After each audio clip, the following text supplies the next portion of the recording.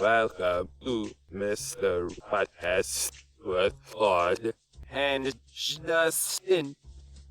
We are back covering Twin Peaks: The Return, part 18, the finale of the finale. So if you have made it through our previous podcast, congratulations. Well You done. had a lot of time in your hands. What mistakes have you made in your life is maybe a question you should ask. Or in your spreadsheets. How many spreadsheets did you finish? Yeah. No, it was a very, very long podcast that we spent a lot of time coming up with crazy theories and trying to piece it together. There's been a bit of time between recording that podcast and this one we're doing now. And in that time, Justin has solved Twin Peaks. So I'll throw it over to you, Justin, to in 100 words or less, explain the finale. Oh no. 100 words is fine. Yeah, sorry. Because dreams? Because that's the answer. There we are. All right. That's totally acceptable. Yes. As always on this show, because dreams is the answer we want.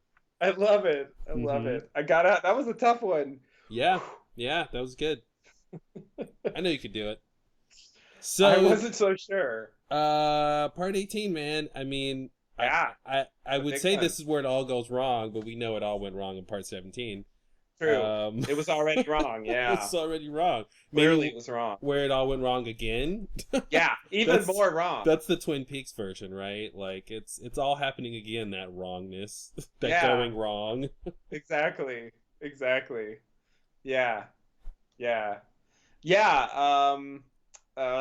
It's not clear exactly where it went more wrong or how more wrong. Mm-hmm. And what more wrong? That's true. There are scenes where you can tell it's going more wrong, but you might not be able to like tell if it's going more wrong than other scenes. So it's Exactly. it's sort of like when you're in the wrongness going, it's apparent. But Right. when you step back and look at all the goings wrong, it's like attorneys general, right? You pluralize the first word. I feel like that's right for that one. I don't know. Call me crazy. Yeah, no, I think it works. When you sort of look at everything, it's like, I don't know, there's so much goings wrong that I can't tell which is more responsible for the wrong going. Right. Sorry, wrongs going. There you go. And if you have multiple wrongs going, it is correct to say wrongs goings.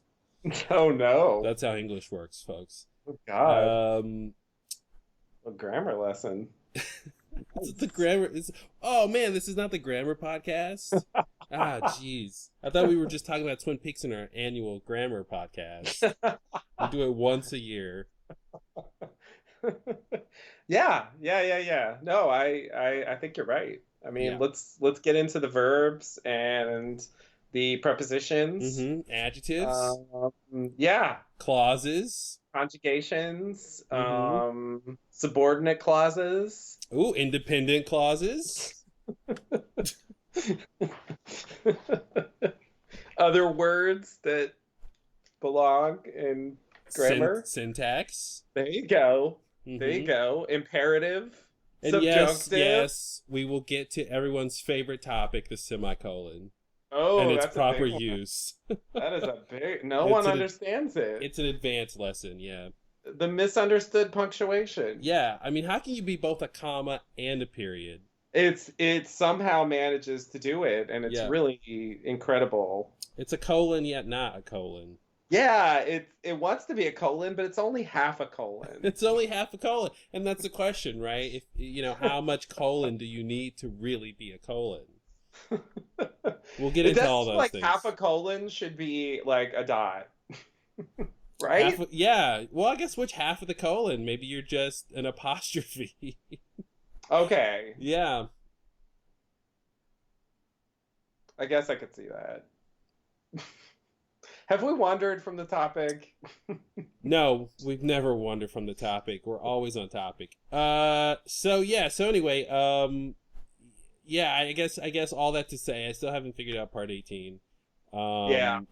Have you made any progress, or would you say you feel clearer about it, less Nope, clear, or the same as the when we same. recorded the part 17?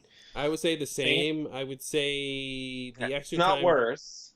not worse. I would say I still feel generally confused about how to piece together the parts, the elements. I will say though that I do, while my head is confused, my heart knows exactly what happened, It always and does. it always does. And I'm just trying to listen to my heart Listen to your heart. and understand what it's trying to tell me. Are we writing song lyrics here? Um, Kind of sounds like it. got a hit tune in our hands. Maybe that's the only way to understand this is to kind of express what's happening in song. You know, I laugh because it's true. That's like the truest thing anyone said about the finale. Like, weren't we trying to play music to really understand what happened? I'm not being facetious at all when I say I think that's a valid way to really try to figure it out. I agree. Because I think that kind of thing is what happens when you rewatch it over and over. Is you let it wash over you. You're not really getting it all, completely. Your subconscious is getting the important parts because that's what Lynch is good at communicating. Yeah. And so yeah, so you get this sense, when you dive back in, that you're when you're connected to it, that you sort of, you kind of have some sort of understanding to it. But yeah, it's still baffling. Okay.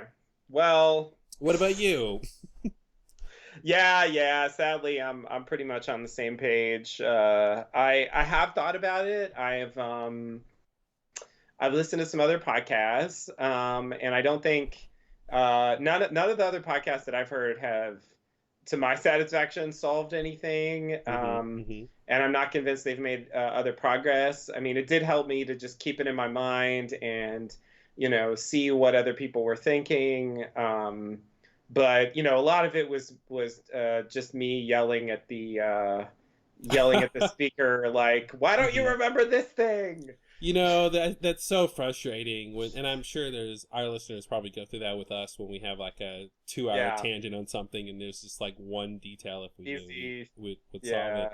But yeah, it's so frustrating to be like, God, if you would just say this, it would solve what you're talking about or like make it clear. So was there, I'm curious, was there a big consensus or maybe like a big or noticeable difference between how some of the stuff we talked about in terms of the overall kind of how we interpret what happened versus what some of the other podcasts have said? Anything that stands out of like, oh, they're seeing this thing like this, Yeah, I mean, I think for the most part, so as far as part 17 goes, the stuff we've already talked about, mm-hmm. I think everyone is, more or less. Obviously, there's some variation there, like on a similar page with that stuff, and because the first part of part 17 is like relatively straightforward. Yeah. And so I think most people caught that the swipe from the Palmer house, up until like Cooper going into the past and Laura disappearing, and then the Sarah Palmer scene. Like most people have like kind of a similar interpretation of that, even though like no one really knows what it means. But like I did hear someone else say the idea that she maybe caused Laura to disappear, or to fly away or whatever she did.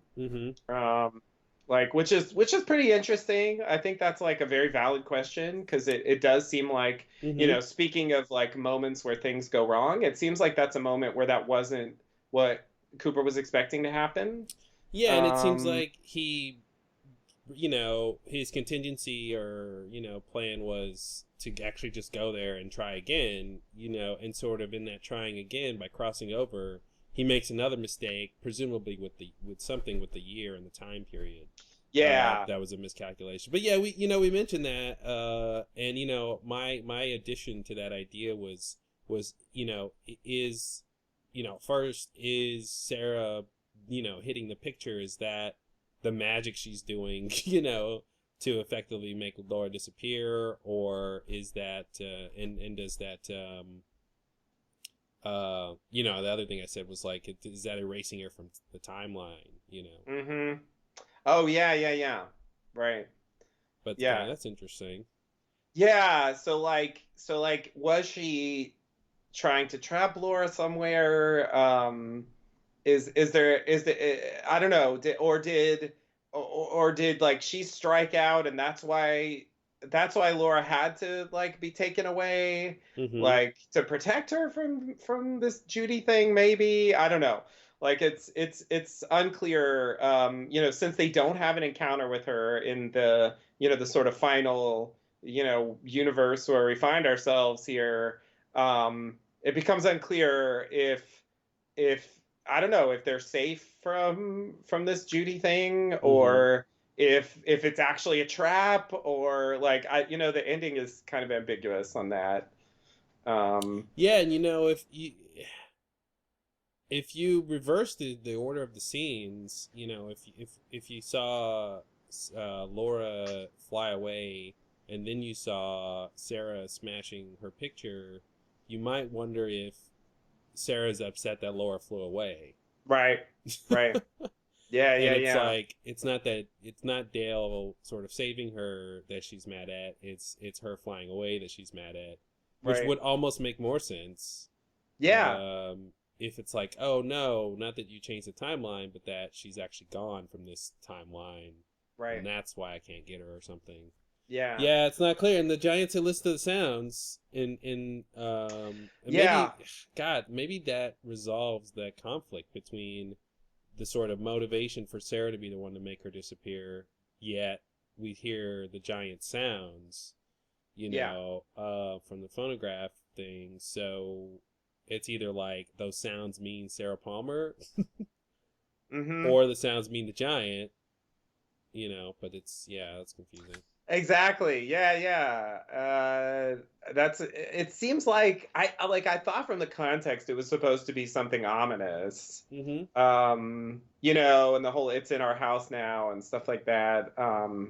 It seems like it seems like that, but then I mean there's no clear connection made there. So I don't really know what we're supposed to think about those sounds. Um, Yeah, those sounds are really baffling. It's tough to tell. and I think, like, I guess to speak in general about this part, I think one thing that's, you know, frustrating about it to some people, including myself, is that I'm not separating from this, but just to say, like, there's been some frustration about this, um, uh, and I don't know that everyone's like thinking about it this way, but at least to me, it's like, if you think about, you know, if you've seen Lost Highway, and you know, you referenced Inland Empire earlier, like I think that's probably valid too, on this level. But Lost Highway, you know, has this very um, uh, particular style of like connection with the main character. Like it is about him, Mm-hmm. but in a lot of the parts of the story, you really don't know what he's thinking. Mm-hmm. And there's this sequence towards the end of the thing, like once he kind of wakes up in the cabin, where he goes and does stuff at the Last Highway Hotel, and you know, like suddenly he has this mission and all Mm-hmm. that, and it's like it's not really clear where he got the mission or what he's Yep, trying it's to just like Dale accomplish. waking up. Yeah. Yeah, exactly. And I think for Cooper, like that's extra disorienting, because I feel like, you know, for example, like in the season 2 finale, when he you know, goes goes into the Black Lodge originally, I mean, it's really clear why he's going in there. Like what he's trying to accomplish. He needs to stop Wyndham Earle. He needs to rescue Annie. That's all pretty clear, I think. Yeah. And he sort of accomplishes those things. I guess Annie is still a big question mark. But the idea that, and I just haven't gotten over. Oh, and yeah, I had this thought about that first Red Room scene from The Return, when he's talking to Laura and he says, but Laura Palmer is dead. Yeah. Because I mean that, I was so happy he said that. Yeah, and I mean that's fine from the point of view of the original series, from the point of view of like not knowing where the story's going. But when I watched a YouTube video that kind of put together various scenes from the season, and it showed like that Red Room sequence back to back with the newer one that we're about to get here. Yeah. In part 18, and when I saw him say that, I was like, oh, so, I mean, that makes it sound like whatever plan he had for rescuing Laura was not in place at that point. No. And why would it be? He hasn't done because he doesn't fucking do anything. He's been there. He's been in that spot for 25 years. Like nothing has happened that would have given him any information. The plan doesn't start until Laura tells him he can go out now. I mean because the original plan is, the original dilemma at least is he's got to get Mr. C to come back in. That's the first thing Mike tells him, right? Right. So it's like that's and then he's like, well, I need to go out, and then he finally asks Laura, like, when can I actually do this thing you guys told me I need to do? This isn't even about rescuing Laura yet, because remember, like, she hasn't disappeared yet. And so Laura goes and whispers something to him to the effect of when he can leave. And then she disappears. And then we get, the scene with Mike again and Evolution of the Arm Tree. And then later we get, Leland telling him to find Laura. Right. So that's when the Find Laura plot starts.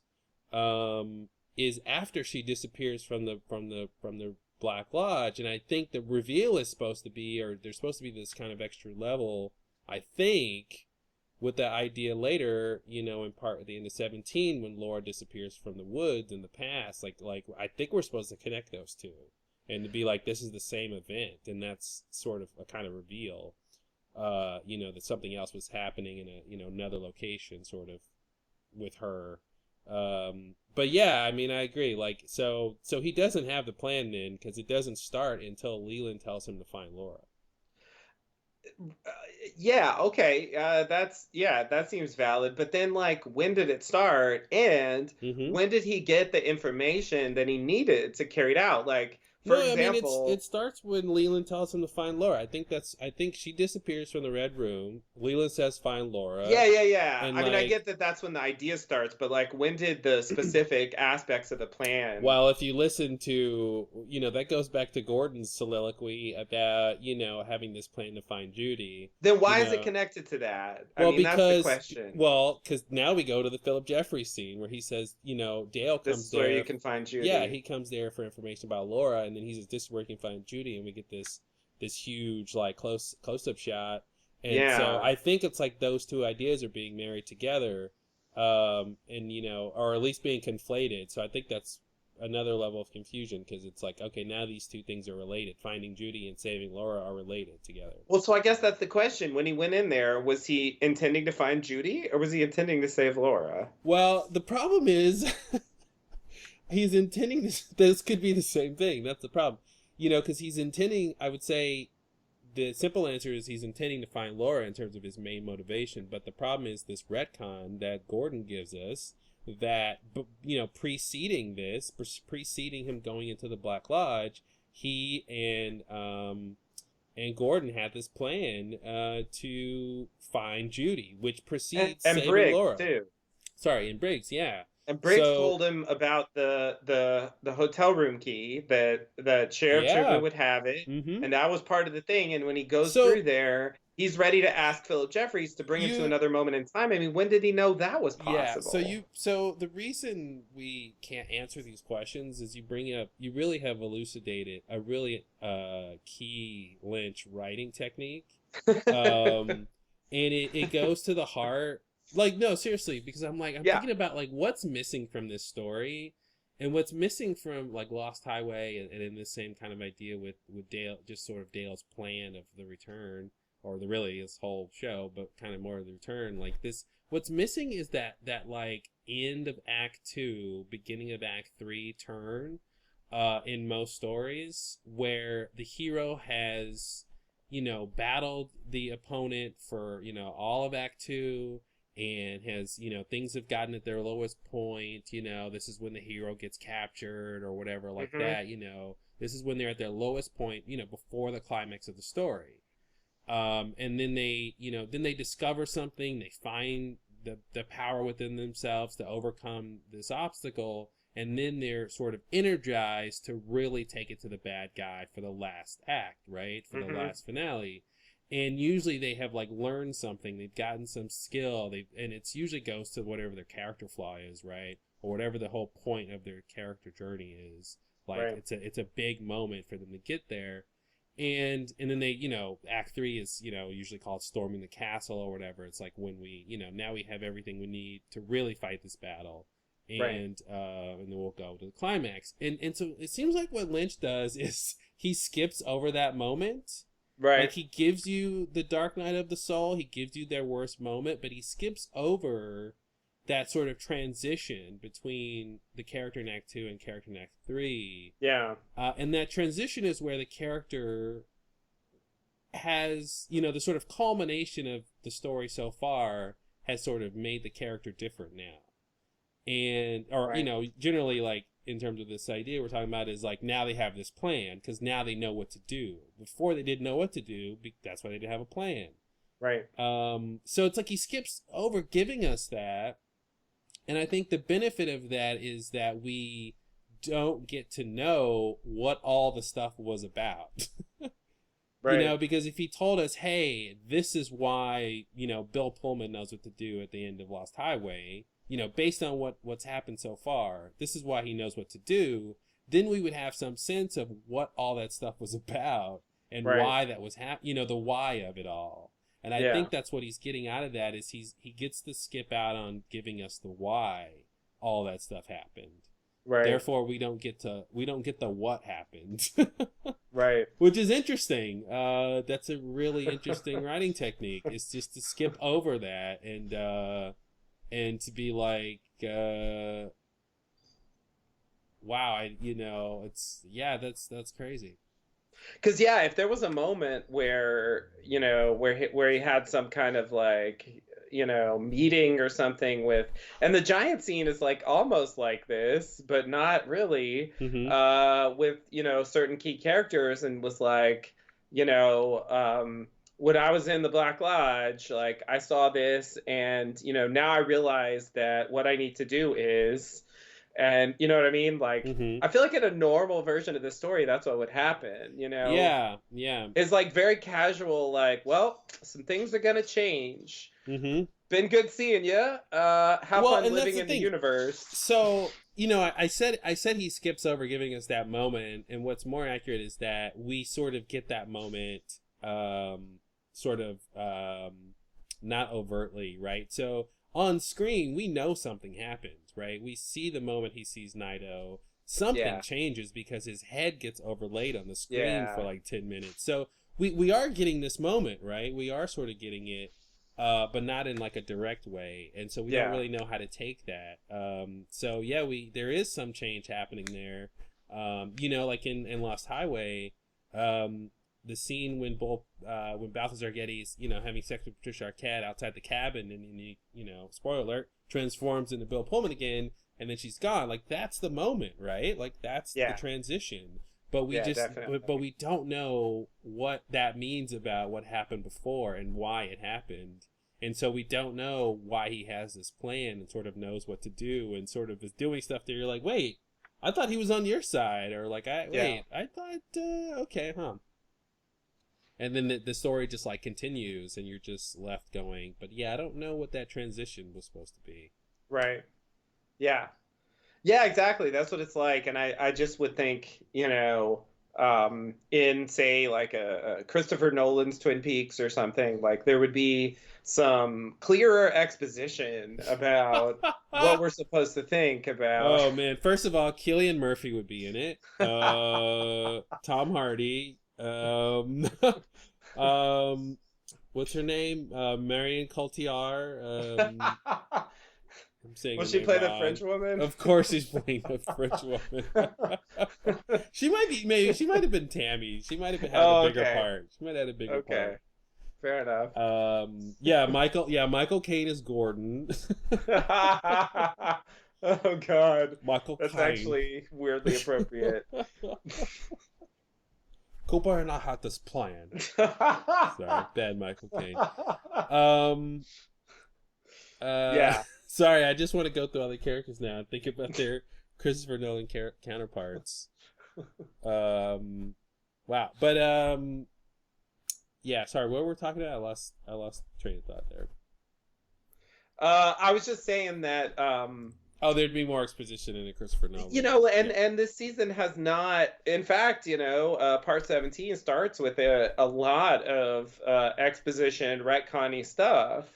So it's not like this season hasn't had its share of exposition. Mm-hmm. It definitely has, but it's interesting how they pull away from it when it counts. Yeah. And when they give it to us, it usually makes it worse.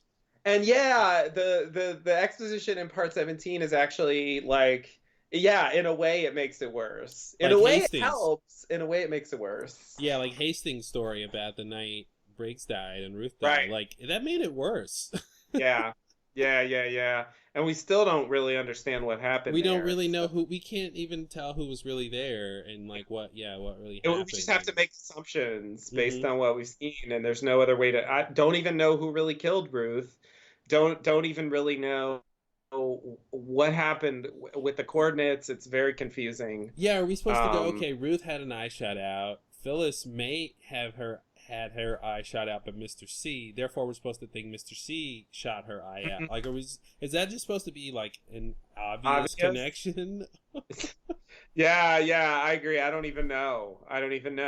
And yeah, like, so if that is the obvious thing, then it's just sort of a weird continuity issue or a writing error that he should have had the coordinates right then. That whole storyline would be unnecessary. And I believe the true coordinates turned out to be the ones from her arm, so that could have been like way simplified. Well, that's what I was gonna say. It could have been a reveal that he, when he goes to the coordinate spot, the wrong spot with Richard, like he could have said, like, I have 4 coordinates, and like he could have revealed that he had a set from Ruth the entire time. But that his real plan wasn't just to find one set of coordinates. His he's a better bad guy than that. His idea was to find as many different coordinates as he could to make sure he has the right ones, which is what he did. But he could have just added. They could have just added it from Ruth to say, yeah, that night she died, he did get the coordinates from her. He's just been trying to, find other people and other ways to get coordinates. Then he would still want Ray's coordinates. He would still want Ray's coordinates. He would still want coordinates from Philip Jeffries or whatever. That makes sense. I think that would work. Yeah, and then we do that. Why isn't that just the answer? Yeah, then it's Mr. C who, he was there when Briggs died, and he was there which makes way more sense. And then he put the Briggs body with Ruth's head at Ruth's place. Maybe Ray helped him in some Dougie ring, maybe. Yeah, and then it got exactly. But now you have the ring because we know there's a connection between Dougie and the Al Cave ring and Mr. C. So it's like, okay, he switched the rings with Dougie, and then he put the he had the ring on him, and when Briggs died, and he so that one little change of saying, hey, yeah, he did have Ruth's coordinates. Makes like 5 plot lines like connect together. Yeah. Yeah, it seems like it works way better, and Mm-hmm. it's like, because yeah, if you're gonna go with the story that he wants like as many coordinates as he can to kind of cross-reference them, then you might as well do that. You could reveal it later, Mm-hmm. but yeah, that's what you're saying. Wait, Like it could have been is that four. the wait? Which three does he have again? I keep forgetting which of the So three. I think the three we it's not confirmed, so we don't Sure. really know. But I think the three are Ray's, Philip Jeffries, and Diane's. Oh, that's right. Okay, Diane. Okay, so we know we know Ray sent coordinates. Now, Yep. Philip Jeffrey said, here's where you'll find Judy. Yes. Well, he told that to the other Cooper. Sorry. He told Mr. C, He you said can find Judy here or something. basically, yeah. Yeah, and I believe the numbers that he starts showing, at least the first few digits we see, do match the coordinates. Okay. Okay. That Yeah, uh, that makes sense.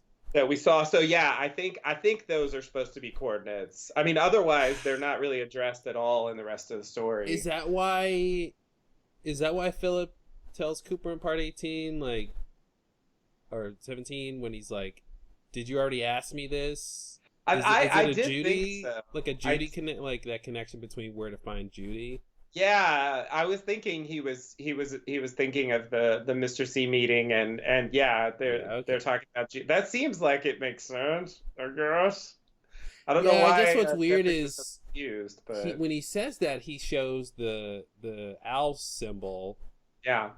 which made me think, oh, Mr. C at some point in the scene we never saw asked him about that owl symbol, but he could just be saying, "Did you ask me about finding Judy Right. before?" Yeah. And the owl symbol is like not completely different from what I think is the Judy symbol. Uh huh. You Yeah, yeah, know? yeah, yeah, yeah, yeah. But So but that's there an could be a extra connection. reveal that's what that symbol is Yeah. sort of like, it's a pictogram that you morph into something else and you can unlock the past. Yeah. Like, does Mr. C know that? Like, is that what he told him? Did Mr. C say, hey, here's the symbol, what is this? And then he just say Judy? Or did he was like, oh, that, here, let me show you what it does, Mm-hmm. Yeah. Um, Maybe. okay, so Ray, Philip Jeffries, Diane. So yeah, there's no room Yeah. for Ruth in those three. Exactly. Yeah. And they're all pretty clear. Like we saw Ray give him coordinates. We saw Phil Jeffries give him numbers that are probably coordinates. And we saw Diane send him, and Diane even said, I sent him those coordinates. But then if he says two So- of them match, it doesn't make sense then. It's Oh, two of them Ray's matched, and- but they were both traps. Ah, okay, They were so- yeah, exactly. Okay. Yeah. And then he uses Diane's later, and those are Yep. the real ones. I think so. Because yeah. she had access to the real coordinates from Ruth. Yeah. Yeah. So from the Diane's picture. are basically Yeah. Ruth's coordinates. I see. Yes, I exactly. see. That's when he got Ruth's coordinates. Okay.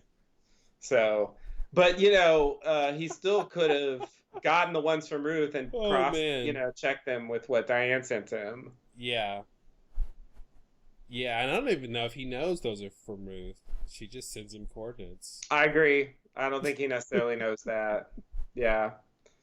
Yeah. It's not clear. Man. It's not clear if he ever knew that Ruth had the coordinates written on his arm. his whole plot starts with, I want Ruth's coordinates. Yeah, I know.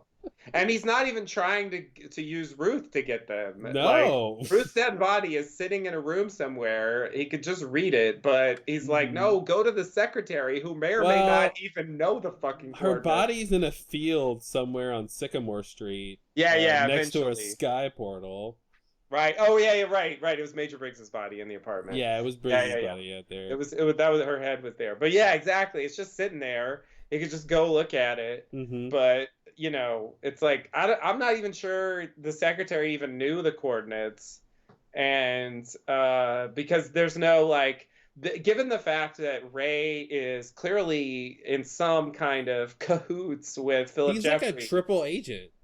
Yeah. He's working for Jeffries. He's working for the FBI, which might be the same thing, but yeah. Well, Phil Jeffries was involved with him at least at some point. Yeah, so. and then he's working. Yeah, wow. Yeah. So like basically, if Ray and Philip Jeffries gave the same trap coordinates, then that makes it Mm-hmm. seem like they didn't come from the Because secretary. even if Ray got the secretary's coordinates, he Yeah. wouldn't have given him to Right. Mr. C. So it doesn't even matter if he got them or not, because he's gonna give him the fake ones because he's on Right. Philip Jeffries and the FBI side. Exactly. Yeah. I like that detail that Ray was a paid informant. So Right. like to make it clear that he wasn't like just a sort of good guy. Yeah. That Yeah. like he was sort of doing it for the money. Self-interest. Yeah. Yeah. Yeah. Yeah, they're not completely redeeming him, Hmm. but yeah, he was still in a way working for the FBI. Yeah. So it was sort of, yeah, it was kind of a halfway thing. I like because I remember one of the thoughts was he was like literally an undercover FBI agent, Yeah. which I get that they didn't go that far. Hmm. We still don't know what the chunk in the trunk was.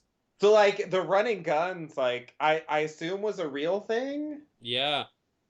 Like he just decided to run some guns for money, I He's guess. like, I And got 12 hours to kill. Let me run some guns it's so across ridiculous. state Like line. I mean, they are right next to the neighboring state, so that's true. it could be a quick trip, but Yeah. Yeah. It's just like a lot of stuff happens because he did that. hmm yeah. You know? Like, yeah. I mean, what a mess. Yeah, it was like he was a part of another story for like one beat. Yeah, exactly. Exactly. It's like Yeah, he's got or a maybe in the next Mark Frost book there'll be a scene with Ray and running guns. oh man. And we'll be like, "Oh, this is why he was running guns." Okay. Oh wow, it all makes sense now. Maybe they'll throw Red in there. He was running Oh guns for god. Red or something. Oh god. Yeah, that would be, hey, that's not completely impossible, I would say. All right, well, you want to get into the episode? What do you want to do? Sure. Sure. I mean, why not? Things will come up and we'll get into stuff. We'll solve it as we go. Yeah. The stars turn and a time presents itself. Yep, and a podcast solves everything. All right. So, shall we begin? Yeah, you're doing the scene by scene this time, so we're back to the All normal right. Yes, flow. I am. Okay. So, yeah, I'm gonna close this out here, summarizing this enigmatic bit of mostly driving. It's 30% driving in this episode. Okay, so we start off with Mr. C burning in the Black Lodge. And then we see Mike place a seed on the chair with the hair from Cooper, and he presses the hair into it with his fingers and says, "Electricity," the magic words. And then a new Dougie is created, I guess. A Cooper copy, basically. And he says, "Where am I?" Then we go over to Shay Jones. I mean, we can stop here and talk for an hour. I'm already like, I mean, first of all, the Mr. C shot was, I said more than I thought they were going to say about the end of Mr. C. Yeah. I mean, this is it, right? This is the end of Mr. C in the story. We don't see Mr. C again. Mr. No C. Exactly. Yeah. So what does that indicate? Is he being punished? Is he being destroyed in a slow way? Is it like what's going on? It's like the coolest shot ever. I'm in love with this shot. I mean, being in the Black Lodge and in the chair, but then like on fire, but he's like cool about it. He's clearly not dead. Is really the big thing here. I mean, he's breathing. Yeah. And I'm like, what does that mean? Like he's not. And then when we cut to the seat on the chair, which again I think is problematic because it made a connection to the conspiracy theory basically that like what if the next Cooper isn't a Dale Cooper copy, but a Mr. C copy or something. And so putting that, cutting from him to the seed on the chair without any context of the seed was really weird. I was like, oh, wow, okay, you're muddling this for no reason. You didn't have to do that. Or they could have showed a real demise of Mr. C, or what happens to a doppelganger once it's dead. And it may be that we're seeing this sort of non-finale to his character because that's the point. That a doppelganger it isn't like a tulpa, manufactured being in the same way where it's going to just dissolve into its parts, back to the seed. So I think, in a way I don't know, I'm trying to think, is it rational? I think it's rational to say that that's sort of the point of this shot, is to, and really, the juxtaposition with the next shot, the creation of another tulpa, is that, these things are different. Which I think is huge to know that for sure. I remember being confused about that when they were talking about the Blue Rose history and the original case, I am like the Blue Rose, where it really seemed like they were talking about doppelgangers, but then the conclusion was it was a tulpa. And the strange thing is that there is some common elements there. It's like a sort of copy of someone, but it can have different characteristics. And I think that's why it's different, because the doppelganger is supposed to be the sort of inverse, or sort of all the dark parts of the spirit, and that's why he's the good Dale, right? He's and so I think that's the difference. Is it's not just a copy of the person, because the new Dougie that they made is gonna be like a good Dale. He's gonna be the good version of Cooper. So I guess that's part of the difference. Is the doppelganger is sort of a different spiritual type of thing. Or maybe the doppelganger is a soul, and a tulpa doesn't have a soul. That maybe that's the sort of difference between a person and it's a doppelganger and a tulpa. There's a soul or something there. Right. Something left over. That's sort of eternal, all could be, because, the people that have died that we see in the Black Lodge, there's a part of them that'll be there forever. Right. Versus the tulpa's done once it gets to the Black Lodge. It just kind of, evaporates. And gets broken down to this seed thing. I mean, I assume the seed is the one that Mike showed Cooper when he asked about it. I mean, I think that's it. But I'm just saying it just models it by... Yeah, I agree. Because it's what is Mike doing? Is he whose side is he on? Exactly. Yeah. I don't need to question Mike more than I already do. Right? Yeah. And like I said before, in the previous 20 hours, when Cooper comes out of the Black Lodge at the curtain call with Diane, it's when she's like, "Is that really you?" He doesn't look like Cooper to me. He looks like Mr. C. He looks like a 80% Mr. C or 60% Mr. C kind of person. His eyes look darker. I was wondering why this shot of Mr. C burning in the Black Lodge was. I was wondering why his eyes looked so weird. Because he doesn't have the black contacts in. His eyes look whitish or bluish or something. Oh, yeah. I was thinking they were trying to make the link with the white eyes doppelgangers that they showed in 29. Yeah. I was looking at his face like, man, this is such a cool shot. He looks so different.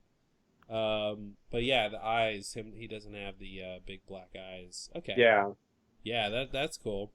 That makes sense. Yeah. Connecting it back to season 2 doppelgangers. Exactly, the Black Lodge inhabiting ones. But why are you on fire? Well, it's a good question. I mean, that's why I threw out, some possible explanations, but, it's just one shot. There's no context for it. So, it's really hard to know exactly what it means. So I'm not really sure. I also question what happened to Bob. You know, there's no follow up on that. Are we really supposed to think Bob is destroyed forever? Like it's you know, he's presumably separate from Bob at this point. Mm-hmm. Um, so yeah, I don't know. Oh, wow. All right.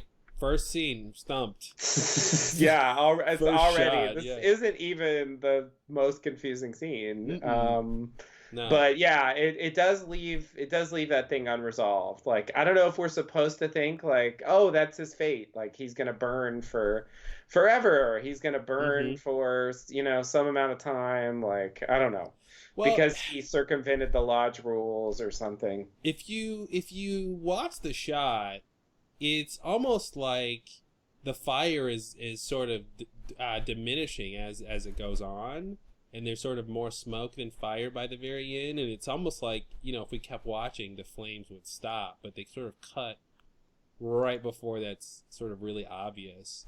But like the flames around his head and shoulders and torso sort of go away as the shot progresses, and by the end it's just kind of on his legs. So it's like, oh, is it being put out? Yeah. Or is he turning to smoke? Is that, Mhm. because there's sort of more smoke by the end. So Yeah, yeah. I assumed they would show him like breaking down or being destroyed or something. Mm-hmm.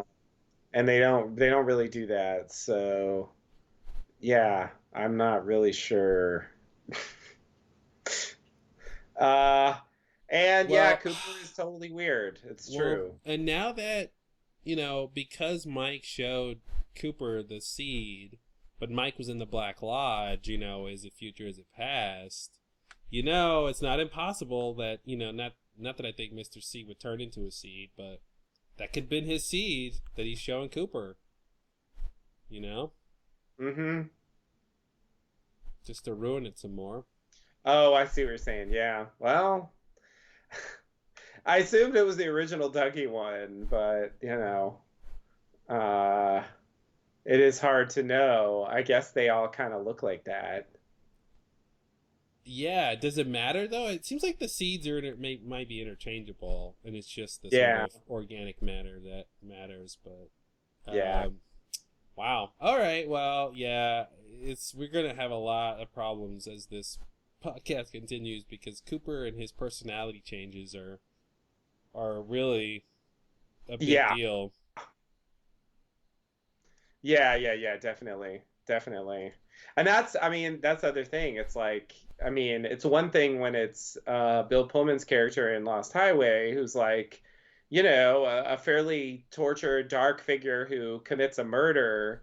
Um, I guess, by the end, a couple of them, Mm-hmm. um, you know, being dark and disturbing at times, but it is weird for Cooper to go that way, especially in, kind of um, the final act or the final like segment of Mm-hmm. the story, to kind of lose and is it something that he has to do? Is he, I don't know, like is he just out of control of like how he changes as he goes through these universes, Mm-hmm. or what? I mean, it's weird.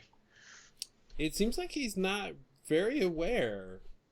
And it seems like Diane is aware. Yeah. So I find that interesting. Yeah, it seems Which like is he. weird because Diane's note says Richard and Linda, but Mm-hmm. Cooper keeps calling himself Cooper and talking about Well, Laura and stuff. but she made the comment in the note, you're not the same person. So Yeah, she's aware of his change. She might just think, "Oh, Richard, you've changed." But right. but there's some sense in her understanding that, that something's different. Yeah, you're right. And maybe it was the night they had sex. Something happened that night. Cooper was Hmm. super weird in that scene. Yeah, So something's going on there. But yeah, I yeah, feel like that idea is really a surprise given the story. Just with everything that's happening. you could leave the identity changes and all that to like Laura and Carrie, you know, with this last part of the plot here, but then they have Cooper going through it too. Yeah. And there's really not really obviously sort of sufficient setup for it. All we get is the Giants, Richard and Linda comment, and that two birds, one stone, and that doesn't tell us what's happening. No, not at all. Yeah, and it's not clear what world they're going to. You can sort of assume it's the world where Laura got taken to from the past, but that's a bit tenuous at best. Yeah. And it's not clear how new worlds sort of affect people. You know what I mean, in terms of like, in how they even operate. You know, with the hotel changing and everything like that. So Right. And this number 6 telephone pole being in Odessa, you know, is it just in this place now because it's a new world? Does it move? Are there 6s everywhere? Does it matter that it's a 6 and it just matters it's a telephone pole? Yeah. So many questions. Those are questions.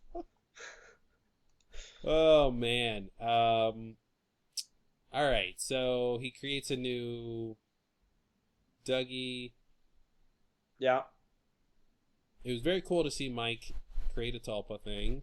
Yeah, that is one element of the story that they, you know, provide a certain amount of closure. I mean, in general, I would say this, you know, leading into this next short scene here, which maybe I'll just go ahead and describe because it's fast. Sure. So we go to the Jones household. Janie E and Sonny Jim are there. The doorbell rings. Janie E answers the door, and she and Sonny Jim embrace their new Dougie. That's pretty much it. It's a short scene. So, but the interesting thing about that is that you know, this is the most like conventional closing of a story. Yeah. You know, that we really get in this part, because that's a really like clear conclusion that I'm still like, you know, the decisions they make just baffle me, you know, because it's like, you know, if they think we have enough information to even begin to guess what's happening in the later parts of this episode, it's like I thought it was painfully obvious in part 16 that this is what was going to happen. You know, like I would have made this assumption, you know, anyway, because the setup was there.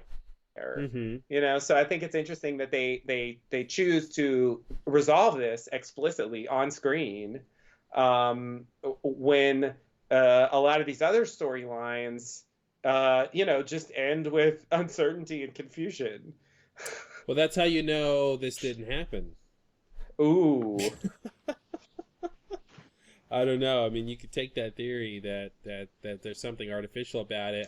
Well, I mean, I think I take your point. I think they show it so we have the experience of seeing it. You know, Dougie crying, watching Sonny Jim, and him playing in the backyard, and you know those sort of moments. They're sort of making some sort of point, and this is sort of, you know, the culmination of whatever point that was.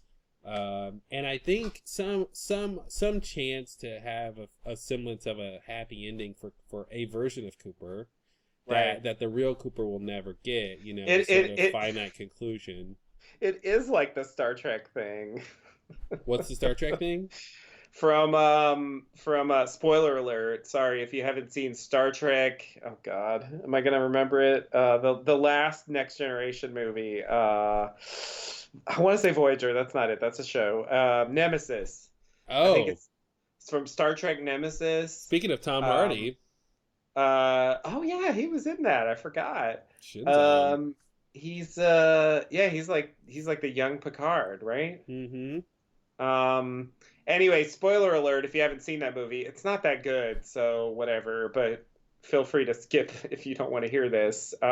Anyway, Data dies, and but at the end they discover this like earlier prototype like yes. version. And like, so then at the end, this is our final moments with the Next Generation crew. Like, we see this Data who's just like checked out. He's basically Dougie Data.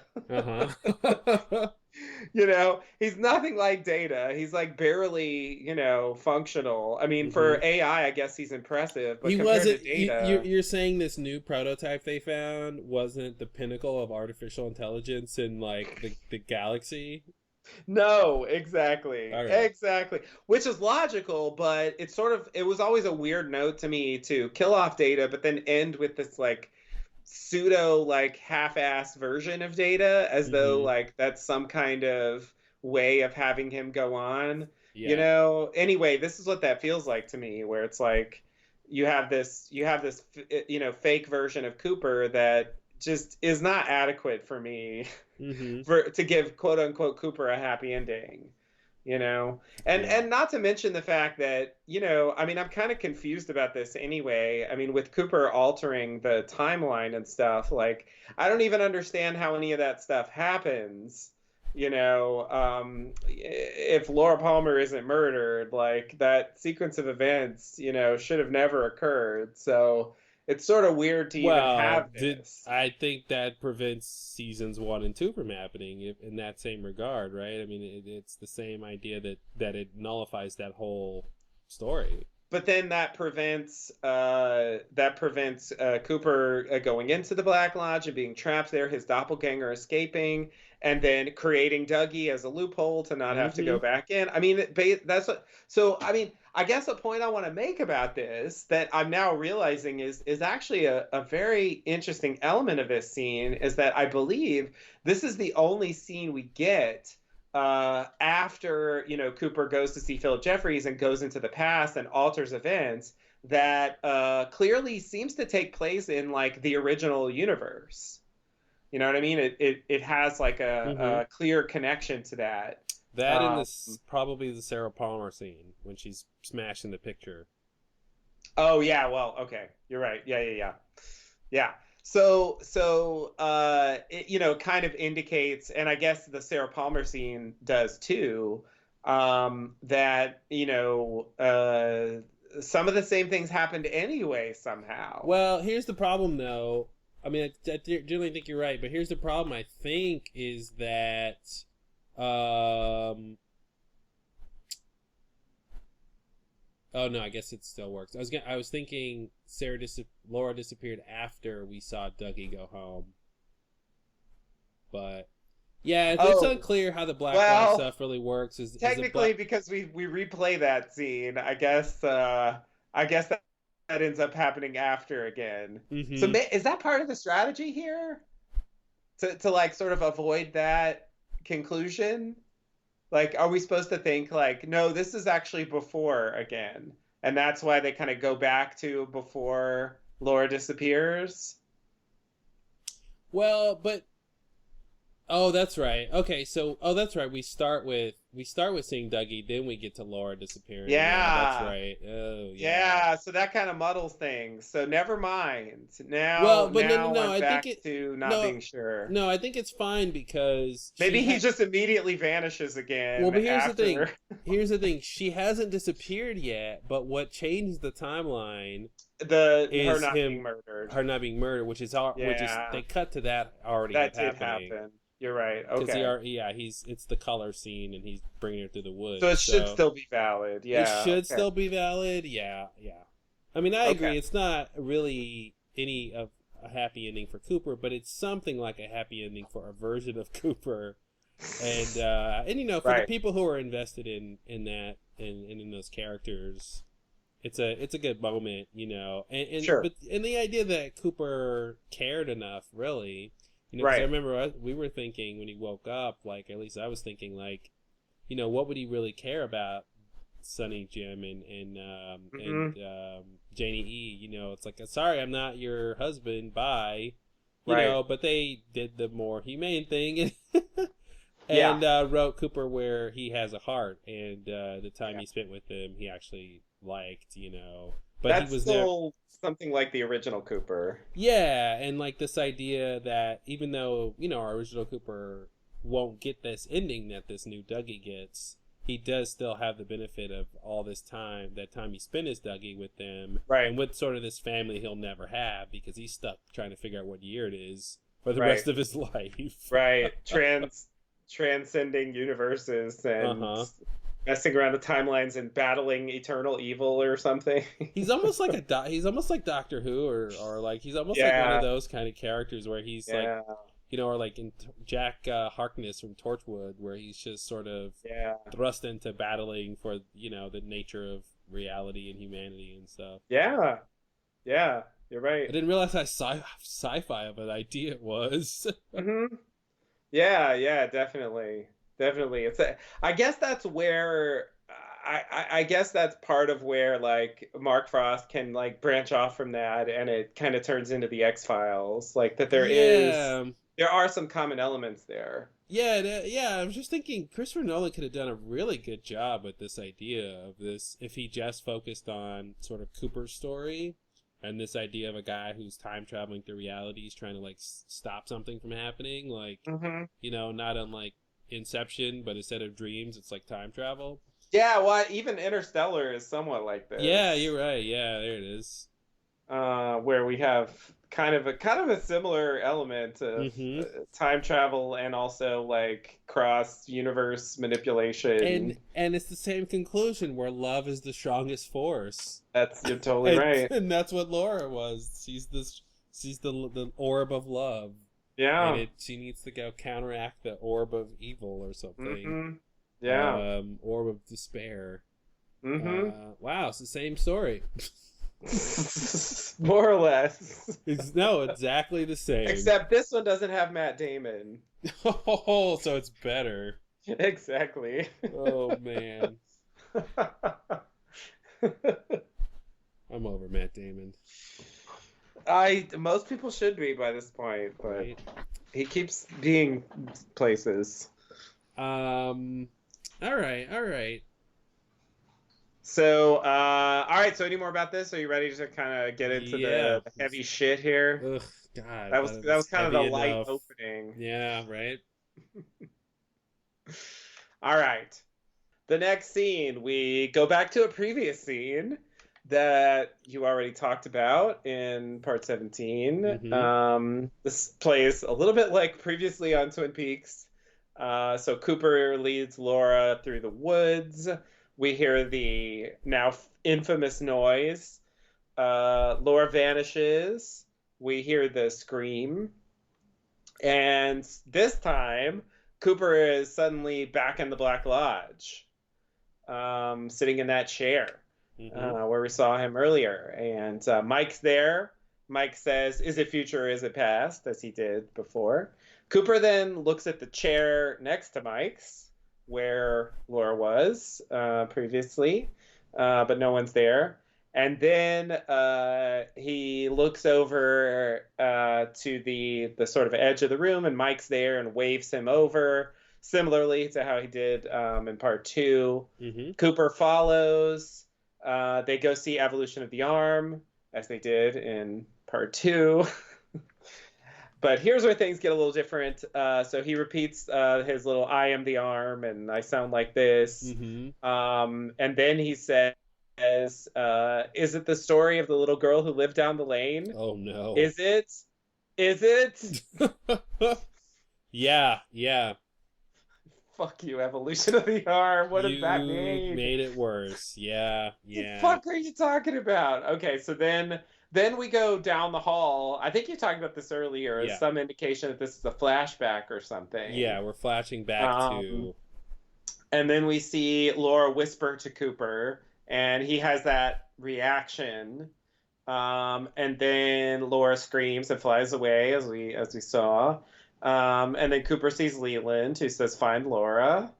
And then Cooper goes into the hall, walks down the hall, like moves his hand in a weird gesture, and the curtains start flapping. And then he emerges from the Black Lodge in Glastonbury Grove, and Diane's waiting there for the curtain call, I guess. She says, "Is it you?" And Cooper says, "Yes." And he says, "Is it you?" And she says, "Yes." And the curtains fade. And it was neither one of them. All right, so Yeah. we covered this scene in the earlier podcast in detail because we were comparing it to the analogous scene in part 2, Yeah. where Laura was there after he talked to Mike and then disappeared. And so yeah, I think again the main part of this sequence is just that Cooper needs to find Laura because she's not here. And she just disappeared from the real world, in the past real world, if it's indeed real. Yeah, so this is pretty interesting. Again, like this whole idea that, you know, most of these Black Lodge scenes are really just about Laura. Is it the story of the little girl who lived down the lane? Is that supposed to refer to Laura? Is that what Laura whispered? Like the transition there makes me think that's connected somehow. Yeah, that's what I was saying last time, is that the fact that, you know, once I realized that shot back down the hallway in slow motion is sort of this idea of a flashback, you know, and he's you know, so the prompt is it the story of the little girl who lives down the lane? And then we see Dale remember what Laura told him. It does seem like what she said is related to this question. Yeah. And the question is like, he says, is it? Like, as if Dale can answer him, and sort of his answer might determine if it's true or not. And it made me think, is if that's the case with is it future or is it past, that if Dale was like, it's future, then that just becomes true. Right. And if Dale says it's past, like that just becomes true. But he often doesn't respond. Although, was it Firewalk with Me? Or was it season 2 where he does answer him? He says it's future because I've been here before or something. Do you remember that? I think that's Missing Pieces from Firewalk with Me. Ah, that's right. I believe. Yeah, because I think that's not in the official version of the movie. I agree. Yeah, that's right. That's Missing Pieces. But it's in those extra scenes. They're basically like scenes that take place, you know, after. Again, they're making the point that it's weird to say this, but they take place after the end of season 2 instead of before, like most of Firewalk with Me. Yeah. So yeah, I think that's when we saw that. You're right. That did happen. That's a good point. So I mean, another thing that seems notable about this is a series wrap for Mike and Evolution of the Arm here. We're never going to see them again. And it's weird how like he brings them over and he asks this question and that's it. There's no more than that. It's confusing. And I don't know what it means, and I wonder what the connection is to what Laura whispered. Yeah, because after this, after it being in the scene with Mike in the tree, and then he has this flashback. When we come back to sort of the present, and Cooper's back in the chair, like he doesn't see Mike this time. So it's almost like, well, now Mike is gone. Yeah. You know, and it's so I don't know if Cooper remembering what Laura said like changed things. That was the point. Like, was all of this to get Cooper to the point where Mike could bring him in to the tree, who would ask this question, and then he would remember what Laura said, and it's like, and they're like, okay, our work is done now. You know, this is what we needed to do, was get him to this point, and now that he knows what she said and he understands the question, like, we're done. We don't need to interfere anymore. I mean, you know, we don't get the giant anymore. So was the thing she said? Yeah, I know. The scene with the giant is something that's very hard to place. It does seem like it should have happened like around this time. But it's interesting that they don't. I mean, we get this whole previously on sequence, and we get this whole sequence that's like clearly referencing the thing from part 2, but they don't show him sort of being transported to the White Lodge, the Slow 30s room, whatever that place is, and having that thing and saying he understands, like there's no specific moment given for that. So that's weird. But yeah, it really makes me wonder if what Laura whispered, Mm-hmm. like how much did she give him information? Did she say something about Judy? Did she? I think it has to be the fundamental question, statement about the nature of reality and what this is all about, because it's the last credit sequence, basically. Yeah. This slow whisper of "for all eternity," the line that will live in infamy, is sort of made prominent by the credits. So I think, Yeah. and the prompting of the tree with that question makes it seem like, that her answer to him was, this is all a dream or something. Now, have you heard, take a little tangent, have you heard that any of the audio people have taken some audio tools and like taken the audio that you can kind of hear Laura whisper to him, and you can sort of try to make out what you think she's saying? There's been some interesting interpretations. I don't actually have where I don't have it up right now, or so I'll tell you what it was. But yeah, if you want to Google, you can find people who have slowed the audio down and did some tricks to it to kind of make it listenable. And one of the things that someone interpreted, I can't quite hear this, but from the sounds I can kind of buy it, and from the words that they claim to hear, it's kind of interesting. That basically the phrase is, "You may be good, but you're not good enough to save me." So I thought that was an interesting possible thing she could have told him. That sort of this idea of like, it's sort of futile, like this whole endeavor, like this whole idea you're thinking about, or is wrong. Now let's not forget that originally, so in this episode, in this part, her whisper is predicated on this question: is it the story of the little girl who lives down the lane? In part 2, her whisper was predicated on Dale asking, "When can I go out now?" Right. Or did he say, "When can I go out"? He might have said, "When can I go out?" And I think those two things would be interesting if he's like, "When can I go out?" and she's like, "The reality, the world doesn't exist," or something. Yeah. Would be, I think, a pretty good answer to is this the story of the girl who lives down the lane? But again, another part of the context here is Audrey's whole storyline. Mm-hmm. So yeah. What's the connection there? Good question. I mean, it's too specific for there not to be some connection. And he's asking him a question, and this happens on the show. We've talked a little bit about this, with the giant and the tree giving Cooper these numbers and stuff, and we see different sets of people interact with these numbers. But so we see people who are not Cooper interact with these numbers and these ideas, right?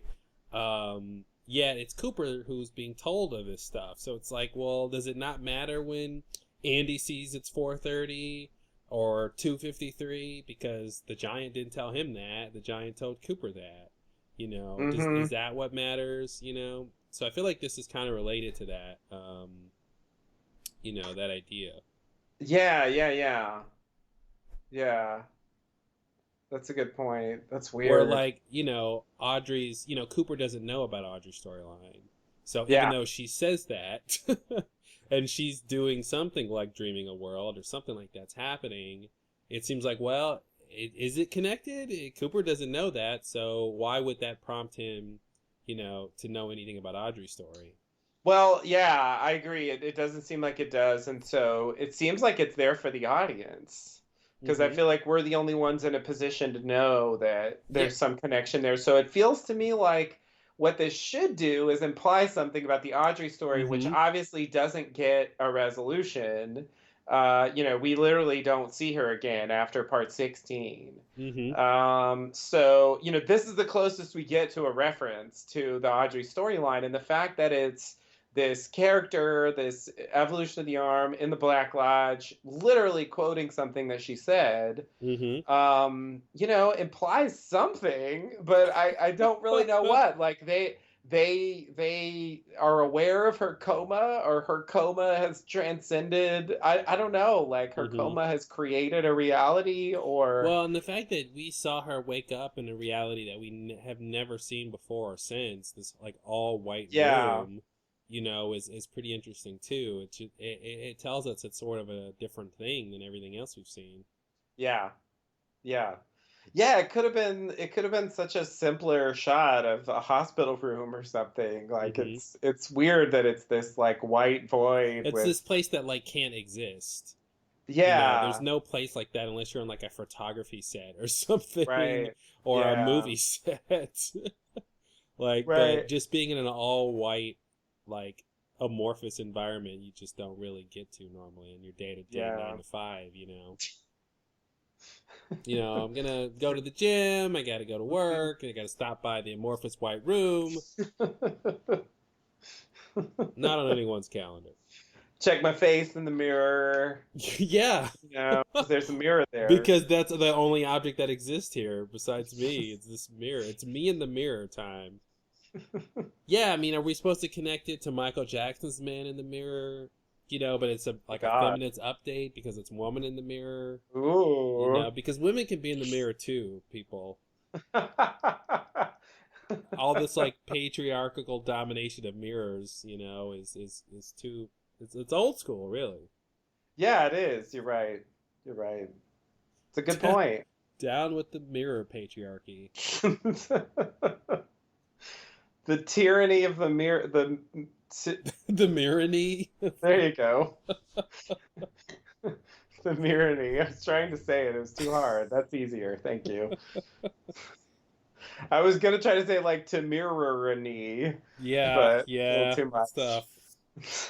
So anyway, yeah, I agree. It play oftentimes these things, especially in part 18, because it's the end. But we get these kind of reveals that connect to another storyline, in a normal story you go, oh, okay, Yeah. I get it Yeah. now. I know what that means. Thanks for giving me this extra information that will help me make a conclusion about what this other part was. And so that's how the tree saying Audrey's line should function.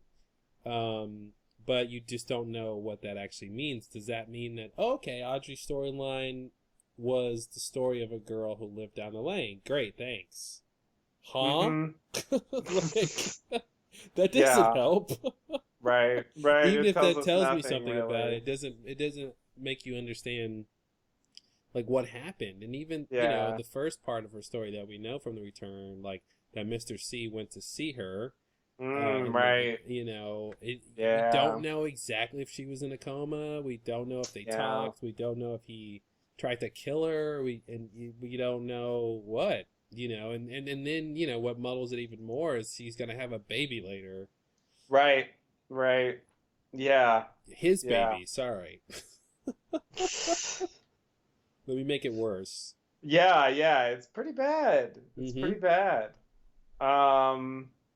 Yeah. It's weird. I feel like there should be some way to say something here. I'm just not really finding it. I don't know. Maybe a few years from now it'll all make sense to me, but Yeah. Well, rest assured, your heart knows. my heart feels like it should know, and Mhm. it's a little disappointed that either it doesn't know or it doesn't know how to tell me right now what it Yeah, knows. that's what time gives you. It allows your heart the ability to sort of trickle it into your mind, so you kind of get it. So that's what the time allows. Yeah, So your heart yeah. knows. It's just trying to communicate. What it's gonna do? It's a heart. Yeah, well, exactly. It doesn't have a language processing center It like your brain shouldn't. does. So It better not. Yeah, so all of those things are confusing. I feel like we went Yeah, from one piece of the puzzle to another, and so we have like this this yeah. continuum of linked events and storylines, but not really able to like place any meaning on any parts of those. Yeah. As for the whispering, my general attitude about stuff like that, Lost had some famous whispers you Mm-hmm. could hear audibly, but which were not comprehensible if you're just watching the show. And like, I know the ending of Lost in Translation has a similar kind of thing. There's a whisper at the end, and I know some people kind of pulled the audio and manipulated it, and tried to understand what it was saying. I think for me, probably, I mean, I personally find like if we're not, if it's not given to the audience to clearly understand it, I think we're meant to not know what she said. Mm-hmm. But I like something I would be interested in more than audio manipulation is, just asking Cheryl Lee, like, did you whisper something like Did specific, he? like, Yeah, that's the question I want to know. Did he tell you something specific to whisper, yeah. or did he just say tell him anything? Just whisper or something. Yeah, exactly. Like, or did you just say something to look like you know what I mean? The point is like we're not supposed to know what this is, and Mm-hmm. I feel like Cheryl Lee could actually answer that question. I don't think that's necessarily out of bounds. Well, in the Um, audio manipulation of what she whispers, you do hear the word whisper, which is pretty funny. oh, really? Yeah, you hear like whisper, and then you hear like something that sounds like you're good, but you're not good enough to Hmm. save me. Hmm. Whisper. So it's Whisper. um which I feel like is a really David Lynch thing to do. Like have her whisper the word whisper, Right. and Yeah, then definitely. it's like a Russian doll of unavailable meaning. It's just kind of like, oh God, but what does she mean by whisper? It's like I guess it's more like whispering the word secret or something. It's like secret. Yeah. It's like, oh no, I still don't know. Yeah, yeah, exactly. Yeah, that reminds me of this graffiti I saw one time that said graffiti. Oh, that's I thought that great. was Mm-hmm. Mm-hmm. strangely clever and Is it meta. graffiti if the graffiti doesn't say graffiti? Is Ooh, all other graffiti not graffiti? ooh. Yeah, I love how things get philosophical like very quickly with just a little bit of postmodernism. Yeah, yeah, yeah. Yeah, it really sneaks in there and kind of ruins everything. Mm-hmm. Like basic concepts that we all understood suddenly become mysterious and confusing. Yeah. Thanks, postmodernism. Yeah, if I frame the word art and put it in a museum, is it art? Oh God. Oh God. It's the worst. Mm-hmm. So yeah, anyway, I guess that's what I would say about the whispering stuff. Yeah, I agree with that. I think, especially, I think it's even, made more the case, sort of what you said about if the show doesn't explicitly tell us, then we're not supposed to know. I mean, the fact that the credits linger on it, and that's the last Yeah, image of our heroes here.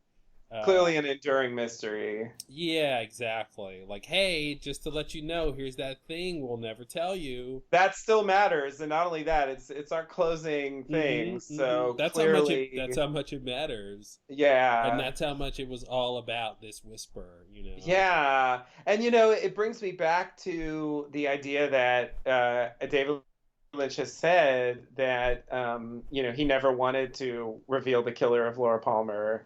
That like the whole thing about the series was like that mystery was what kept the story alive. Mm-hmm. And so having to do it was like a problem.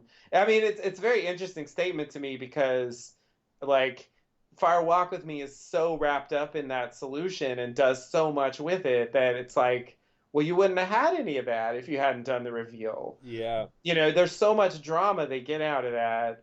It's hard for me to even conceive of the show without that. But anyway, just going back to that idea, eventually the reveal comes through Cooper remembering the dream of Laura whispering to him the Mm-hmm. first time, the first time, which was 25 years later already. Yeah. And It was somehow in this timeline. yeah, yeah, somehow that happened. I don't know. I don't know how that's possible, Mm-hmm. but Yeah, uh, it actually plays like a little bit like the fireman scene where it's like, where do you place that scene? mhm.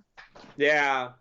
Yeah, there's no clear way. I mean, I guess because Cooper dreams it in the past, it's sort of like that's where the information comes from, even though it's not clear exactly when the actual thing took place, Mm-hmm. Well, if and that that's the makes thing. sense. Laura remembers it too. Yeah, yeah. So she was there. Like it actually. Hmm. So in the future, She was there there is for a real. point where they do that. But Hmm. yet somehow she's talking to an older Dale and she's younger. Right, right. Because of how they did it back then. Exactly. Wow, that's weird. Wow, yeah. It is. So that means it's an inverse with this scene where he's saving Laura. Yeah. Oh, well, not an inverse though. Sorry, it's the same thing where older Dale is meeting younger Laura. Oh, yeah. Yeah, you're right. You're right. Yeah. Wow. Yeah. Yeah, yeah, yeah. So maybe somehow it's a fulfillment of that. Anyway, the thing I was trying to say is just that, she reveals the killer through this whisper, which we eventually get to hear. And, thinking about it, the fact that they linger on this new whisper Mm-hmm. and never reveal it, it does feel like a way of reclaiming Yeah. that, like, the idea of, like, Mm-hmm. I'm not going to reveal this ultimate mystery Yeah, I think you're right. this time. Yeah, I think you're right. David Lynch had an opportunity to get that thing back. Yeah. And he's making it, something like effectively as important as who killed Laura Palmer. Exactly. Yeah. Exactly. Which is like we don't really know the context again of her whisper. I'm trying to remember, what did Dale ask her when she whispered the first time? Do you remember what he says before she whispers to him? Uh, let's see. Uh, he asked her if she's Laura Palmer. Mm-hmm. Um, I feel like I know her, but sometimes my arm bends backwards. yeah, that thing, which she says Uh-huh. again. I Yeah. mean, yeah, the parallels there are really too extensive that he's Mm-hmm. not sort of trying to reclaim that scene. Yeah. Um, yeah, but now I don't remember exactly how it proceeds from there. I'm not sure that he asks a question that Okay. I So think he didn't maybe need- she just approaches him. I think you're right. Yeah, I was just trying to make sure because I was just making sure we didn't have the context of he didn't say who killed you. Yeah, yeah, And then yeah. she walks over because it's a reveal that was the answer, right, of the whisper. Yeah, the next yeah, exactly, because he wakes up and says, I know who killed Laura Palmer, and that's the cliffhanger. And then the next day you find out that she whispered the name of the killer in my ear, but I don't remember what she said. Mm-hmm, mm-hmm. So like I think you're not supposed to know that that's what it was until next week, basically. Yeah. So yeah, I don't think there's an indication in that scene of what she's whispering. Mm-hmm. It's just Yeah, kind of an abstract whisper. So it seems like, is it related to Dale's question, when can I go out? Or is it related to the question, is this the story of Little Girl Who Lives Down the Lane? Or is it a third option? Right. That has nothing to do with those things. Yeah. Yeah. Does it have to do with Judy? I'm really trying to like understand how Judy fits into all this. I want it to be something like... Does she know about Judy? Good question. I mean, I want it to be something like, something about the futility of what he's about to embark on, or something about the nature of reality that means that it kind of doesn't matter what he does, like they're trapped in a system, Mm-hmm. of events, and I want it to be something like that, but then I can't reconcile that with the fact that he's going to go on and continue to try to find Right. Laura and do everything he's going to do after that moment. Yeah. So I'm like, I don't understand. And presumably or he remembers what she said, well, it's funny you say that. which is the other. I was about to yeah. say the exact opposite. Yeah. I Well, was that's- gonna say maybe it's like original Twin Peaks where Yeah. he forgot what she whispered to him as he Right. embarked on this journey to leave the Black Lodge, from part 2. Like, he forgot this whole time, and it's not until the tree asked him, is this the story of the little girl who lives in the lane, where he goes and remembers what she said. Right. And then he goes, now that I remember what she said, I'm gonna go, XYZ, because this is almost his most capable moment, right? In terms of like mastering the Black Lodge, and I only say that mostly because he shakes his hand and he makes the lodge go where he wants it to go. Yeah. Which it seems like, with the combination of this sort of climax here of Black Lodge scenes, where this question from the tree really, and his remembering what she said, like, really means something. And really tells him something about what he should do next. So I don't know if she said, like, you'll need to cross over to find me, and he didn't know what that meant at the time, but now he knows what that means, now that there's 2 realities that he's aware of. Okay, so now I'm running into another problem. Oh, so good. That's what we So- do here. We create problems and we try to solve them but fail. it's related, but so when he originally leaves Diane and Gordon, he tells Diane, "See you at the curtain call," right? Mhm. And it does seem like, I feel like this is what he's referring to when he comes out, of the curtains, and she's there waiting for him. So that makes it seem like, to some extent, it was his plan all along to exit the Black Lodge and meet Diane there. Mhm. So it calls into question for me. I mean, if the original Laura plan sort of went awry, which it seems like it did, then what would have happened where he still would have come out here? Because it seems like his coming out here is and going with Diane and doing the 4:30 thing. I mean, it seems like that's all connected with going to find Laura, stuff that, like, apparently he just realized, right? We were just talking about that. I think it could be that he always knew that after he finishes bringing Laura home, that he's going to get back to his own time, back to Diane effectively. She's almost like the anchor for that other sort of base reality that he leaves, right? So I think that's kind of how she's functioning here. She's his constant. Oh no!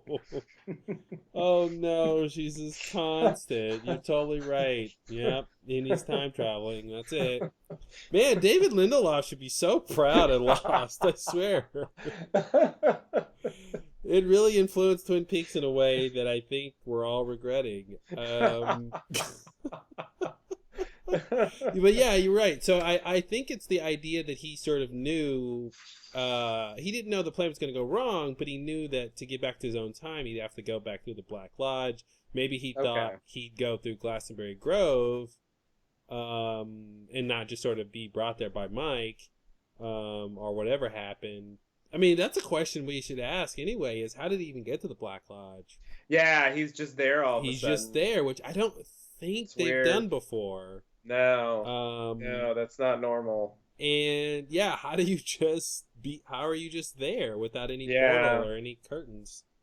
Yeah. So, yeah, and when Diane says see you at the curtain call, when Cooper tells Diane see you at the curtain call, like, she doesn't seem to know what he means exactly, and it's, more than that, it seems clear that Gordon doesn't know what he means. Mhm. Now, there was that thing where Dale asked her, do you remember everything? Right. So this is like, is this a pre-planned idea that I'll be at the curtain call? And then he's just like, okay, hey, this is our plan. I'll see you there. Why doesn't Gordon know? Wasn't he in on the meetings? Like, why? He was. I don't think he knows. It's like Cooper had meetings with Diane, and then he also, like, he had some ideas with Diane that has something to do with her pre-Nido, I think, incarnation.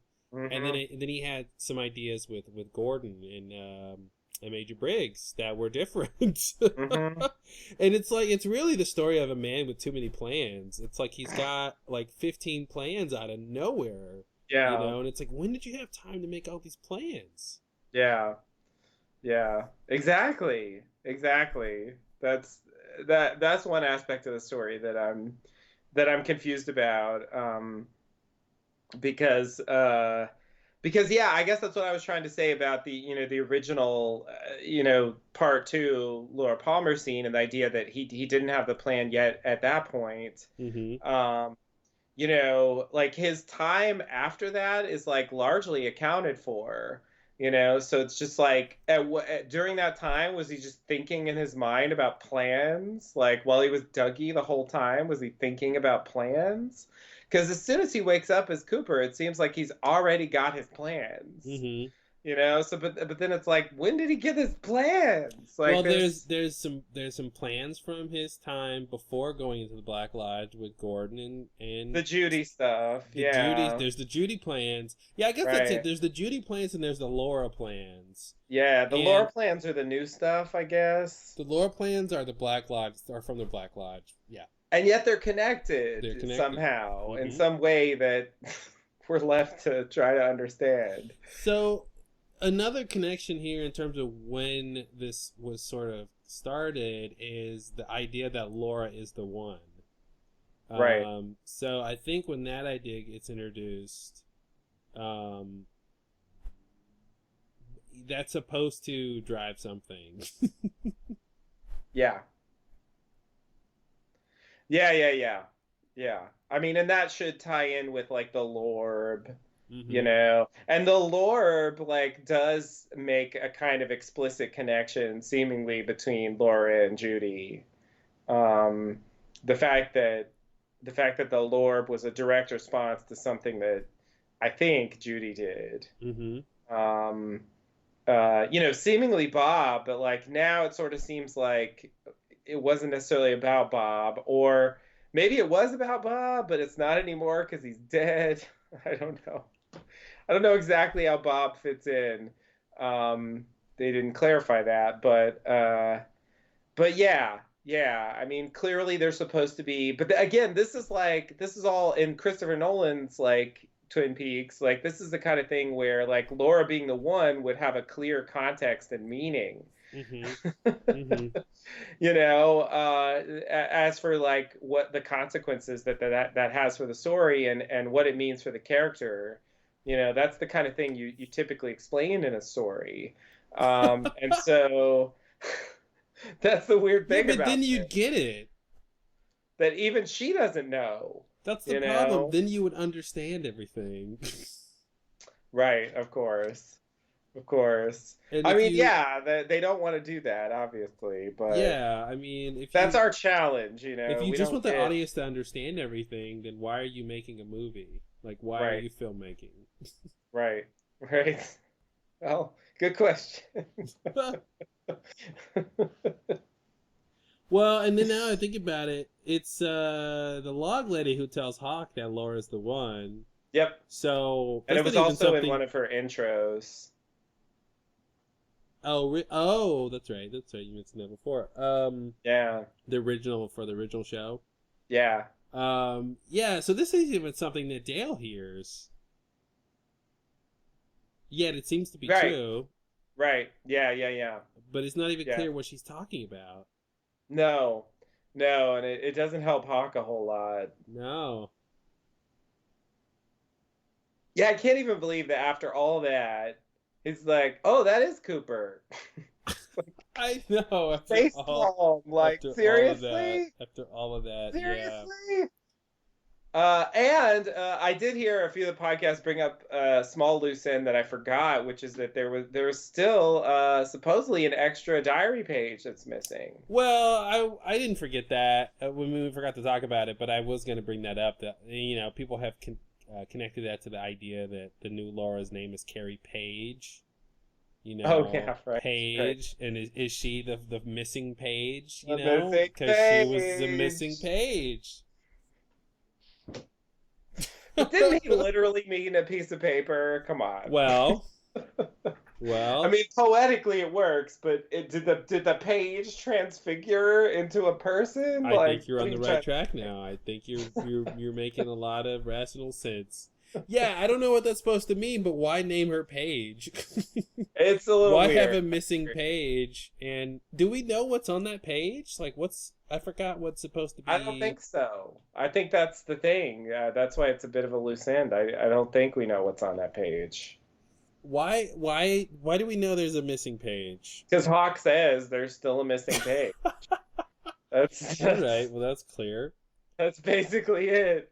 Yeah, I mean, I guess, they found those missing pages, and when he's explaining them, he mentions there's still a page missing. Because they have the original diary And okay. and the pages they found. So I guess that's the missing thing.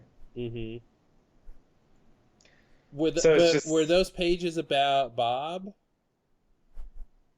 And Laura's dream of Dale is in the lodge, Annie's note. Yeah. Exactly. Or was it the whole diary? The secret diary, was that all about Bob? Pretty much. I mean, and she didn't talk about Bob in her. Did she talk about Bob in the fake real diary? I think not. Okay, that's right. Because Harold, right? Of... Wasn't Harold like write it down? Yes. Okay. Exactly. Yeah. Harold told her to write it down, and I guess she was. I think she was hiding it to try to hide it from Bob, and I guess that's kind of the catalyst for certain events in Fire Walk with Me, that Bob discovers the diary, and that's what that's where the pages get torn out. Yeah, and that's where you realized it was me. Yeah, exactly. Yeah, and I always thought you knew it was me. Yeah, what the fuck did you just say? Yeah. I always thought you knew it was me, and then I never thought you knew it was me. Both don't make sense. Thanks, guys. Well done. Yeah. A 1-2 punch of complete confusion. Mm-hmm. Right at the last moment. It's a great scene. It's a great moment. You thought you understood this story. Mm-hmm. Yeah. Lynch likes to do that at the end. He's like, just when you thought you got a handle on things, he like switches things up, and it's like in Lost Highway, it's like there's only one Patricia Arquette at the end. It's like, oh no, I thought I got it. Mm-hmm. Yeah. Exactly. It's like throwing you like, okay, so he was on the intercom. All right. What's that mean? And clearly, whatever he's telling him isn't gonna help, right? Yeah. Because it didn't. Not. Yeah, he heard it. It didn't seem to matter. He just kind of asked about it a couple times. It's again like this thing on Twin Peaks, where characters hear important information, but they don't have the context to understand what it means until like a later time when it's too late. Right. So it's like the whispers, where it's like, I hear this, but I don't know the context, so I can't really do anything about it. Yeah, you're right. That is similar. Yeah. All right. So, I don't know. Any other thoughts about this little Black Lodge segment? Again, we've just listed a string of strange things and couldn't connect them together. This podcast is going to have a lot of that. Yeah. Yep. But yeah, so long, Black Lodge. We hardly knew ye. I guess, we'll see you again in season 4 in 5 years or whatever. Yep. If we make one. Oh man. Yeah, what are you gonna do? I mean, yeah, there's no mic for Cooper at the end. Yeah, and they spent all that time like giving Dougie helping him with like buying pie and shit, and giving dreams to the Mitchum brothers, and like healing wounds, and it's like he's doing all this shit to protect Dougie, and now when it really counts, we don't get a fucking word from Mike. Not a word. Oh man, classic Mike. It's like, come on, Mike. Mm-hmm. What are you doing? Miking it up, Mike style. It's so weird. He was so constantly there as the Deus Ex Machina, if you will. Yep, I will. Thank you. And now it's like, well, hey, is it future, is it past? Later. Mm-hmm. Yeah, and that's what's weird is when after Cooper has the flashbacks of what Laura whispered to him and she flies away, he goes back to sort of looking across the room where the previous two times Mike has appeared and waved him over. Like they just cut. You don't see Mike again, right? And then they just cut to Cooper walking from the other side of the other room. And then they have that shot where, because this would be the time where he would go and meet the tree that he did twice before, and he just sees, he comes across Leland, but after he sees Leland, he just sees like an empty room, which is, I guess, sort of where the tree was before. Mm-hmm. Which makes me think they're saying, oh, the tree isn't here either. Yeah. So Mike's not there, Laura's not there, Mike's not there, the tree's not there. Yeah. Only Leland's here. Yeah. Lamest party ever. But yeah, so I don't know what we're supposed to think about the fact that those people are gone now. It's almost like Laura is responsible for them being there or something. You know, now that Laura's gone, it's like this trickling effect. Mm-hmm.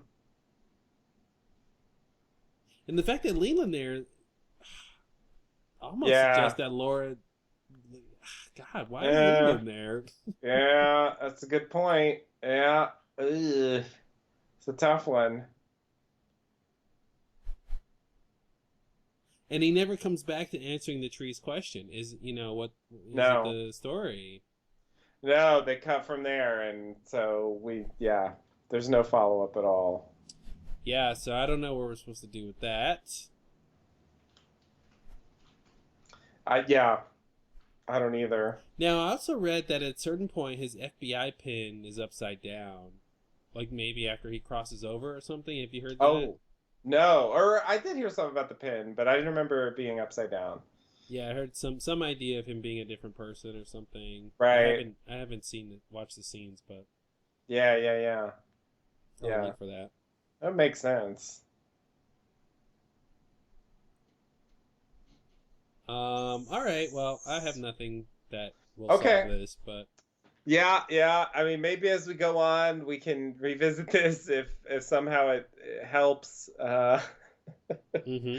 But all right. So should we go to the next scene here? Yeah. All right. So we go to we're on the road with Cooper and Diane driving down. It's a desert road in daytime. Kind of looks like where Mr. C had his wreck. That's what it reminded me of. I don't know if it's actually supposed to be the same place or they just kind of... Maybe they filmed it in the same place. I don't know. Maybe Mr. C was trying to cross over. Oh, God. Oh, God. Is that why he was going west? That's why he was going west when he was driving east. Because of the crossover. Because he crossed over. Mm-hmm. Yeah, that's weird. And disturbing. And yeah, that's weird. So Diane asks if Cooper is sure he wants to do this. She says, you don't know what it's going to be like once we... But Cooper says he knows. And he says almost exactly 430 miles. Eventually they arrive at 430 miles. Diane asks Cooper to think about it. Cooper gets out of the car. We hear some electricity. Cooper gets back in the car. He says, this is the place. And then he says, kiss me. Once we cross, it could all be different. And also, you obey my commands. So she does. And then she says, let's go.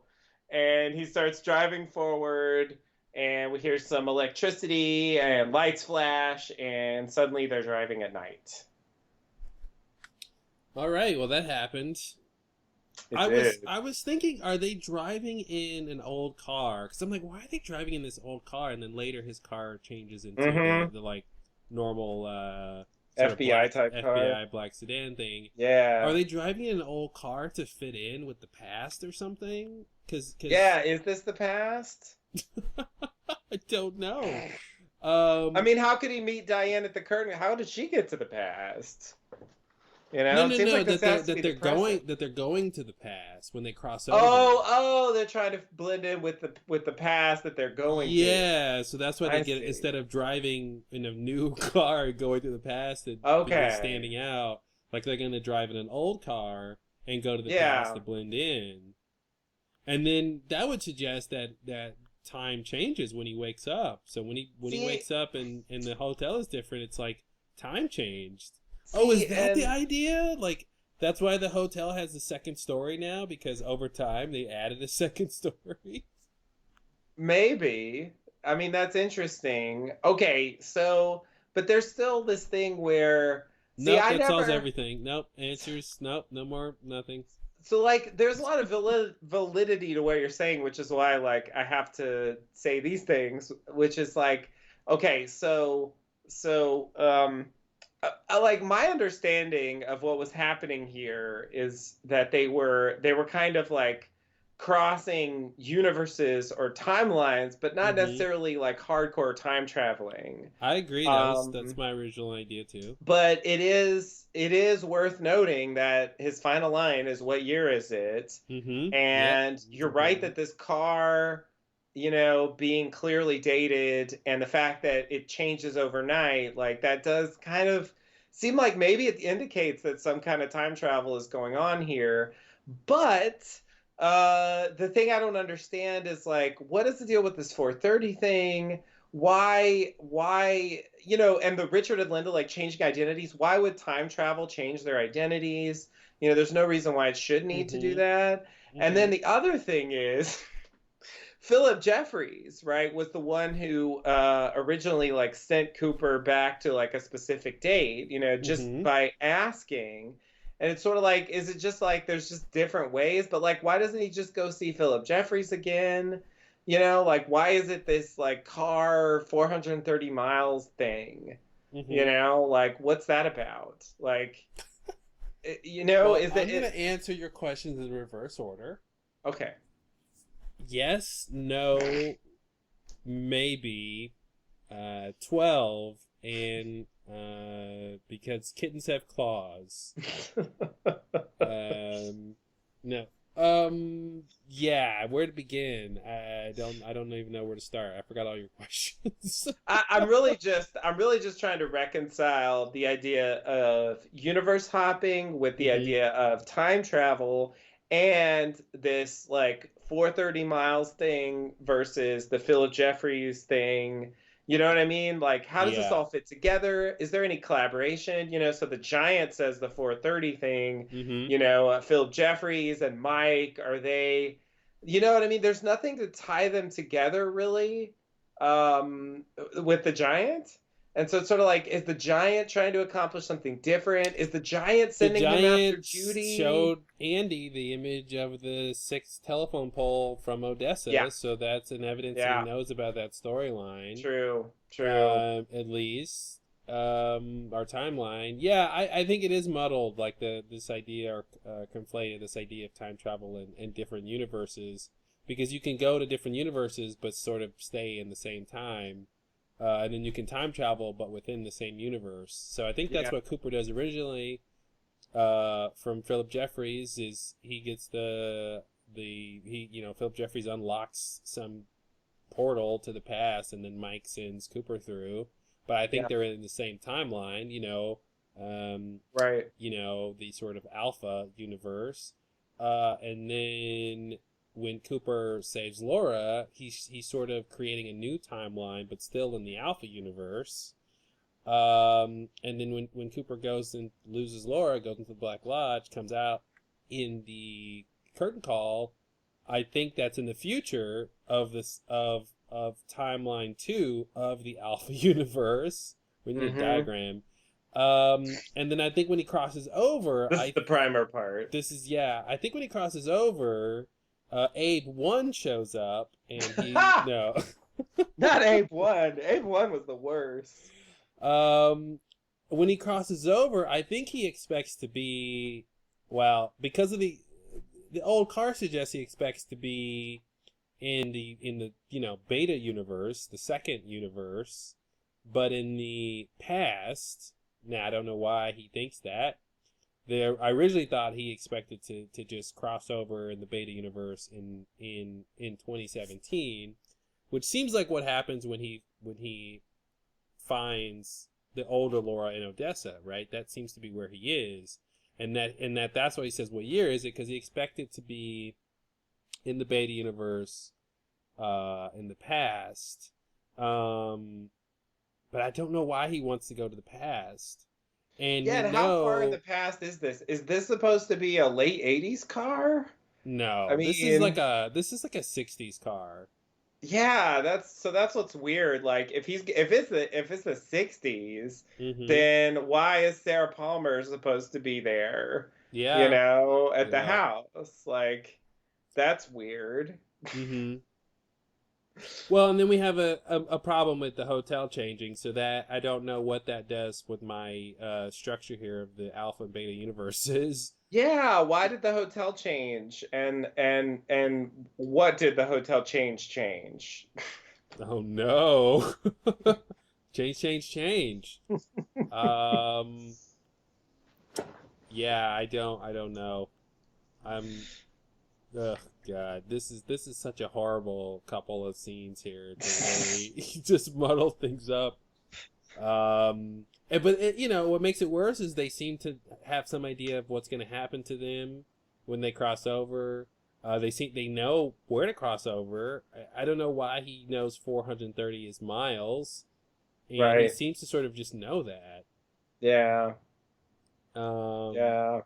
and he seems to That know goes that you back to can the just like the drive. plants he knows stuff about. Yeah, yeah, and it seems like you can just drive there, which is interesting, which calls into question, is that true for the original world? Like, were there just places where you could Mm-hmm. drive and you just cross over and Yeah, that's really weird. mm-hmm. Because like this isn't, I mean, this is just like some highway or something, right? I mean, it's not, it's like a two-lane highway, like anyone could drive here, right? Mm-hmm. Accidentally. And Mm-hmm. and whoops, we cross the universe. Is that really what happens? Yeah, or people just crossing universes all the time and there's this like psychological effect where you just kind Mm-hmm. of don't notice and you just become a different person and you don't Yikes. really understand. Yikes. Or is it that it was a certain time of day, a certain date that was important for this 430? Was this a one-shot deal, like they have to cross now and the portal's closed, or Yeah. it's not clear at all. Clearly not No. clear at all. No. But yeah, the fact that they seem to know what's going on. I guess this goes back to when he asked her, "Do you remember everything?" But Yeah. it's interesting. We talked about it before, but she's sort of reluctant to do this the whole time. She Yeah. goes along with it, but it's clear that she's not focused on the same goal. Yeah, Um, how much does she even know about what he's trying to do? hmm hmm It's not clear. Obviously, she knew enough to meet him there. She seems to have some idea of, they're going to go through some portal and emerge in some kind of different place, and things are going to be different, maybe, or who knows. Like she has some idea of that. I don't Um, even know why Diane is a love interest in the last minute where it won't count. uh, yeah, I agree. It's weird. Reluctant love I interest.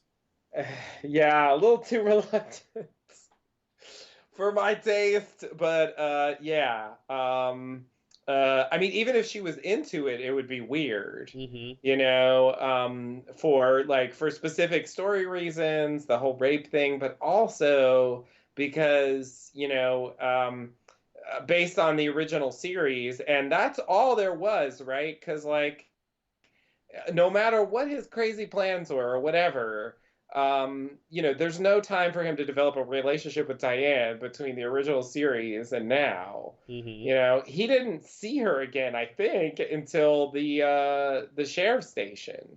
And I don't think he could have seen her the entire time he was in Twin Peaks. hmm So the last time he saw her, I mean, for all we know, could have been, something close to that missing piece from Fire Walk with Me. Where he opens the door and he's like standing in the Yeah, doorway talking to Diane off screen. Yeah. exactly. Yeah, yeah. I mean, that's the only scene we have That's of when they them fell actually in talking love. in like real life. Yeah, I know, right?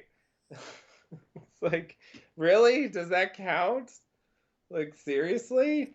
So yeah, Yeah, to me that's a huge question for this finale bizarre. is where did that relationship come from? Why are we getting that? I mean, What about Annie? I mean, the whole time when he's like Huh? going after Annie, he doesn't mention that, Oh the love of my man. life is, Yeah, yeah. it's like like he acts like, I mean, he acts like the last one for him was Caroline. Mm-hmm. Like Yep. there's no indication of this whatsoever. No. So it's just like, I mean, this just feels Well, like that's a a good giant point. retcon. That's a good point considering he had this whole thing with Caroline. When was this Diane thing supposed to happen? Because even Exactly. that takes up some of his like time. Yeah. Yeah. I mean, that's he clearly says that at a certain point that like it's been long enough, however long ago it was years ago, Mm-hmm. when the Caroline incident happened with Wyndham Earl, and he's like, it's finally time to try again. I haven't. The implication is he hasn't been with anyone since then. Yeah. And so it's like, yeah, they're just they've somehow written Annie out of the story completely, Yep. and they've also somehow ruined the Caroline thing, Yep. Yep. like simultaneously. They ruined the Diane thing. I mean, it Yeah, completely throws off his whole relationship with Diane in terms of recording the tapes.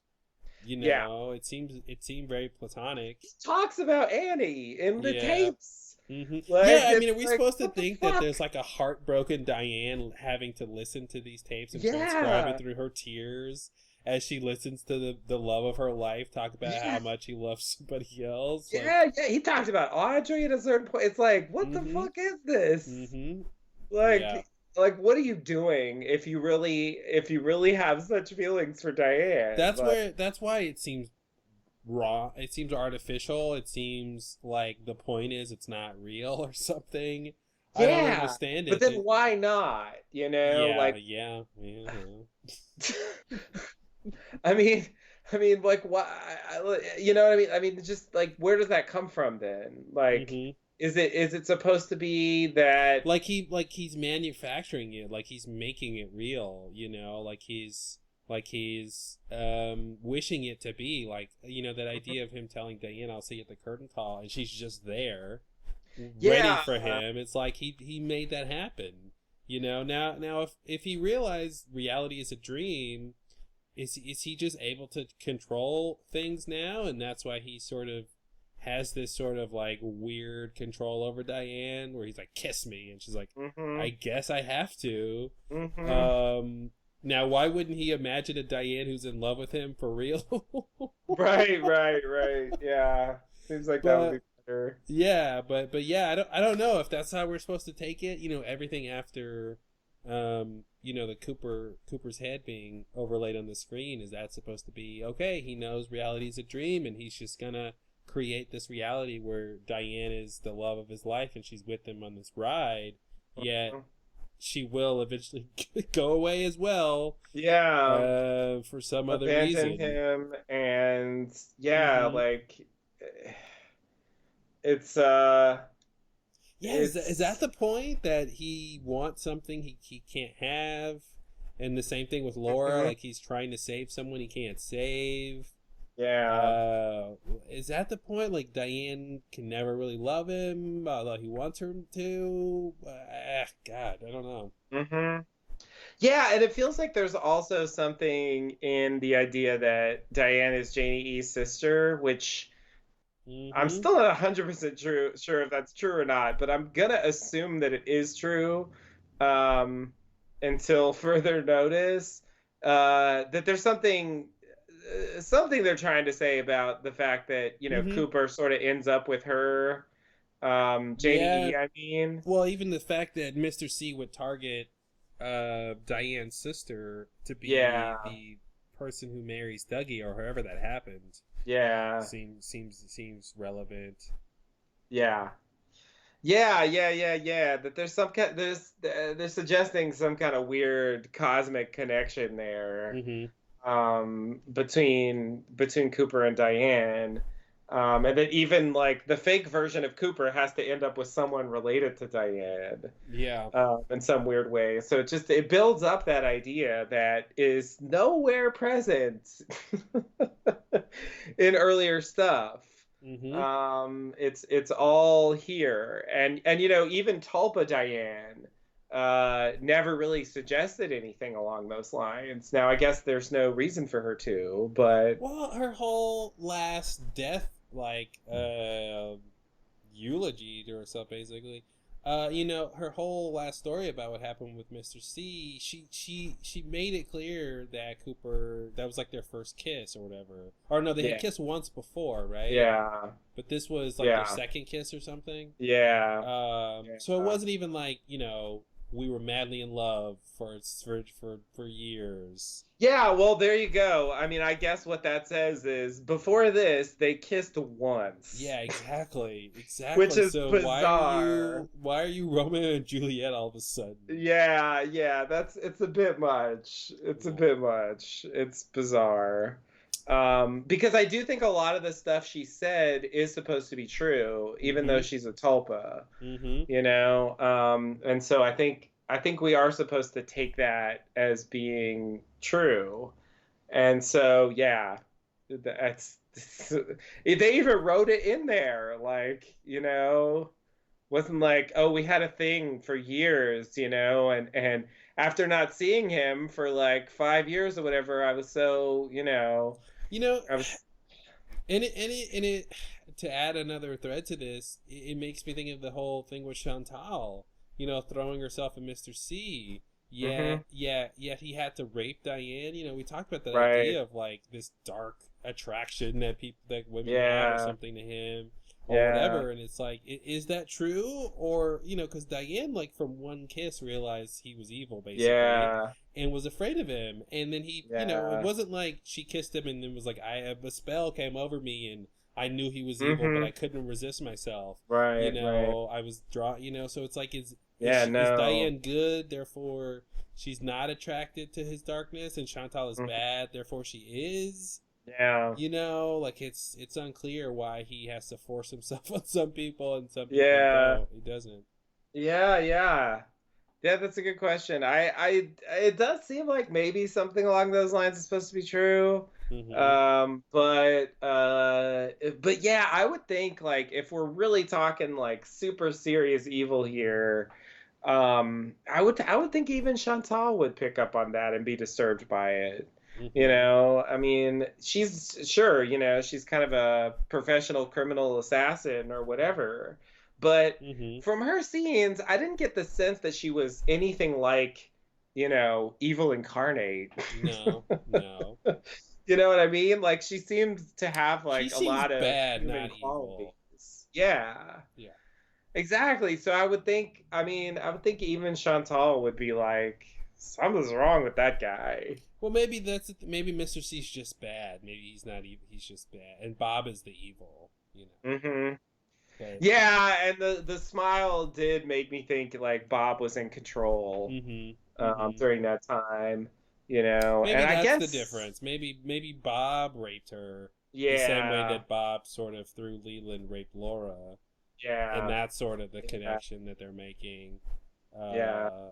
And when with Bob Chantal, it's just Mr. C. It's just Mr. C, and it's not as bad. Because Chantal should be freaked out if she sees that smile. Yeah, you would think so. Yeah. Yeah, I have a feeling they never saw that. Mm-hmm. It's yeah. Oh man, I can't wait to talk about the guy in Carrie's apartment. Why he's got Oh yeah. He looks like he had a bob in him. Oh boy, yeah, good point. We'll get to that soon, I'm sure. So anything else about 4:30 driving stuff? Yeah, tons. Okay. But nothing that we haven't just said. Okay. But I do think it's an interesting idea that they were trying to blend in with the past. I do Yeah. think it's an interesting idea that that's why the motel changes, because there was a time change Mhm. and not necessarily not a reality change. So they didn't And necessarily. Cooper was not aware of it somehow. Mm-hmm. And so it's sort of only at the end that he realizes that maybe some kind of time change has happened. Yeah, I mean, in a way, it makes sense, right? I mean, now it should have been an '80s car. That would have been a better idea. That he's going to go back to the '80s where he lost Laura and Yeah. try to save her. Yeah. But it looks like I mean, I'm not a car expert, but it looks more like a '60s car to me. Yeah. I Just agree. that older style, Yeah. maybe '50s, but Yeah. which makes me think, is he trying to go back to like the '50s time period? Mm-hmm. With the little girl, who Yeah. had the frog mouth, and Gonna go see Frogmouth? I mean, she's the little girl who lived down the lane, right? So Oh, God. is it like, yeah, it is her story, and I gotta go wake her up because she's Mm. dreaming this? But of course, he doesn't do all that. Right. And the next thing after the hotel is he sees Judy's, and he's like, oh yeah, this is, and it's not even that he was driving to Judy's. You know what I mean? No. That's, God. It's so just every weird. single beat is more confusing. Because he's not like, oh, I'm going to go to Odessa. He knows he needs to go to Odessa, so that's the thing he knows. But he Mm-hmm. doesn't know that he needs to go to Judy's diner. Right. Until But he's- when he until he sees sees Judy's it. diner, he knows that Laura's going to be a waitress there. Yep, there you go. There's there's the jump. It's like, yeah, it's bizarre. It doesn't make Uh-huh. any sense. Like, how could you know the one thing and not the other thing? Hmm. Or is it that he knows she's going to be a waitress at a diner, and then he sees Judy's and he's like, well, there's a diner That named must be Judy's. it. She's got to be here. It's just an intuition thing. Yeah. Could be. Could be. Oh, man. I'll just mention, I just happened to be looking at this scene at the diner. When Cooper walks in, there's like some columns, holding up the roof so it doesn't cave in. And there's a black hat on one of the columns. I just want to mention that, since this is a scene where this is sort of the darker Cooper, where he's sort of weird. He sort of walks right into a black cowboy hat. Oh, okay. Yeah. So to pull up that trope of the black hat, darker character. It is like a weird scene from a Western or yeah, something. it's Goes yeah, up on and even the way he walks in, it's like he walks into the saloon and Yeah. sort of looks at all the people and makes his surveillance of the joint, and then he goes to sit. Yeah. Interesting. All right, yeah, we can move to the next thing. I mean, we're not gonna know anything more. Okay. Yeah, I agree. Okay, so Cooper and Diane arrive at a motel. Cooper gets out and goes into the office, I guess to get a room. Diane sees herself standing by a brick pillar outside the motel office. No. Yeah, that happened. Then Cooper comes out and the other Diane is gone. Cooper comes over to the car. Diane gets out and they enter room 7. Diane turns on the light and Cooper says, "Turn it off." Diane asks, she does, of course. Diane asks, "What do we do now?" Cooper says, "You come over here to me." How about I leave? He's Christian Bale in The Dark Knight. Is that what's happening? I'll get you, Where's Joker. Rachel? Where is she? Yeah, there it is. She's at the place that I'm not going to tell you the address of. She's in the other place. God damn it. So Diane comes over. Cooper says, "Diane." just to again like establish he's still calling her Diane at this point. Yeah, it was very helpful to know that. Yeah, I agree. I was like, okay, I gotta make note of that. So then they kiss, and we cut to the infamous sex scene. Diane is on top. Diane looks up a lot. Diane then sort of grabs Cooper's face and starts putting her hands over his face, and she looks up some more, and then she completely covers his face, and then she cries, and then she looks up again. Ugh. Classic sex. Yeah. Textbook sex. What textbook are you reading? Yeah, it's like The Birds and the Bees. It's mostly looking up and crying. If you're doing it right, that is. You gotta cover the face or it won't work. Yep. And then the female covers the male's face. And sex is achieved. Reality may or may not change in the process. Yeah, man, this was a series of unfortunate incidents, I swear. Definitely. So, yeah, we've been talking about this hotel change. We talked about before the second Diane. I still kind of hold my theory that because she wasn't surprised to see this Diane, that it was more her sort of depiction of her mental state, that she is sort of leaving a version of herself behind. I mean, this is sort of foreshadowing for the idea she's going to literally become another person. So yeah. I think that idea holds pretty well for me. If that's what that's about. I don't want to complicate it by saying, oh, there's a second Diane out there doing stuff. Well, yeah. Okay. Yeah, fair enough. That's why I think it's sort of in this last moment. Like I said before, she's reluctant to get out of the car when he's at the door. You know, it's kind of symbolic. Yeah, so I think it's the idea that she's like leaving. She knows she's leaving something behind, and not necessarily knowing, or maybe she knows, but not necessarily knowing she's literally leaving her entire identity behind. But it could be that too, that she knows she won't be Diane after a while. I mean, it's such an eternal romance. You think it would transcend like universes and identities, right? Well, I mean, listen. Juliet dumped Romeo when he became a different person. So, wait, is that right? Did I read the right play? Your name is Greg now. You aren't you're not Romeo.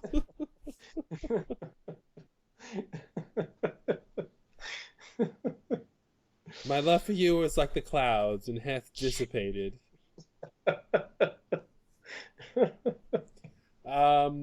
Yeah, I mean, there's something there, this idea of Cooper sort of losing this sort of symbol of his love interest very quickly after getting her back. Yeah. There's something to, she starts off as Nido and then transitions into another identity as Diane. And then she's Diane and transitions into another identity as Linda. Yeah, right. There's something happening there. It seems like this is an indication that something's already wrong. Did Cooper go to sleep and he lost the dream that he created? This dream where Diane was there with him on this journey. Mm-hmm. Like he lost it in but the note's there, Well, but that's the thing. He wakes up to a new reality though, where the note's there, but she's gone. Right. So did he dream a new world where, or is it just the future now? And if it is the future now, how did the note get there? Yeah. Did she leave the note? Oh God, yeah. No, you couldn't solve that. When the note was left is quantum physics. I mean, you can't. It's Schrodinger's note leaving. It's in some indiscriminate time between the reality changing. It can't be before and it can't be after. Because if it's before, when she's there, then how did the note get to the future? And if it's after, when the reality is changed, it's like, well, how did she get to the past, Or did she time travel too? Is she out there being Linda somewhere? That's what I was gonna say. I feel like that seems like the most reasonable possibility, that she traveled with him Okay. and left the note there in the In the future. future. Okay, because she wakes up too, and she's like, "Oh, Yeah, I'm Linda now." I'm Okay, Linda now. Gotta go. gotta I don't go. know who. I don't know you. Yeah, I love that light though. I remember when they got into the room, and I originally saw this, and they got into the room, and I'm like, "Okay, it's interesting. It's dark, and the normal Hmm. thing you do is turn the light." And as soon as the light came on, and it was like insanely bright, I was like, "Oh, okay, he's gonna want that off. They're not Yeah, gonna have a yeah. scene with this awful lighting." And I feel It's like, pretty yeah, they bad. made the lighting so bad to have a reason to turn it back off. Yeah, I mean, a little bit comes off like they're hiding out from people, so leave the light off so yeah. no one knows we're in this room. But it's also like Right. it's such an awful light that there's no way Yeah, they're gonna have a scene with this light on. yeah. It's like the worst. Um, and then he's like, "Come over here!" Like that's what we're gonna do now. Yeah, yeah. It's like, really? We just like crossed universes, and Not really in are the mood. are you sure? Like, this is the time? Yeah, yeah. I It mean, wasn't a it question. wasn't. It literally was. It was an Jesus. order. Yeah, What? yeah.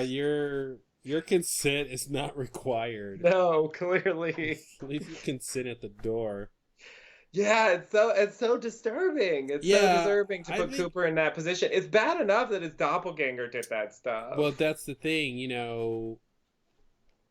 The fact that we had so little of our good Dale in season three, Yeah, and even when he came back after being Dougie, he is often not the regular good Dale. yeah. And I don't know what that means. Yeah. It was really just a few scenes where he really did Mm-hmm. seem like the original Cooper. Mm-hmm. But yeah, I would say as soon as his face appears on the screen, that's That's when the weird shit started happening. everything was fine until that face walked in the room Yeah, and took exactly. up the whole screen. Yeah, like it's weird that he doesn't talk to Laura more. Mm-hmm. Like he doesn't say Mm-hmm. shit to her. Uh-uh. And it's like you just show up, He like doesn't take ask. my He doesn't hand. ask if she wants to be saved. No, There's no consent. I'm just gonna save you. of It's course not. very, patriarchal. Just Yeah. like, it's like telling a woman to smile or something. It's like Yeah. making a woman get saved or something. Yeah, yeah, yeah. Yeah, it's very weird. It is, And yeah, it, and again, it characterizes almost all of his interactions after the whole Mr. C's dead thing. I mean, as soon as yeah, he sees, Diane transforms, or Naito transforms into Diane, the first thing it's like, "I'm kiss yep, me," yeah, and it's like like I said before, they kind of get saved because of the whole kiss relating to the identity of Cooper and Diane. That's how she knew. So it's yeah, like, okay, great, this makes sense thematically, have that symmetry here where she can identify that this is him for real. Pay attention, Hawk. This is the real Cooper here. yeah. But then, later, in the car when they cross over, and yeah, I don't know, and the fact that she's just generally reluctant anyway. Mm-hmm. The rest of the time, except for her like showing up at the curtain call, Yeah, she's sort of just reluctant on every part of the story, and yeah, he discounts it at yeah, every turn. yeah. And it's not like, "Oh, are you sure? Yeah, you're right, Diane, let's talk about this." He's He like, doesn't try to "No." convince her. He Yeah, doesn't exactly. Yeah. like Mm-hmm. give any sort of explanation or like, here's why we have to do this. Mm-hmm. This is why I Mm-hmm. asked you. Like, you don't have to come if you don't want to. Yeah. Something like that Mm-hmm. characters normally say in these Yep. situations.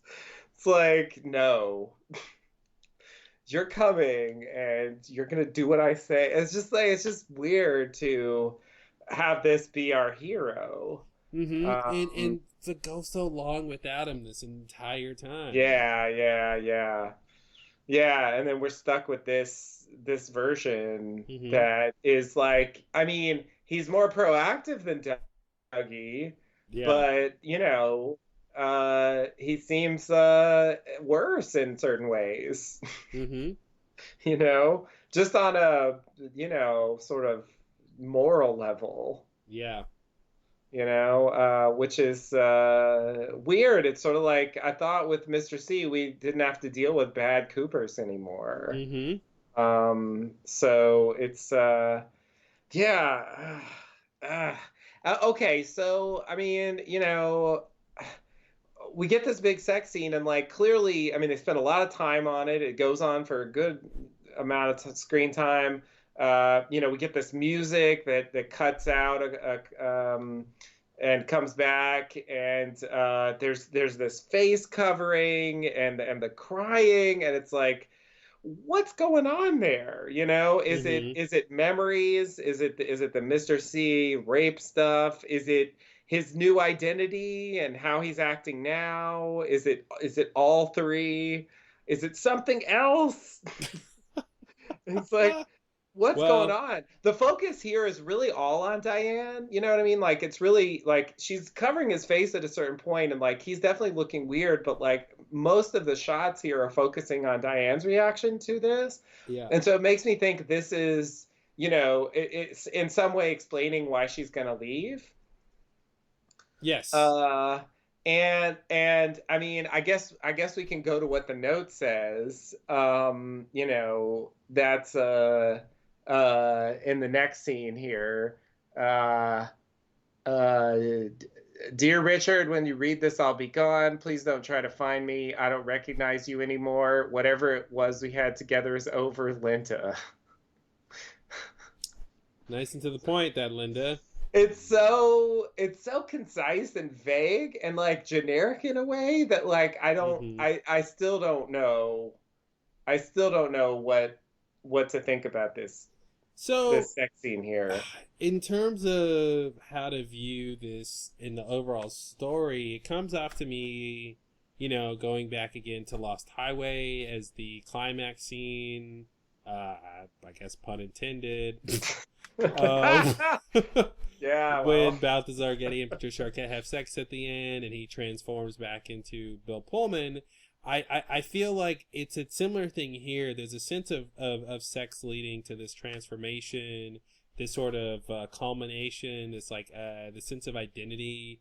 The fact that she's covering his face, and sort of seems to suggest this identity change. And there's also this idea of when Bob would smile through Mr. C, his face would kind of stretch. There's also this idea that comes across to me that she's trying to find that in his face almost. Like she's mhm. almost trying to stretch his face out to see if it's kind of like when Naito, like touches his face or something, or when you're Yeah, using your hands to identify someone's face. It's kind of right. like that where she's sort of searching in his face for the evil or something. Yeah. That's sort of a thing that it comes off as to me. But yeah, it seems like this is the moment that it happens. Like Yeah. somehow she realizes in this moment that he's not who he's supposed to be, and it's interesting that the note doesn't say that she's changed or something. Yeah. But so I don't know. I don't know why this is here. Yeah. So in Lost Highway, I think the thing that, not to say I understand the whole movie, but in terms of that sex scene and like my understanding of it, the ending of it is, I want you, I want you, I want you. You'll Mhm. never have me. And Mhm. then she gets up, and then that's when he turns into Bill Pullman. Yeah. And so that felt to me like there's a logic there, Mhm. like Mhm. from what she says to that causing, you'll never have me is like in a way like kind of a reference to the fact that you've changed into another person, Mhm. but you're still pursuing me, and it's still not going to work. Yeah. And so it sort of made sense, like in as much as Mhm. Lost Well, Highway makes it's the sense. same. I think it's a very similar construct, right? Because there's this idea that after she tells him that, it's like it's almost like she's saying, "Hey, you can drop the facade. This reality you created is not going to help you achieve your goal, right?" And what does he do? He sort of drops it and becomes his original self. And there's a sense of this happening with Diane, where in this sex scene, where it's clear he's not who she expects him to be, she disappears after that. You know, It's almost like the facade gets dropped, and it's just Cooper on his plan to save Laura instead of, being with Diane. So it's almost like she goes away instead of the opposite, But there's this idea of, like, identities changing. He becomes Richard or something, but is still sort of himself. But he, I think it's also important that his car is like his FBI car later and not just some random car. So it's almost like his identity as Dale Cooper is sort of reinforced here. Yeah, so even as they're saying, like, I don't recognize you anymore, and calling him by a different name. Exactly, yeah. That's a weird thing to put together. Yeah. Just gonna say it. It is. Like, you're different. You've never been more yourself. That's why you're different. It's almost like that. Yeah. Exactly. You know how I know you're different? Because you're the same. And it's almost like that almost works as an idea that you not changing is the problem, and that's kind of the idea here, it's weird, right? It's like she calls him Richard, which seems like he's changed. He's acting like Dale, which seems like he didn't change, but she's leaving him because he's changed. Yeah. And so it's almost like, I guess it's like, because you're not Richard, I'm leaving. Or she's saying, because you're Richard, I'm leaving. Right. Yeah. Yeah, that part's not clear. Did she actually forget that they were Cooper and Diane before? Mm-hmm. Like, or is this some weird way of explaining why she's leaving? Are these real new identities, or are they, you know what I mean? Some kind of weird, like, assumed thing that they had pre-planned, like from the Giant or something. Well, it shouldn't be pre-planned because Cooper didn't understand those words when he read it in the note. Why not? I mean, holy shit! He was directly told about it. 4:30, Richard and Linda. Don't forget, there's the possibility of memory loss, right? I think there's the idea that he didn't not memory loss. Like again. A lot, as we talked about earlier, a lot of important things can be forgotten. I love it. He's got like 80,000 plans off screen. He remembers all kinds of shit that people never told him, apparently, but he still remembers it. But then he just forgets, like. Well, I feel like when he reads the note and he sees Richard and Linda, he forgets things we did see. He forgets things we totally saw. I think when he reads the note, he's like, Richard and Linda. I think he forgot that the Giant told him that, and I think when he sees those words, he's so remembering that those names are familiar, but I don't think he knows. I don't think he gets anything out of it more than that. I think he's like, oh, it's the same way when Jane gives 2 rides. When Jane is like, Jade, is like, you can get out now. You can go out now. And he calls, he remembers what Laura said. You can go out now. So he's making the connection, but it doesn't sort of do anything more than that. Right. And I feel like that's what this Richard and Linda thing is it's some sort of idea that the Giant knew this reality was going to be here, but it's nothing more than that. There's sort of not more to it than just that idea. Yeah. Maybe the thing that would be more than that is the Giant sort of trying to give Cooper an anchor for him to remember there's this idea of other realities or something. So it's like, hey, I'll just reference Richard and Linda so that when you hear it later, you'll remember, like, you're not Richard, you're Dale. Right. Is that like Gordon remembering the unofficial version or something? Exactly, yeah, something like that, yeah. Maybe? Some kind of weird technique, yeah. That's interesting. Should I just go ahead and describe the next scene here? Sure. We got a lot of this, but Cooper wakes up alone in the motel room. He calls for Diane, but there's no answer. He sits up. He sees a note on the bedside table. He reads it. This is what I just read. Dear Richard, when you read this, I'll be gone. Please don't try to find me. I don't recognize you anymore. Whatever it was we had together is over. Linda. Cooper repeats, Richard, Linda. Outside, we see that the motel has changed. It's 2 stories now, and the car is parked in a different place, and it's a different car.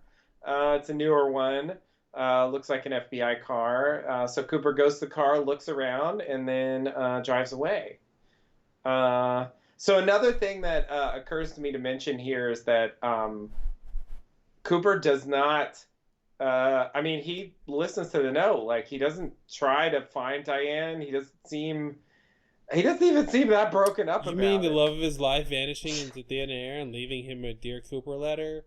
I'm sorry, a Dear Richard letter. Is weird, and he doesn't seem to care anymore. Okay. Yeah. Par for the course. Does that make any sense? He's busy trying to find Laura. But why wasn't he doing that before? Or was Diane supposed to come with him to find Laura the next day? Was that the plan? But it's weird how unperturbed he seems by the fact that Diane's gone. Did Diane ever exist? Did she not?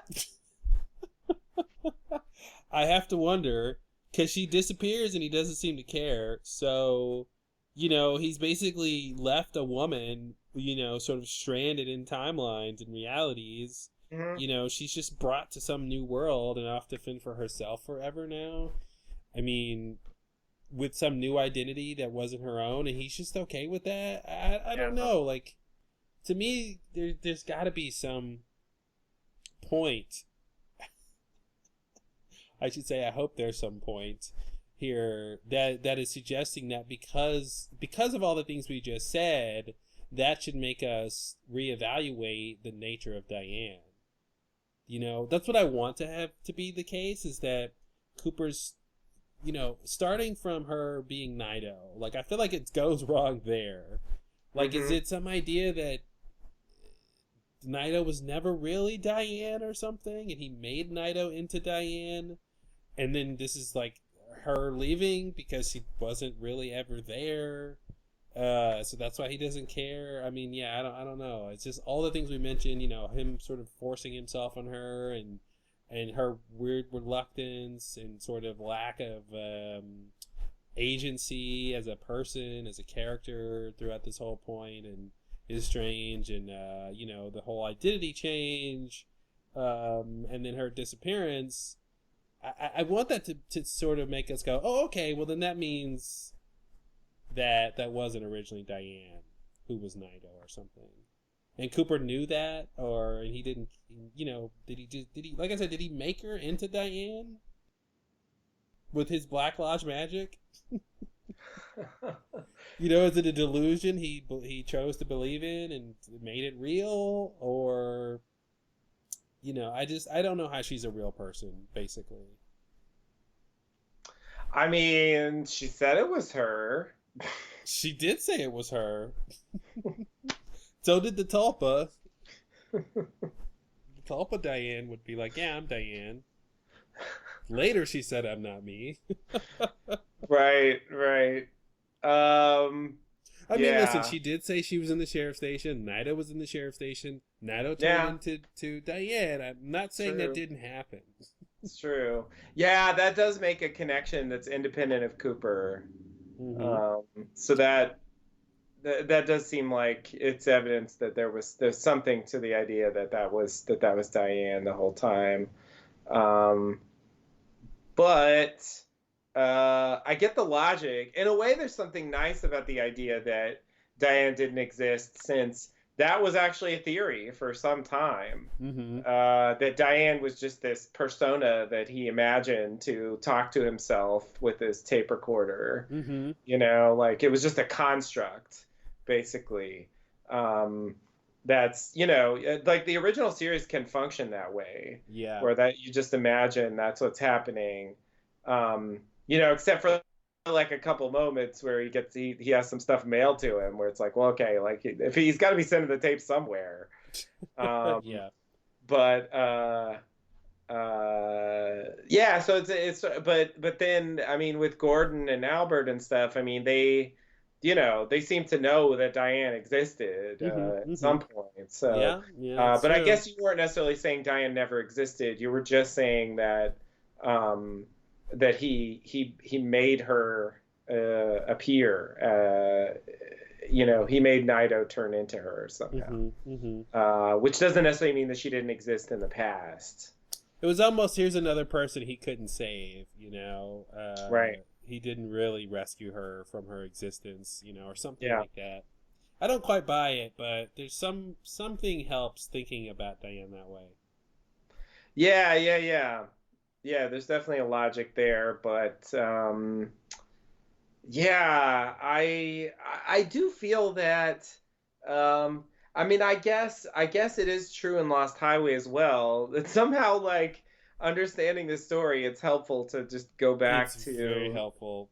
things like Lost Highway to try to understand what they could be trying to do. But I guess it is true that in Lost Highway, you know, we don't really get a lot on like the original relationship between Bill Pullman's character and Patricia Arquette's character, which is sort of the background of everything that happens in the movie. You know, you don't really see, you know, you don't see them meet or see them really having any sort of you know, enjoyable times together. You know, like as soon as you join them, it's already a mess. Sorry, who's Um, joined who? uh, Bill Pullman and Patricia Arquette's characters in Lost Highway. You like in the beginning, you mean? Yeah, Ah, yeah, okay, yeah. I'm just saying. I guess I'm saying that, like the Cooper Diane romance, like the actual romance all happened off screen. Yeah, that's a good point. You know, and so it's just, I guess it's weird to do with Twin Peaks because there's history there that's been established, and so it's kind of clashing with that. But I guess like if you just forget about the past and you just kind of pick up the story here, then it would sort of work like Lost Highway. You know, where they just kind of pick up at this later stage where it does seem like, you know, in a weird way, like, you know, the relationship is damaged or is at least headed towards being damaged. You know, from early on, like they don't even really share like a moment that's unambiguously positive. And the Tulpa Diane, you know, they could have laid the ground for this later stuff with when Cooper returns and Diane is saved from being Naito. They could have laid some ground for this relationship if the Tulpa Diane had been like, yeah, Cooper and I loved each other, but, you know, it never happened, or we had this relationship to a certain point, and you know what I mean? If she could have said some stuff that would have made us think, well, we could take this as truth that they had this backstory. Right. You know, the only thing she ever says about Cooper and any sort of relationship is when Mr. C raped her. And we go directly from her being raped by Mr. C to Cooper demanding Diane kiss him. Yeah. You know, and it's just like, okay, huh? Like, yeah. Oh, that was another question I had. Does he know about that? Does he know that happens? I feel like he doesn't know that. He was in the Black Lodge when it happened. Yeah. I mean, he knows so much stuff that I'm almost like, I wouldn't be surprised in a way if he did know somehow the way he knows all this other stuff. But I also think that there's total logic to the idea that he didn't know. Which, yeah, I mean, I guess is that supposed to be the difference between the two characters here? Is she's coming from this place of having been raped by someone who looks like him, and now she's in this sex scene with him, and he has like no idea. Because I mean, honestly, you could say it's an allegory for some weird idea of like, you know, when you're in a relationship with someone that you don't know their sexual history or their past trauma or something, and it's like he's with someone and he's making demands of someone and he has no idea how that might be triggering the other person. Right. There's a sort of theme there for that, and I don't know why that's there. And what that's supposed to mean to us. Yeah. Like I do feel like this is an element of drama that is, missing from the Cooper story, which is Cooper finding out about some of the stuff that his doppelganger did and having to come to terms with the fact that, he raped Diane, he raped Audrey and had a baby with her. Yep. That like grew up and did horrible things. Like all these like real like consequences of his doppelganger being out in the world. Like I guess he just doesn't even know that stuff happened. It's like it doesn't matter because he's leaving that reality. Right. We talked about that before, where he's saying goodbye to this entire reality. But he makes Dougie, so he clearly still cares about it to some extent. He cares about Sonny Jim and Janie E in terms of them, being left whole from this encounter. But he's not going to be in that reality, so it's like he doesn't really need to know the details of all the stuff Mr. C did, But, stuff like the box, like I'm curious what he would think the box was about, or that if he'd be surprised to learn Mr. C had something to do with the box, Yeah. I mean, he was there, and like, did Judy follow him there? Like, what happened there? I mean, if he's looking for Judy, like, does he understand that Judy is mother? Did he put that together? If that's true. Yeah, that's a good point. And like, I mean, the thing that happened there. I mean, he never finds out. I mean, I don't know. Does it just not matter? It's just I would think. I get the idea that he doesn't want to just leave them, but I would think at the very least he would be, concerned with these other people that supposedly he would also care about, just in terms of like how they're doing, like Audrey, for example, Yes. Yeah. I mean, I definitely agree that he should be interested in like what happens with them, but yeah. It's just like, all right, hey, everybody who's here, listen, especially Laura's the Candy, one. Mandy, Sandy, and I can't wait to see you all again, especially these three people I've never seen before. Especially Mandy and Sandy, because you two never such say great a word. Conversation. Yeah, it's I don't know what to make of that. I don't know what to make of that whole idea of him just leaving. I mean, that whole part of 17 is just riddled with problems around that time of him seeing Naito and his face overlays, and he says goodbye, and then the world turns, the lights go out in the world, and he fucking flies through space time and finds Mike, and Mike's like, "You're a magician now," and I'm like, "What?" Yeah. The magician longs to see. He's longing to see. Yeah. Yeah, that's where he ends up. Yeah. Yeah, no, I agree. I mean, that's where the story really turns. And, and it's Cooper's big return, if you will, to Twin Peaks, reunion with some of these older characters, Unfortunately, it's not the real Sheriff Truman. Hey, tell Harry I said, hey, won't really matter, though, because he won't remember me. Like, it just feels so, I don't know. It just feels so He'll remember him. He just won't be in the timeline anymore. Oh, okay. It's just, I don't know. He's like, some things are going to change. So I thought, I don't know.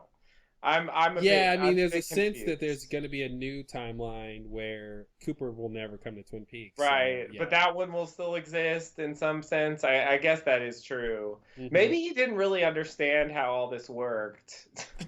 Oh, no. It's either he knows everything that's going to happen and why, or he doesn't understand any of it, or he understands parts and other parts he doesn't. Yeah. Those are the three options. You covered it. It's like, take your pick, ladies and gentlemen. Which story do you want to believe in? Because they're all plausible. It seems to me like it's option three. Like he understands Hmm. parts, but not all of it. Yeah, That's what it looks that's like the because best for writing. yeah, of course. I mean, he does things that make it, look like he kind of knows what he's doing at several moments here. But then other times he seems completely surprised and confused and unable to really understand what's happening. It's like life that way. So I know, right? Lynch literally said that in an interview. Oh, really? And I was like, David Lindelof should just like Oh kill man, himself now. Like he can't top. Like I was like, wow, he literally said the love thing. there it Because is. like the interviewer was talking about all of the unanswered mysteries and stuff like that, and he was Yeah. like, yeah, you find out, maybe you learn a few things, maybe you never understand certain things, it's like life, like It's funny. Yeah, I heard an interview with Kyle MacLachlan recently, and he said a similar thing about it's more like the lingering mysteries are more like life. Yeah, so they're both on the same page with that idea, and yeah, yeah, it's a nice fallback. It's a great place to be. Now you will get charged with being a lazy writer of course. when you don't explain things, but you can fall back on that. Well, this is like life. It'd be interesting to see a universe in which there are no mysteries in life. I mean, if there's infinite universes, I feel like there has to be one where there's no Mhm. mysteries, which I don't know what that's like. That's a But hard thing to it's portray. a hard to read. But would that mean that they have literature where mysterious things happen and but I mean, can there even work? Can that even work? I mean, I Right, guess if there's no mysteries, then even literature has no mysteries. right, So right. you couldn't write literature with mysteries in a world where there's no Yeah, mysteries. yeah. Wow. Wow, that's hard to think about. Seemingly. Yeah, yeah, it's hard to understand that, but uh yeah, it feels like that's the mystery. But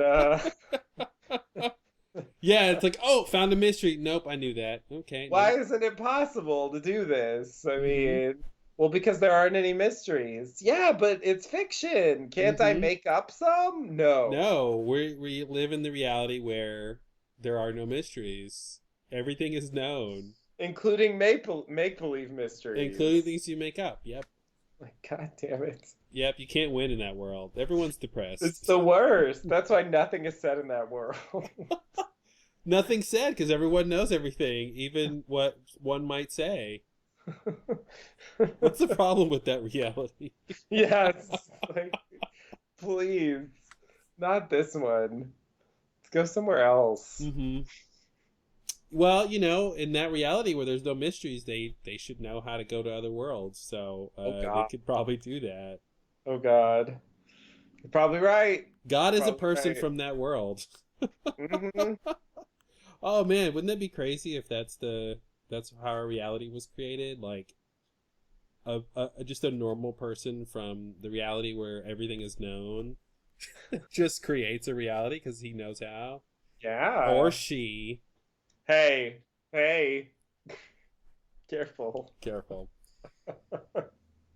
Wow, yeah, I think I could create a religion based on that idea. I can be like, God is a Probably. person from another timeline. And Sure. that it's like explains God omniscience, right? Yeah.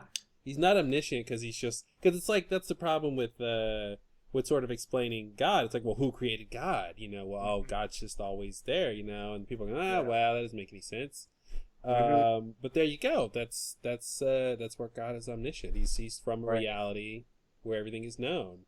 Right. Right. Sure. All right, we just solved religion, so let's It's see a, if we can solve Twin Peaks. yeah. Strangely, it's harder. Yeah, right. Okay, so yeah, I mean, we talked about the motel changing. I do think it's an interesting idea that like this was a timeline shift that like maybe because I don't know, maybe because I don't know. Again, like, does he not notice that it changed? I guess that's the question I have. Like, if this is a hint that it's a timeline shift, then I would want to say that he didn't notice Well, here's that the it problem. happened. I think he definitely notices the hotel changed.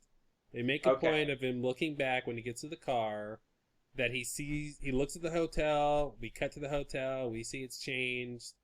He doesn't really do a lot of reacting to that. He does some kind of react, and then he drives on. So there's some sense here where he knows something's different, but I do agree that by the end, he doesn't seem to think, until the end, that time is a factor in what's happening. In terms of, I guess what I'm saying is he could know, oh wow, time has changed, in this scene here at the motel, but he doesn't think that that's going to affect his plans until he finds, Sarah Palmer isn't at the house. Then he's like, oh, maybe time is a factor here.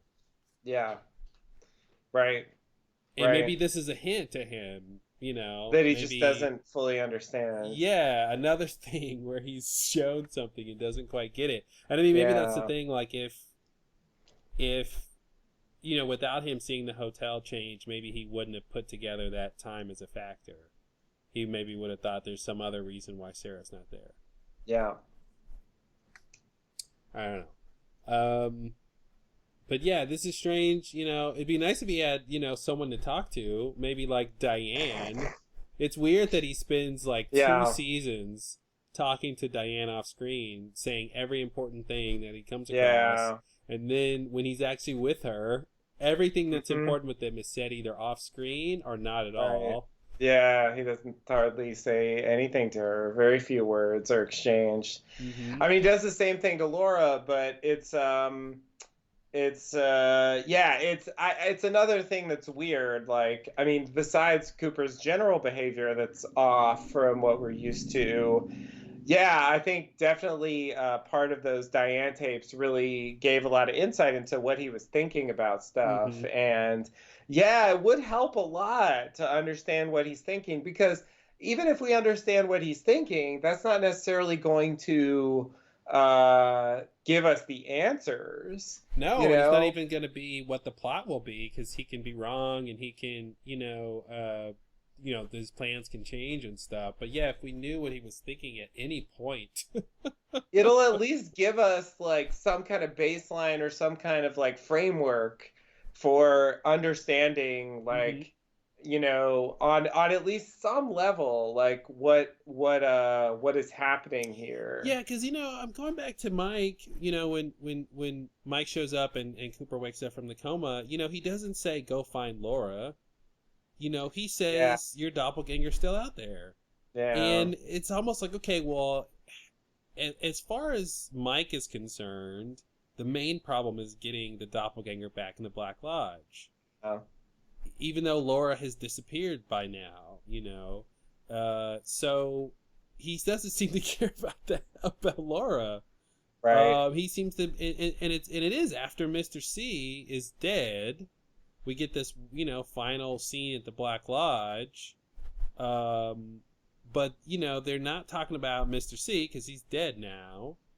But they're not talking about Laura, except for is this the little girl live down the lane? Right. Like that might be a Laura thing. We do get the flashback to Laura, but they're not saying go find Laura. Now we do see Leland say that again.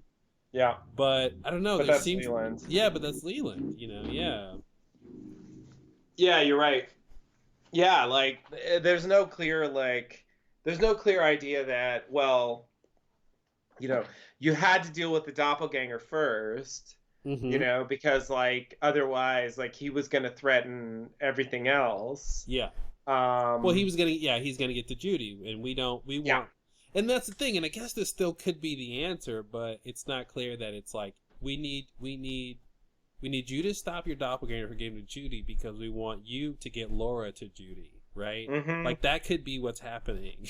Yeah. But it's definitely not clear. It seems like they're like, well, we want you to stop. It's like I guess it's just the sort of motivation is split. Like one side is just about stopping Bob and Mr. C, and then the other side is about getting Laura. And the fireman is about Laura, seemingly, and also stopping Bob. So he crosses over both of those motivations. Yeah. he shows Judy as well. Again, assuming it's the experiment thing. Yeah. Did the Palmer House show up in that montage? Do Andy's you remember? montage. Yeah. I don't think so.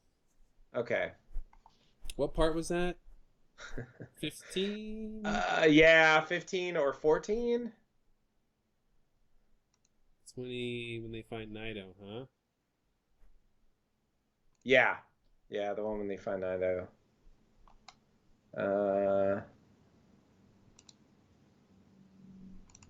I think let's see. Oh, here we go. Oh yeah, it's 14. It's 14. Oh, nice. Okay. Let's see. I got it. Okay, experiment model, experiment. Oh, the good old days when it was just experiment. Experiment model, experiment with Borb, convenience store, woodsman got a light, power lines, girl screaming from pilot. That's a weird one. Red curtains, Laura's face flanked by angels, Nido, Cooper and Mr. C. Again, Andy saw that, and he sees Mr. C and like, hey Cooper, welcome back. Wow, what a good point. Wow, that didn't even help him. Seeing two Coopers split in two, one Cooper split in two, did not help him. It didn't help at all. He saw the good one and he saw the bad one, and then when the bad one shows up, he's like, everyone's gonna be so happy to see you. Yeah, he really didn't. But again, it's almost like Andy forgot, right? And it's only he just happened to remember, when Mr. C shows up and leaves the room, and he has a flashback to this montage, but he only remembers that part. He doesn't remember seeing the two. That's interesting. Yeah, it's like seeing Mr. C prompted him to remember the montage, but only the Lucy part. Right. Yeah, so then we get the ringing phone, Andy leading Lucy down a hallway, Nido with Andy, the number 6 telephone pole. That's the last thing we see. So yeah, there's no Palmer House in there. Okay. The last thing is the thing from the other universe. Why show Andy that? Why show Andy that? Indeed. That feels totally pointless and confusing. He clearly didn't get anything out of it. And yeah, why show Andy the Judy stuff? I don't think he got that either. Are we supposed to think that, I've said a similar version of this before, but now I'm going to be more specific. Are we supposed to think that this exact montage is what was shown to Cooper when Cooper was in the black and white room with the giant? Like maybe before the scene starts, he sees this whole thing? And maybe that makes some sort of sense. And we're supposed to assume that Cooper saw this. In a way, it would make more sense if he did. Yeah, exactly.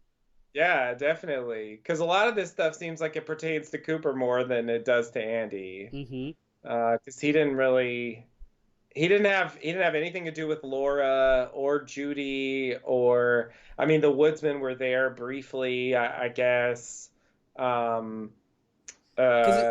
It just kind of dawned on me that the telephone pole.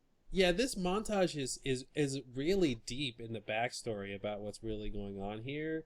And for Andy's little role in this, it's really not vital for him to know all of this stuff. And so I'm like, well, I wonder why they would give him such a powerful overview of like what's going on here. And I assumed it would matter at the time. Exactly, which was the mistake. Yeah. And maybe the idea is we're supposed to assume, someone else got this powerful overview of what was going on here. And the prime person to get that would be Cooper. Right. And that would explain why he has this idea of a plan, why he knows about Judy, why he knows about some of these other things. Even seeing the woodsman, like why he's not surprised to see them. Right. So I think that's kind of an interesting idea. Yeah, I agree. That's anything to give Cooper more information than he apparently should have. And it gives him that specific, like, part 8 crazy stuff. Yeah. That he would have no way of knowing. Yeah. You know, there's no way for him to know about Experiment in Space, you know, Right. without, you know, like in terms of like seeing it or something. Right. So without this kind of thing. Yeah. And they do have this shot with Laura and the Angels too, which is sort of reinforcing Mhm. that Laura is the one and she's important Yeah. with all this. Definitely. Now, it doesn't show the orb, right? No. Okay. No. There's no Lorb. Mm-hmm. But Yeah. yeah, it shows experiment model, which I think would be nice for Dale to know. Mm-hmm. God, if it showed Sarah Palmer, that would be the only thing missing. That's what I was wondering about if they made that connection, and they kind of don't. I think the Mhm. closest we get is the Palmer house when And it's maybe there that's the when point though, Mr. C because shows up. yeah, when Jeffrey says this is where you'll find Judy, that's the reveal. Like he's Mm-hmm. seen, you know, potentially if he saw this montage, then he saw Experiment, he knows that that's like the evil thing. But yeah, he could be putting it Right. together Yeah. that that's Judy or something. Mm-hmm. Okay, well, did that fix it? Not exactly. Who's the drunk? Oh God. Oh, that drunk. Jesus. I feel like there's ridiculous. a good like home board game you could play called Unanswerable Questions from Twin Peaks, and which would be a fun game to play with your friends, where it's just Sure. like you just, you know, write questions on cards and you just ask questions like, you know, who was the drug, you know, and then you just go Yeah. around all babbling trying to figure out an answer to that question, but you know the answer is it's unanswerable. Yeah. Yeah. So every answer wins. It's a game, you know, everyone can win. Yeah, yeah. That's what that Lynch interview I read was kind of like. They asked him like all sorts of specific questions about like they asked him like, what about all these people in the Roadhouse, like having these weird conversations Uh-huh. and like you know Billy and like what happened with Billy Oh, nice. and yeah he was like you know I can't talk about that. Wow. Wow. Yeah, he had no helpful comments to make about that or really anything else. I Mm-hmm. mean, that's his thing. You know, and that's one of the reasons why, you know, although this finale does seem to be you know, somewhat divisive among fans of Twin Peaks, you know, some people are really not happy with it. Um, you know, I don't think he's going to face the kind of backlash that Damon Oh, Lindelof yeah. did. Mm-hmm. You know, it's sort of like he's kind of immune to it, you know? Like in a way Carlton was. You know, like if you don't react to it, if you don't let it That get is to part of you, it. That's part of it is it takes two to tango, and you don't have yeah. and how you know, they can respond however they want, but how you respond to that is up to you, really. Yeah, and like Damon Lindelof, I mean, he quit Twitter. He's talked about going to therapy. You Mm-hmm. know, like it clearly did affect him a lot, and Mm-hmm. so yeah, I feel like that's part of you know the problem that he had. That you know, Yeah, uh, I think for him there's probably this disconnect with really just the idea of people not really understanding the show they were watching, and how like everyone's on board, then you get to the end and it's like, wait, this is the answer? Screw you, David Lindell. And he's like, no, mhm. wait, guys, like the whole time I'm telling you that it's not about the answers. Yeah. Yeah, at the end you're mad at me that there's no answers. It's like, how else could I have done this where it would be Right. obvious? Yeah. Um, yeah, that's crazy. Oh, I feel so I bad. gotta tell you, Lost is crystal clear compared to this. It really, I didn't. Yeah, I mean that's one of the things, you know, having podcasts about Lost since the Stone Age. Uh, that's one of the things I really didn't think was possible. That Twin Peaks would sort of really just demolish Lost in terms of mysteries and the inability to sort of understand what's happening. I mean, like, Yeah.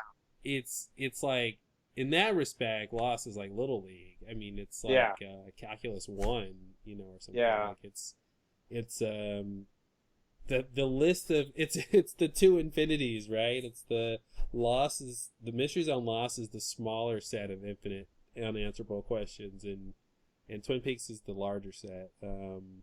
Yeah, it's yeah. I mean, that's the one thing I'm happy about is, you know, it's giving us something to think about. You know, whether or not I like what actually happened. You know, Different question. different question. Yeah, I agree. Yeah. See our other podcast for that. Yeah.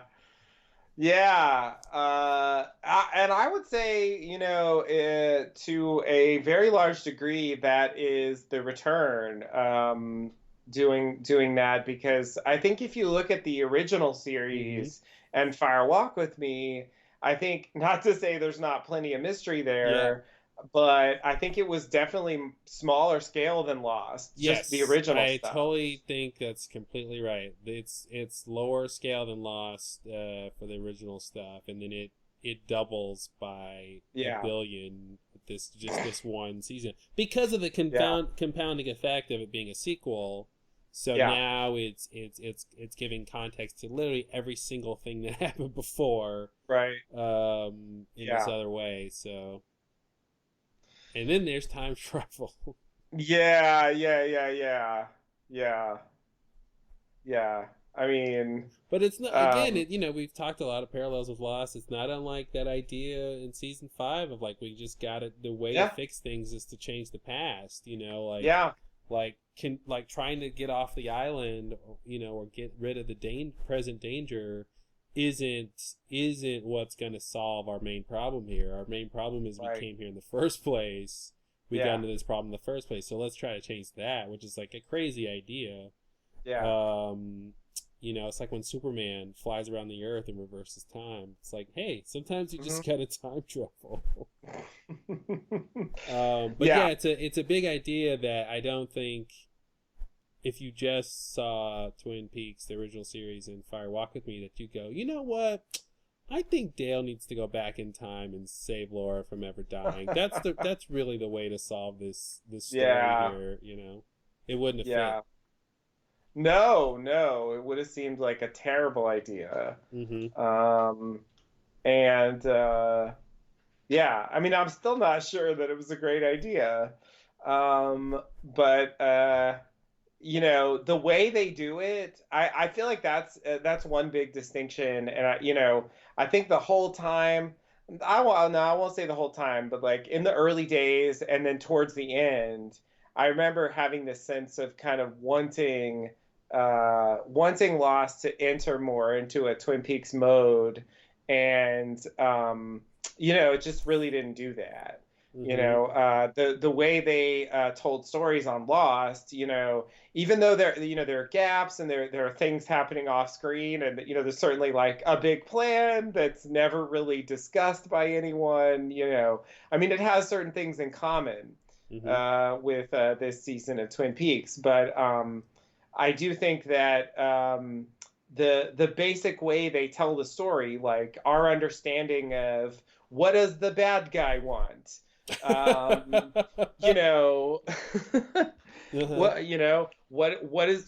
the good guy want? Why does the good guy want to stop the bad guy? You know, like these sort of basic elements of the story. How do they know that? You know, it really, for the most part, like it answers those questions. You know, to varying degrees, and like pays attention to our understanding of characters and why they're acting the way they are. Well, with Lost, they want your head to get it, not just your heart. Yes, exactly. Like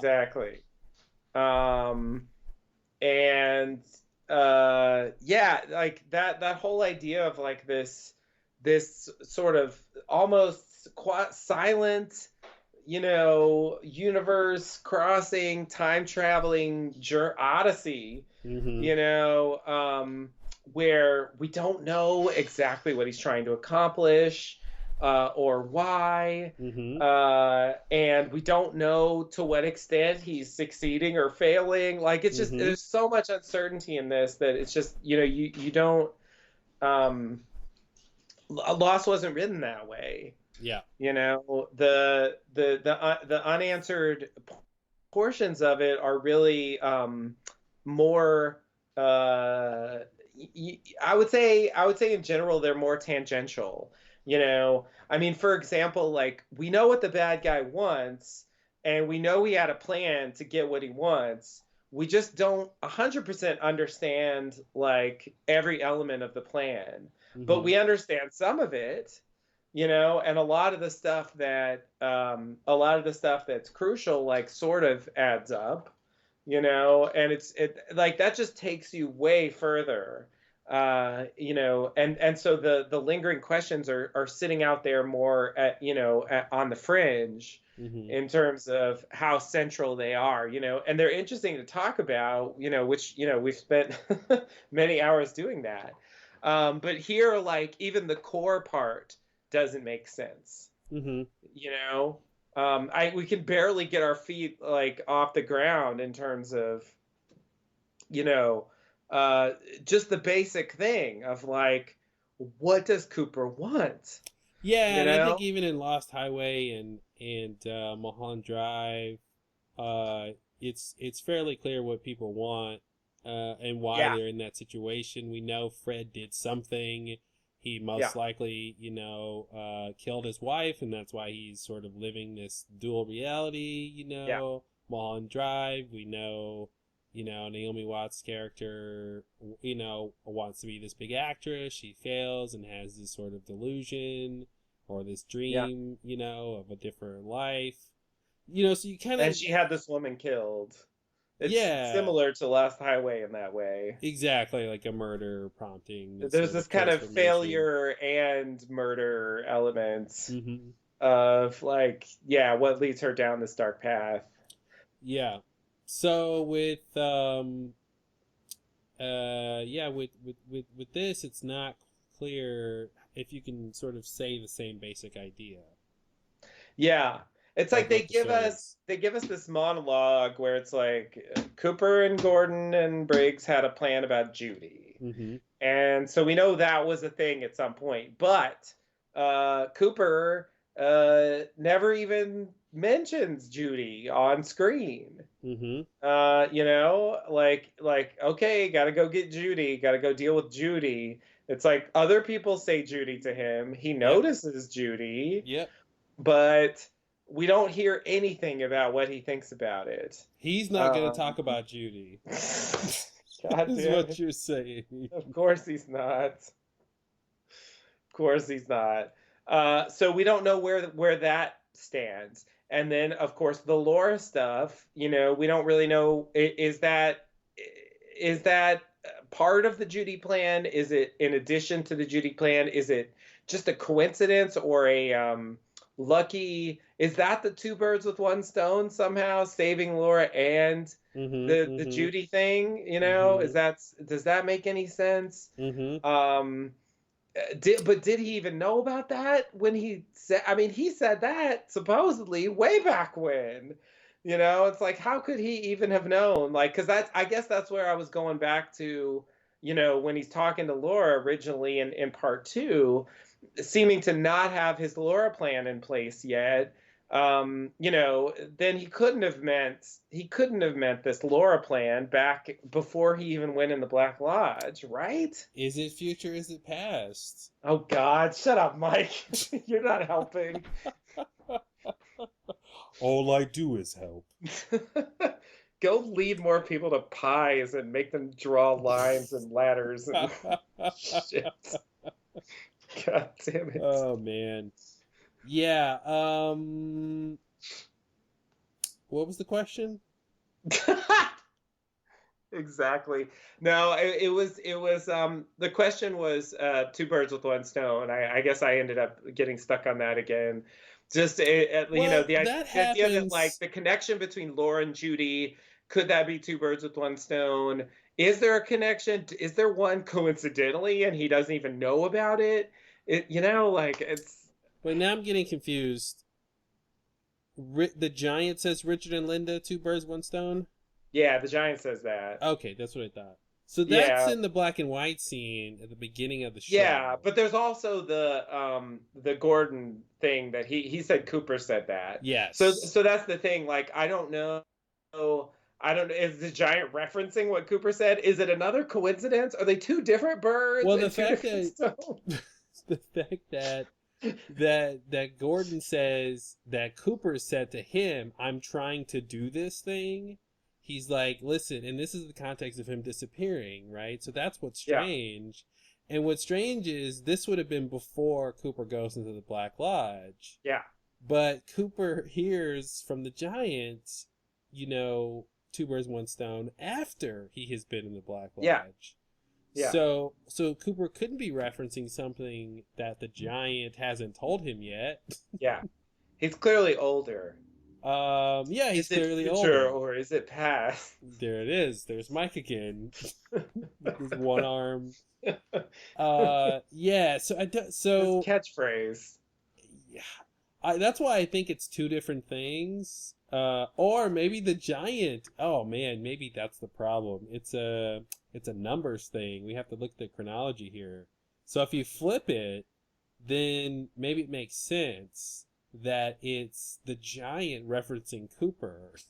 Yeah. That's what I was saying. Like that seems like a possibility. Like, are they the same birds? So the giant is like, "Hey Cooper, you told Gordon once that you were trying to kill two birds with one stone when you were doing something. I don't know." Yeah. Now I'm gonna reference that event to tell you that you need to do that kind of thing again. Yeah. It's sort of like the Let's Rock thing. It's sort of like Let's Rock, where we kind of see it. We kind of see the later version first. Mm-hmm. Yeah, there it is. Yeah. Which I guess which I guess could make sense, but the problem is we see it first on the show. Yeah. Although it happened after. Right. Because when we get to Gordon saying it, that's even before it happened with the giant. Well, that even happened after that. So presumably, yeah, it's like a weird leapfrog thing. Yeah. I mean, we still don't really know when that scene took place, but I guess we know the general point. I think, respective to Cooper's timeline, when it took place, which has to be after he goes. It has to be between the time that he's before he transitions with Diane, before he crosses over, and because he's told about 430 and he uses it then, right? Yeah. So it has to be before then, but it has to be after he. I think it has to be after he kills Mr. C. It has to be after he has tried to save Laura. Honestly, I think it's supposed to be, I think it's supposed to be like when, instead of like when he goes to the Black Lodge this time in 18, I think like that's the period he would go. Mm-hmm. Or, no, it should be before he gets to the past, the 80s, to save Laura. That's when it should be. Yeah, that's what I was gonna say. Because if it's the other way around, then Listen to the Sounds would actually happen after he heard the sound. Yeah, no. It should be like when he appears in the bushes where Laura and James are talking. He should have just come from the White Lodge, and he does have that same effect when he sort of materializes in, so I think that could be him going to that place at that time. Right. In a way. Right. Yeah. I mean, that more or less makes sense. What is that sound about? It's about Laura. And what's in their house now? I was thinking it's in our house now. What if it just doesn't make sense? But what if you know, since Laura has at that point, I think maybe, disappeared, depending on the context, maybe he's saying like the orb is home now. Like maybe it's the orb.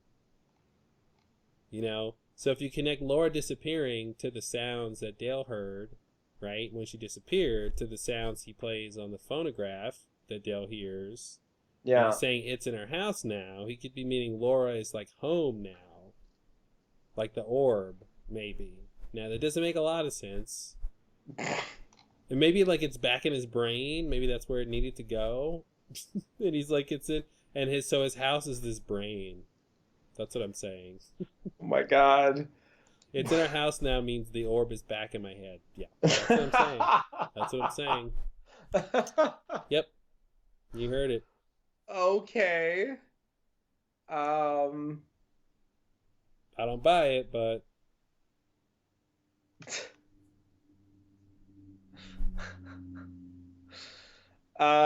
Yeah, that's a tough one.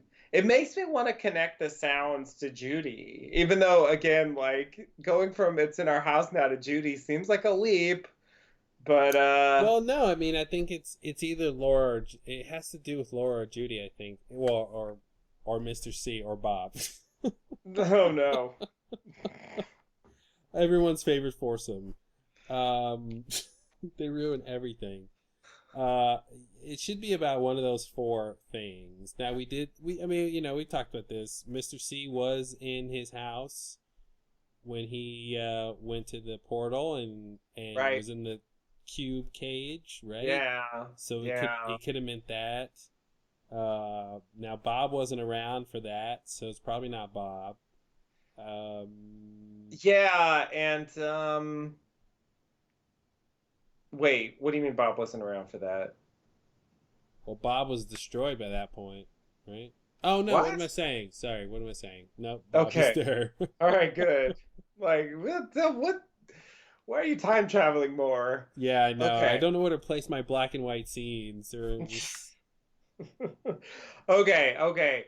Yeah. So I mean, the weird, like at that, if it happened at that moment, it's weird because, well, I guess we talked about that at the time. That whole timeline of Cooper's drive or flight or whatever up there. When did he get to Jackrabbit's palace, and when did he come out? You know, the 253 thing. Yeah. You know, time and time again. And again and again. time and time forever. Yeah. Yeah, it's God, why is like the simplest thing? It's like even just knowing when that scene took place, like does that need to be a mystery? I was just thinking, you know, you have all these characters helping Cooper, and even their help is confounding. You know, I'm like, what was the tree trying to say? You know, like, what was its point all this time?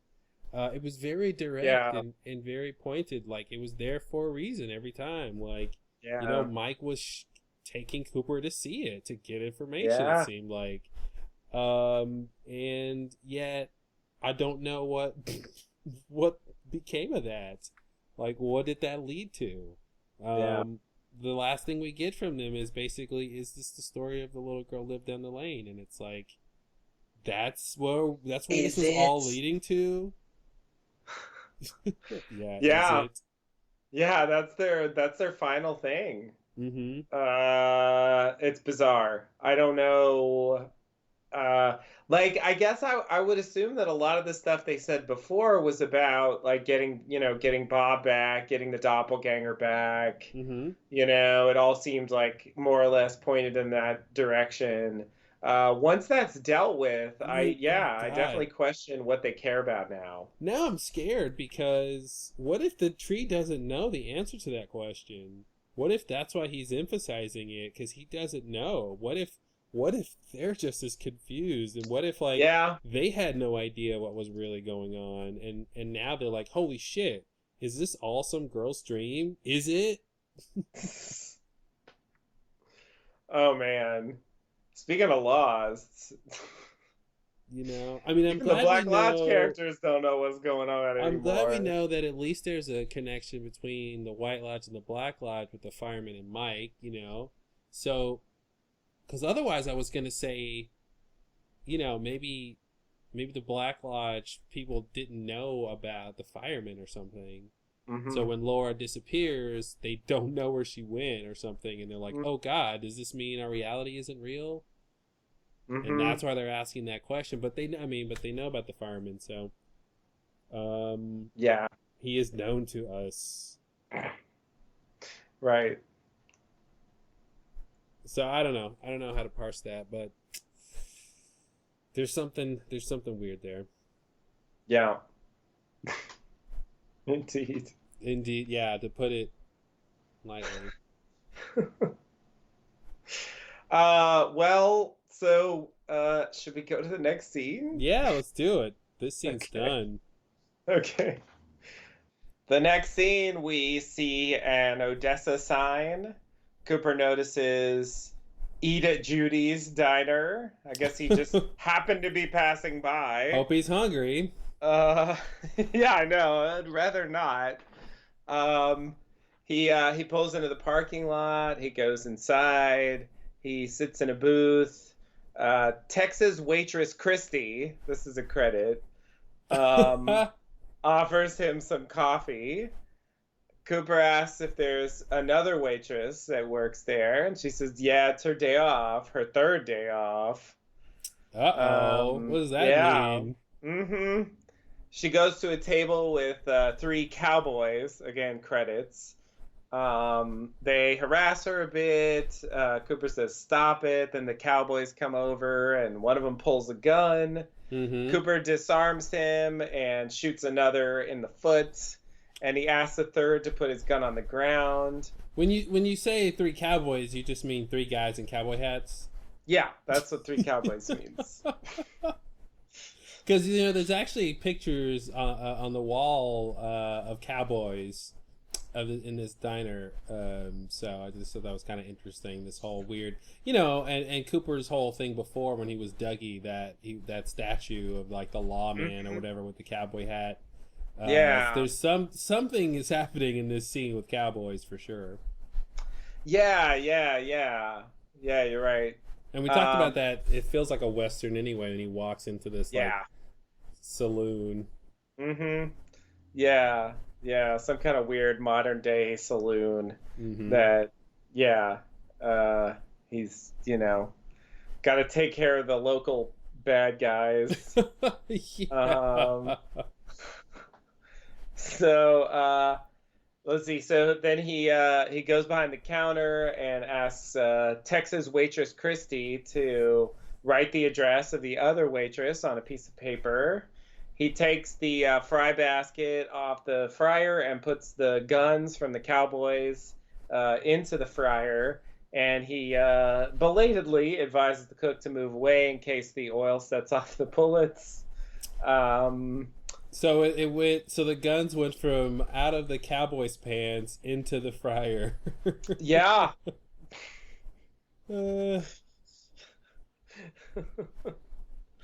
Exactly. Let's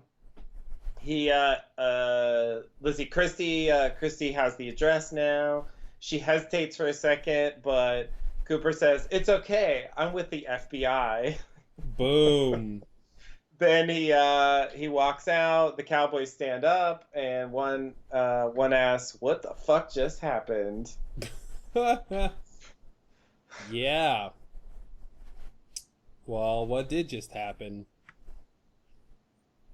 Yeah, what is that? What is that thing about? I mean, this is a bit weird. I mean, is it just that are they referencing the statue in some way? Are they saying something about Cooper's character, or is it just to have something a bit more dramatic happen? Then he just comes in and asks for an address, like what is the reason for this? I mean, these random cowboys that Cooper sort of disarms and injures and deals with, you know. I mean, it's weird. I guess here's the thing that starts happening as we approach the end of Twin Peaks: The Return. I start questioning every second that they spend with anything. Like, why are we doing this? Why is this happening? Why is this character saying this? Like everything like gains significance the closer we get to the end here.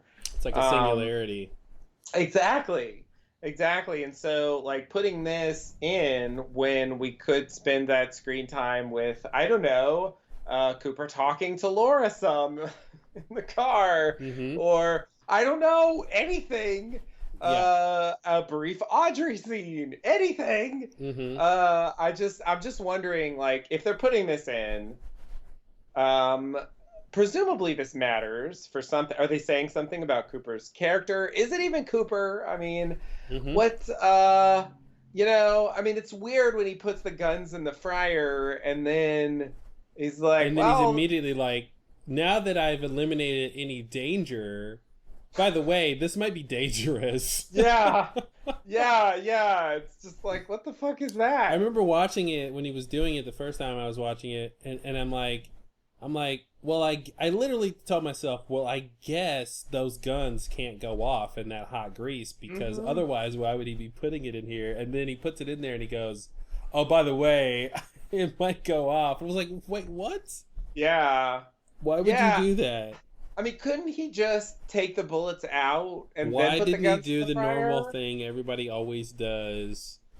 Well, I couldn't even tell, and I've watched this little bit several times. I can't tell if he only thought to put the guns in the frying oil after he took the fries out, or did he see, or was he looking for a place to put the guns, saw the oil, realized he needed to move the fries and then put them in? Yeah. Or did he see the fries? That was my son.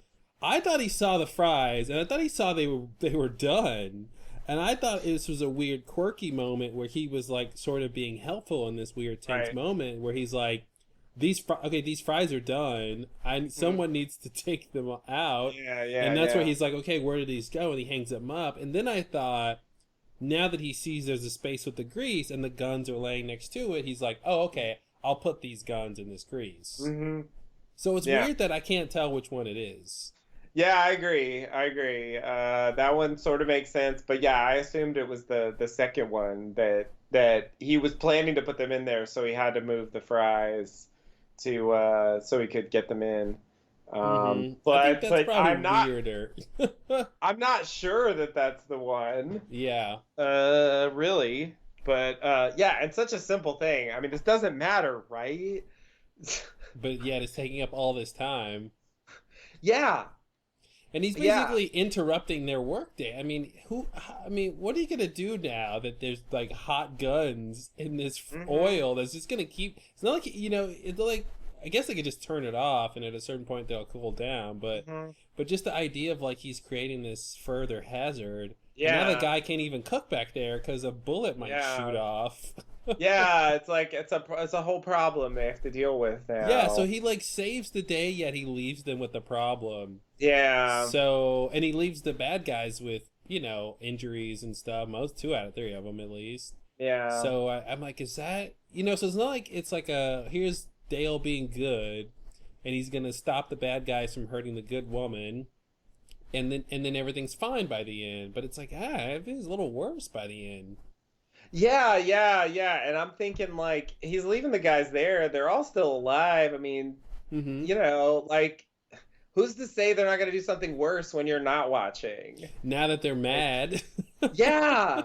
It just seems like they can't, now that they don't have guns, that they're sort of not a threat anymore, which is obviously not true. Yeah, they weren't using their guns to begin with. I mean, the altercation started without guns involved. So it's just like, now it ends without guns involved. Therefore, nothing's changed. Maybe that's the point. Yeah. So, I mean, it's weird. What is this about? And I did think, I think they're all wearing white cowboy hats, just to go back to that trope. Are cowboy hat determining your morality. Yeah, that's strange. Yeah, so it's like Cooper's the black hat in this thing, and they're the white hats. Mm-hmm. Whatever that's worth. Yeah, yeah. I mean, there is this thing of Cooper being this, this wanting to be this hero. Mm-hmm. Um, and specifically when it comes to women. Mm-hmm. And I wonder if that's Saving Caroline, saving Annie, saving Laura, exactly. saving Carrie, Yeah, yeah. saving this Texas country waitress. Yeah. What was it? What's that her name? Yeah, Texas waitress Christy. Oh. Her name is Texas waitress So Christy. it's Texas country waitress. All right. Yeah. No, sorry, no country. Country is implied. TWC, not TCW. All right. Yeah, TWK actually. Christy was- TWK. Ooh, all right. Yeah. Excuse me. Yeah, get it right. Yeah, so maybe that's part of the point here, like just and maybe that singular obsession of Cooper's is like part of what brings about his downfall, question mark. Not really sure what happens at the end, but you know what I mean, like let's just say not success. Well, but I think that's an interesting idea, but I just want to add that like he's being told and directed by otherworldly beings to save a woman, so it seems like that's what he should do. Yeah, if that's worth anything. That's true. It's true. But yeah, even in this scene though, Christy with a K isn't happy when Cooper takes charge of the scene.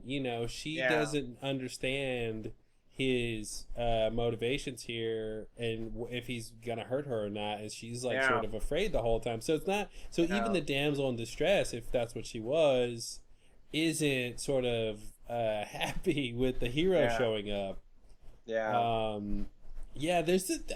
There's something here weird about the sort of hero being an anti-hero or something. Or Cooper somehow tainted or changed, and ever since his night with Diane or something, are crossing over, like he's increasingly not the same up until a point. Right. Because I feel like after this scene, he doesn't talk to Carrie. He goes to her house and then he talks, and he's more or less normal Cooper there. But then when they're driving, he's kind of quiet, weird Cooper. But then when they get to Sarah Palmer's house, he's kind of normal Cooper again. So it's like this is the most he's not going to be Cooper for the rest of the show. Yeah. In this scene at the diner. Yeah. And is it because this is Judy's house? Yeah. Oh, what is that about? Is Judy making him bad here?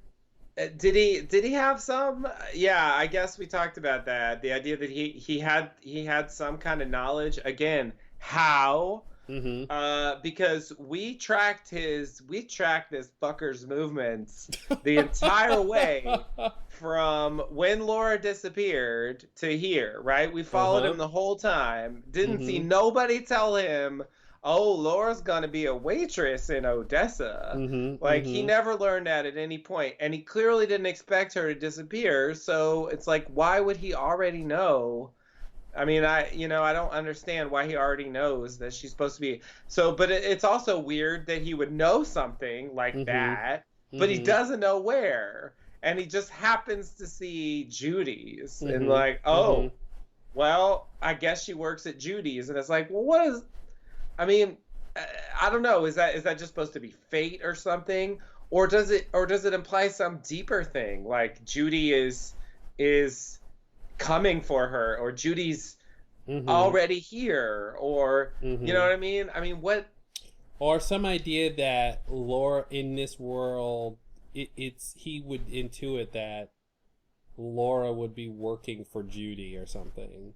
Or some sort of relationship between an owner and an employee is analogous to Judy and Laura.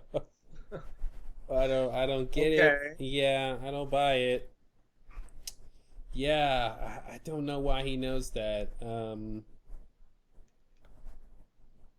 Yeah, I don't know that. I don't know why he has any idea why he knows that she works here is crazy. Yeah. Yeah. It just comes out of nowhere, and it's in that uncanny valley where if he knew exactly where to go, it wouldn't bother me. If he had no idea where to go or where she was, it wouldn't bother me. But he doesn't know where to go, but he does know like what her job is, and he knows to expect her somewhere.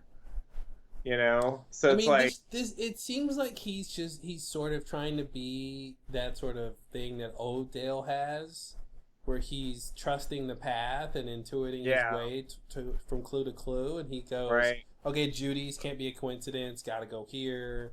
yeah, I am looking for Laura.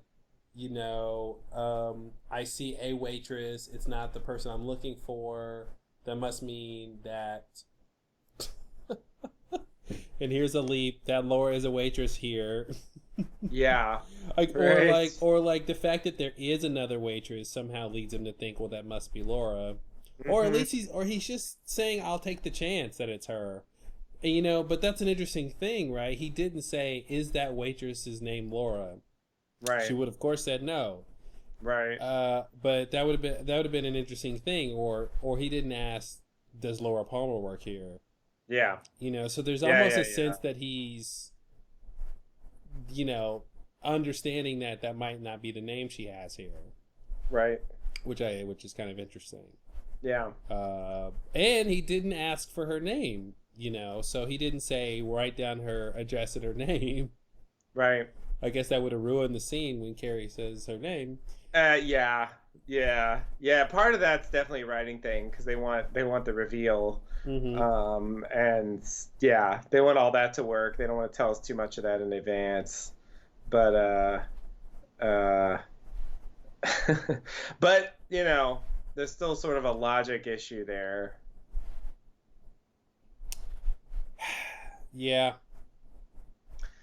Well, Next shall scene. we brave on? Yeah, I feel like this finale is like defeating us. I feel like we hit the scene and it's like getting worse and worse where it's like we're approaching that singularity at the end where it's getting harder and harder to really make sense of the furthering developments. Yeah. And yeah. So Cooper drives to a house. He sees a number 6 telephone pole outside and hears electricity. This is the one from Andy's montage. He walks up to the house. He knocks. Carrie Page, who looks like Laura Palmer, answers the door when he says FBI. And she says, did you find him? He tries to call her. Yeah, starts with that.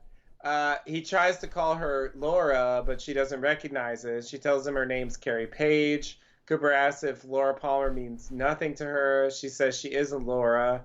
Cooper says your father's name is Leland and your mother's name is Sarah. She has maybe some kind of reaction to Sarah. She says, what's going on? Cooper says he thinks she's Laura Palmer and he wants to take her to her mother's home, her home. It's very important. Very important. Very important.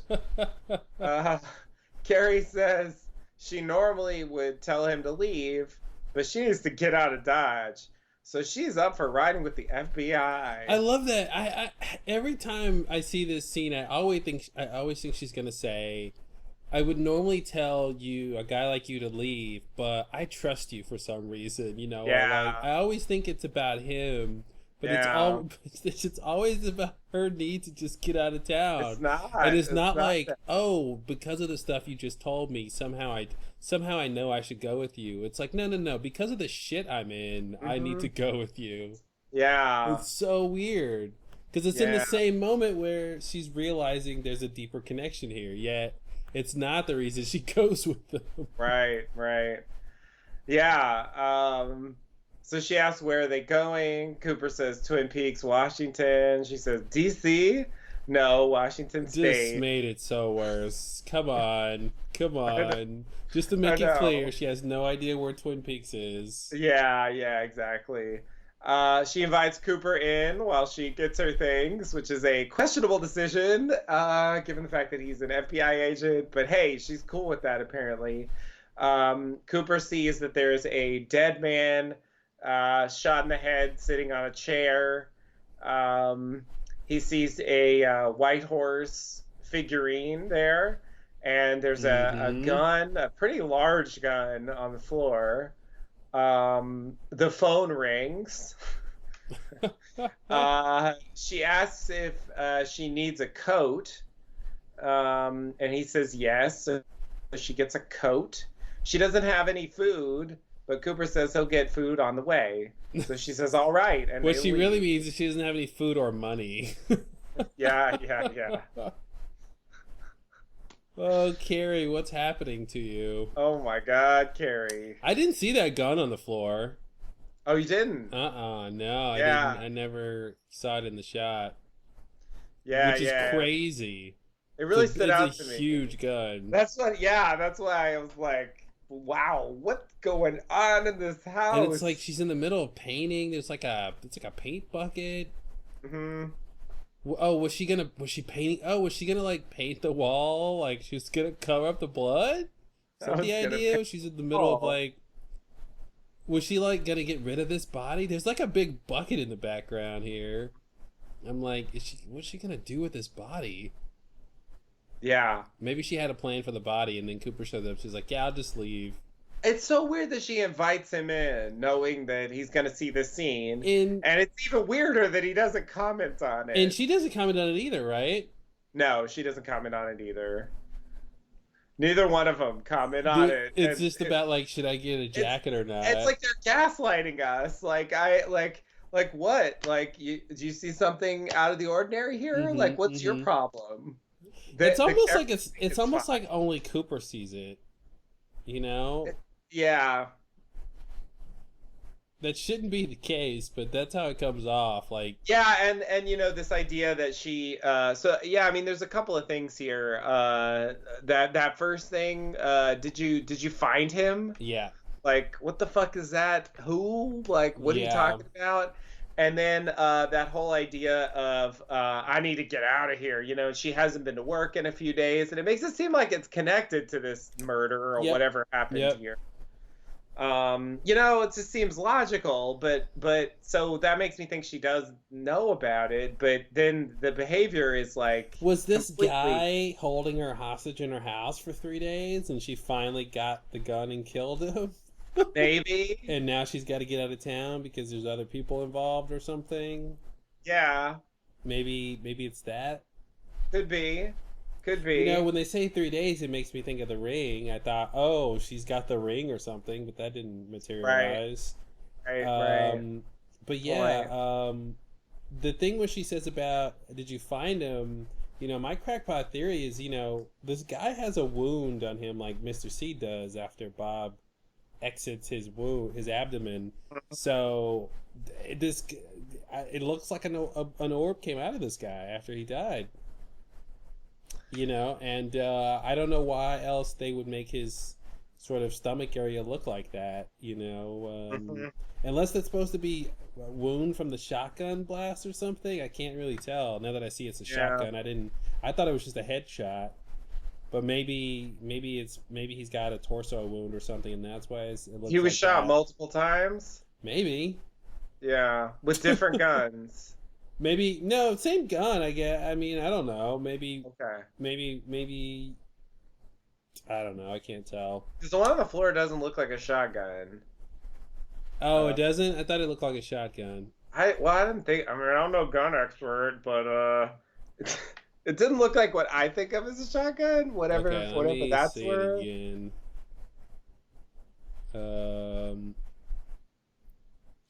Yeah, that's not a shotgun. So, okay, yeah, I guess I just Okay, mean, good. yeah, I guess I was thinking of a shotgun because it looks like he's got a sort of overall wound on his stomach, like Mhm. multiple areas. But I guess, I don't know, but it also looks inflated. That's the other thing, too. So, Yeah. it looks like, I can't tell what they're doing with that. I can't tell what we're supposed to think. Was he pregnant? Like, I can't tell why that corpse looks like that. But then it also has this like obvious headshot.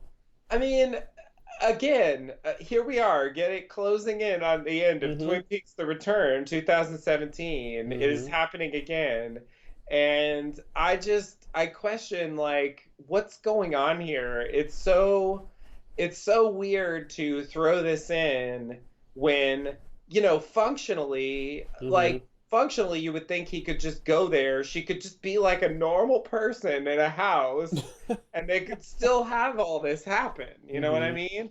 But it's like, no, her life is insane, apparently. She's got some crazy shit going on with monster guns, and there's the dead guy, and who knows what else happened, whatever the backstory is. Did you find and there's someone like this isn't the end of this story. Like there's another party out there. Yeah, there's an extra part. Perhaps and she just assumed the person who opened the door would be related to this person that she's looking for. It's such a weird thing, like, oh, if you're knocking on my door, then it must be related to this other thing. Yeah, exactly. And it's like, no wonder she hasn't been to work in a few days. Like, but it's like, how did this? So does this? I mean, is this? What is this? I mean, is this? Wait a minute. What is this? What I mean, like, I don't understand what we're supposed to think about it. Is it just that? Because we're not supposed to think about it. We're supposed to heart about it. Well, my heart doesn't know what to heart about it. Like, your heart always knows what to heart about it. Like, that's why it's a heart. Laura's life was always going to be, you know, troubled and dark. You know, like there was even in this universe, this other universe, she's still like dealing with these extreme levels of violence and who knows what else. But it's like, it's maybe, but I mean, it's like, to some degree, we don't know how long her life has been like that. Maybe she had a great life, and then this just recently happened 3 days ago. Well, that's what I'm saying. So is it that, or is it something else? Is it just a random recent occurrence that's just bad luck? Is it, was she being targeted? I mean, is someone behind this? Is this, you know, is this Judy or Judy's followers or some kind of weird? It reminds me of Mr. C's death, you know, like just this corpse that was shot and there's a gun laying next to it and this sort of like wound from an orb leaving, and it almost is like a callback to that, like Cooper is sort of seeing some callback to that almost.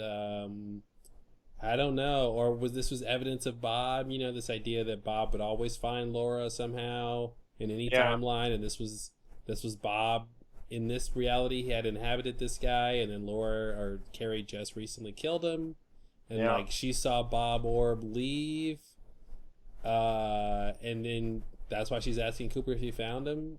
I feel like the answer should be, I hope not. But yeah, seriously. But it also connects back to Billy being missing. It's like, you know, why is there always a guy who's missing? Right. Yeah.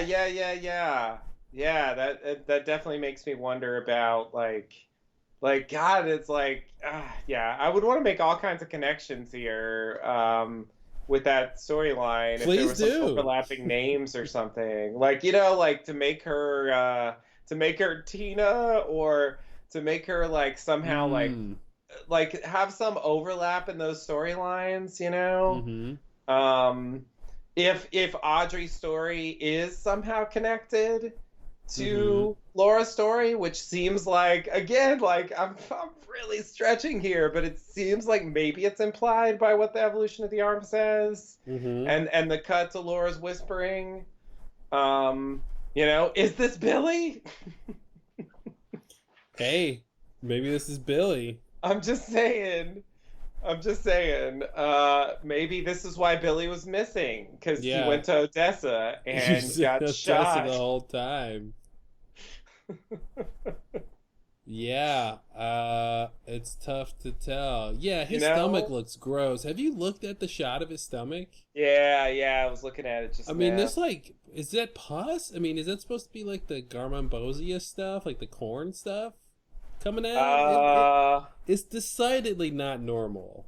Yeah, I couldn't tell what it was. It was some gross stuff, like And he's protruding. got his like hand out as if he was reaching for something, but then his hand sort of is frozen in air, which is weird because if Mhm. he died, it should have flopped on the couch. So it's Right. almost like he died like and got frozen in the Hmm. spot. I don't know. It's super weird. Yeah, talk about a left curve, a curveball, left hand curve. What's the left turn? I guess is what I was trying to say. Yeah. Curveball and left Or turn. curveball, yeah. Yeah. Oh yeah, I see. Yeah, his hands are frozen. Yeah, this is weird. This is so weird. And And he, just the fact that they don't discuss this is just really well, not even a like who's the dead yeah, guy. or Oh, not even a look, no. not even like an embarrassed look from her, and Yeah. they just share a look like, okay, we both acknowledge the dead man in the Yeah. room. They don't Uh, even get that far. Another thing I think is interesting is first of all, I think it's interesting he's in a big chair like we always see in the Black Lodge. Yeah. But he also kind of looks like Jack Nicholson to me, and because he's sort of frozen, it makes me think of The Shining. Mhm. A dead guy frozen, Jack Nicholson. That Right, gets you to The right. Shining. So I Right, don't know right. if that is supposed to Good. be anything. Like Yeah, um. that's interesting. I mean, I know David Lynch likes Kubrick he's definitely a references and Kubrick stuff. fan. Yeah. Yeah. 2001 was very explicitly referenced Mm-hmm. with the music and the imagery. Yeah. Um, so, yeah, I mean, hey, why not? I did not make the Jack Nicholson connection, though. Now that you mention it, I see what you mean. Mm-hmm. See what you mean? There's something in the face there Yeah. that has this vaguely Jack Nicholson-ish appearance. Mm-hmm. But yeah, the hands in the air are weird. I never really noticed that. Like, how did you die like that, sir?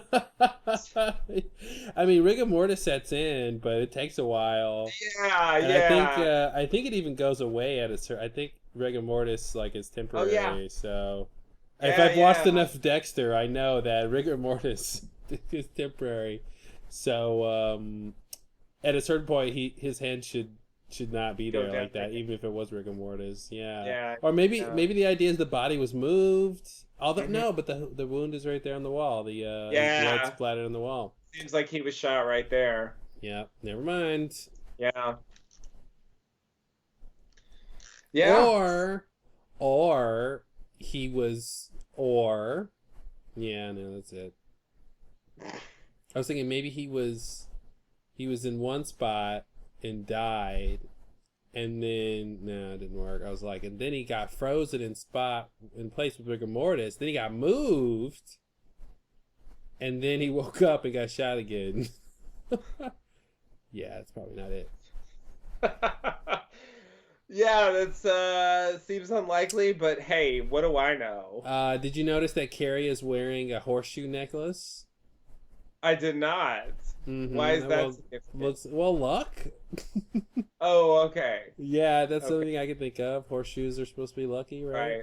Right. There was Yeah, the Silver Mustang Casino. There's a horse reference. That's true. And Well, luck. and there's the white horse. There's the white horse. Yep. Figurine that they cut to, which, given the significance of that, I don't know what that's supposed to be implying or how far we're supposed to take it. Is it a wink and a nod? Is it just a little sort of weird bleed over or whatever? Well, I think Or does it really mean the same thing that the white horse meant, as in like, she drugged some guy, or maybe they drugged her, or I don't Well, know. I Like, think Lynch uses the white horse to signify death. I think, it's kind of like yeah, the pale horse from the Bible. yeah, So yeah, I think that's the idea, is like it's present when there's death or something like that, which right, is why right, it's here, because this guy's dead, and that's how I take it. That's the yeah, connection. yeah. Okay, okay, that makes sense. I guess. But yeah, it's interesting. And does Dale, does that mean something, right? We saw the white horse, Yeah, in the Black Lodge. And so is this Dale going, yes, I remember when I saw that white horse in the Black Lodge. mm, That's me connecting that to this moment here at Carrie's house. Like, yeah, it'd be yeah, nice to know if he made that connection or not, or if that's, yeah. is that why we saw the white horse? It was from the future, like a future reference. Right, right. Yeah, yeah. I mean, that's the kind of thing where, if they wanted to, they could have a cutaway to that and basically tell us that he's remembering that. Mm-hmm. If they wanted to give us any insight into his state of mind here, I mean, what the fuck is he's really cool with this scene with no Mm-hmm. comments? Like, what is Listen, wrong with you, I Cooper? think when you find out that reality is a dream, I think there's some things that don't matter anymore, like the love of your life, whether or not there's dead bodies around, all the other things Cooper hasn't cared about since he came over. Oh man. The problem is not why doesn't he care more about these things. The problem is that they haven't convinced us why he cares so much about Laura. Yeah. We don't know what the point is. We don't know if it's just Yeah, to because stop again, Judy. If if it's it's just to all a stop dream or Judy, whatever, maybe it doesn't. Maybe none of that matters. yeah. Like, And if it's just to stop Judy, then why does that matter? What's at stake? With yeah, her? Like, they didn't make it clear what yeah. what the problem was. Gordon's big speech was set up to do it, and I mean, we went through it meticulously. I think we talked for about 2 hours or so. 2 minute scene, yeah. Something like that. And it is weird how he dances around the idea of, here's Judy and here's why we have to find Judy, but he doesn't actually say it. Mm-hmm. And so it's like we just wanted to find Judy, and why? Yeah. What's the plan? What do you want to do with Judy? Mm-hmm. Why? How do you know it's a negative force? I mean, How what do you know? exactly? Yeah. How do you know anything about what is you finding Judy a good thing? How do Yeah. you know that that's a worthy goal? Yeah. Yeah, yeah, yeah. So it goes back to what Cooper is thinking about all this stuff happening, and I would think, I don't know, just at least idle curiosity. I don't. It's just so weird. Such a weird scene going on here. Mm-hmm. That just passes right by. It's a strange detail to throw in here. Yeah, and for like you said, for them not to mention it to each other, at least, Cooper didn't really Yeah, even react. Like, he was surprised, or it's just kind of like he's yeah, just seeing things in the room, and that's just another thing in the yeah, room. yeah. Even if they don't dwell on it, even if it's just a brief whatever, Mm-hmm. he looks over, don't ask, and that's it. Yeah. Mm-hmm. It could have been such a Or she simple. could be like, "I told you I got to get out of here." Yeah, yeah, exactly. Like there's no need to have extended discussions about it necessarily, but not acknowledging it at all feels like just way too much. Mm-hmm. Um all right. Well, I don't know. Are we ready to move on? Oh man, there's all these like open frozen food containers around her house. Hmm? There's like two on the fireplace and one on the window by the dead guy, and it's like somebody was eating recently. Who was eating? Why was there food being eaten in this moment, before someone gets shot with a gun? Mm. And yeah, it's so weird. Yeah, it's almost like someone else shot him and she's like taking no responsibility for it. Yeah. And like that's the guy she meant. Like some guy shot this person and then ran Mhm. out and left his gun here. Yeah. And she's just like, I gotta go. Mhm. Yeah. Who would do that? Is there a character we know that could have done that? Who's It looks like maybe he sat down to a hungry man before he got shot. Because there is one sitting on that windowsill, like right by the chair. Yeah. You know? Maybe. That explains that one, maybe. But yeah, there's a couple other. Were they having a get together? Maybe. And they were like, let's stand in the living room and open these hungry frozen hungry man dinners. Yeah. Have you ever done that? She really knows how to throw a party. She calls up her friends, hey, I've got 3 hungry man dinners. Let's have a party. Yeah. Yeah, that'd be weird. It almost would fit a situation where if she was being held hostage, this idea that they've been like just kind of eating sporadically or something. That's why they're just sitting around still. But yeah, other than that, I don't know why. No clue. She just leaves her life. And also I was thinking before, like maybe if you reverse engineer this, you could come up with this story.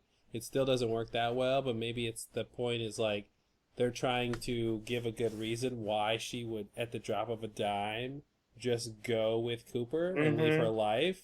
And so if you go backwards, you go, well, why would she leave her life right now? She needs a big reason to do that. What's a big reason? Oh, there's a dead guy in her room. Yeah. And she needs to get out of there. And maybe like that's how you get that idea without it needing to sort of make sense, thinking about it forwards, Right. So it doesn't really matter how he's here or why. Yeah. Since they make her going with Cooper about her needing to leave and not like she's so bought into his idea and the connection they have, Right, which would have been a different direction to go. It's just, it raises questions about her life, I feel like that's the weird thing about it. It at least for me, it can't just be functional because it's too extreme. But it's so extreme that no one talks about it. So it seems like it's just functional. I guess. No, I mean, I believe that there's a decent chance that that's all it's intended to be, but I still think it raises questions, that are just hard to ignore or just completely. Yeah, you're not supposed to ignore them. You're just not gonna answer them. It's like, you know what I mean? I think it's like, yeah, you're right. It does raise questions. Great. Now what? You're just left with questions. Right. There's no answers here, He just wants you to have questions. Yeah. And that's winning. Winning isn't getting answers. Winning is having questions. Right. So it's like that's what we got, and that's why we can't figure it out because there's nothing to figure out. Right. So much winning. It's for your heart to find out. Your heart will know in its time. Yeah. I just, and for Laura, her past, what has her life been like here? Does she remember always being there? What was the experience like? There's so many questions I feel like I would like to have asked, and Cooper, I would like him to address her more, but it's just he's got his one goal and he just doesn't care about anything else. Like he's gonna take her to the Palmer house and he's gonna take her to see Sarah, I guess, and that's all. And again, it starts to become questionable in terms of changing the past. I mean, if Laura didn't get murdered, and again, I don't understand the relationship between Laura. We talked about it. It's like maybe there's an extra universe here that's beyond the one where Laura didn't get murdered. But it just becomes questionable about Leland necessarily being dead. Because the events that led to his death are directly related to the murder of Laura. Mm-hmm. So, it's not clear that he would necessarily be dead. No, I mean, especially if we're supposed to latch onto any sense that Bob could have inhabited this person that's dead in her room. Yeah. That would suggest that he didn't inhabit Leland. Yeah. So that could be, it could be the case. Yeah. So it's just, I don't know. It just seems like a big assumption. And obviously he's wrong about who's going to be in the house. I don't know. It just seems like for all of his pre-planning and knowledge, it seems like he didn't really think this through.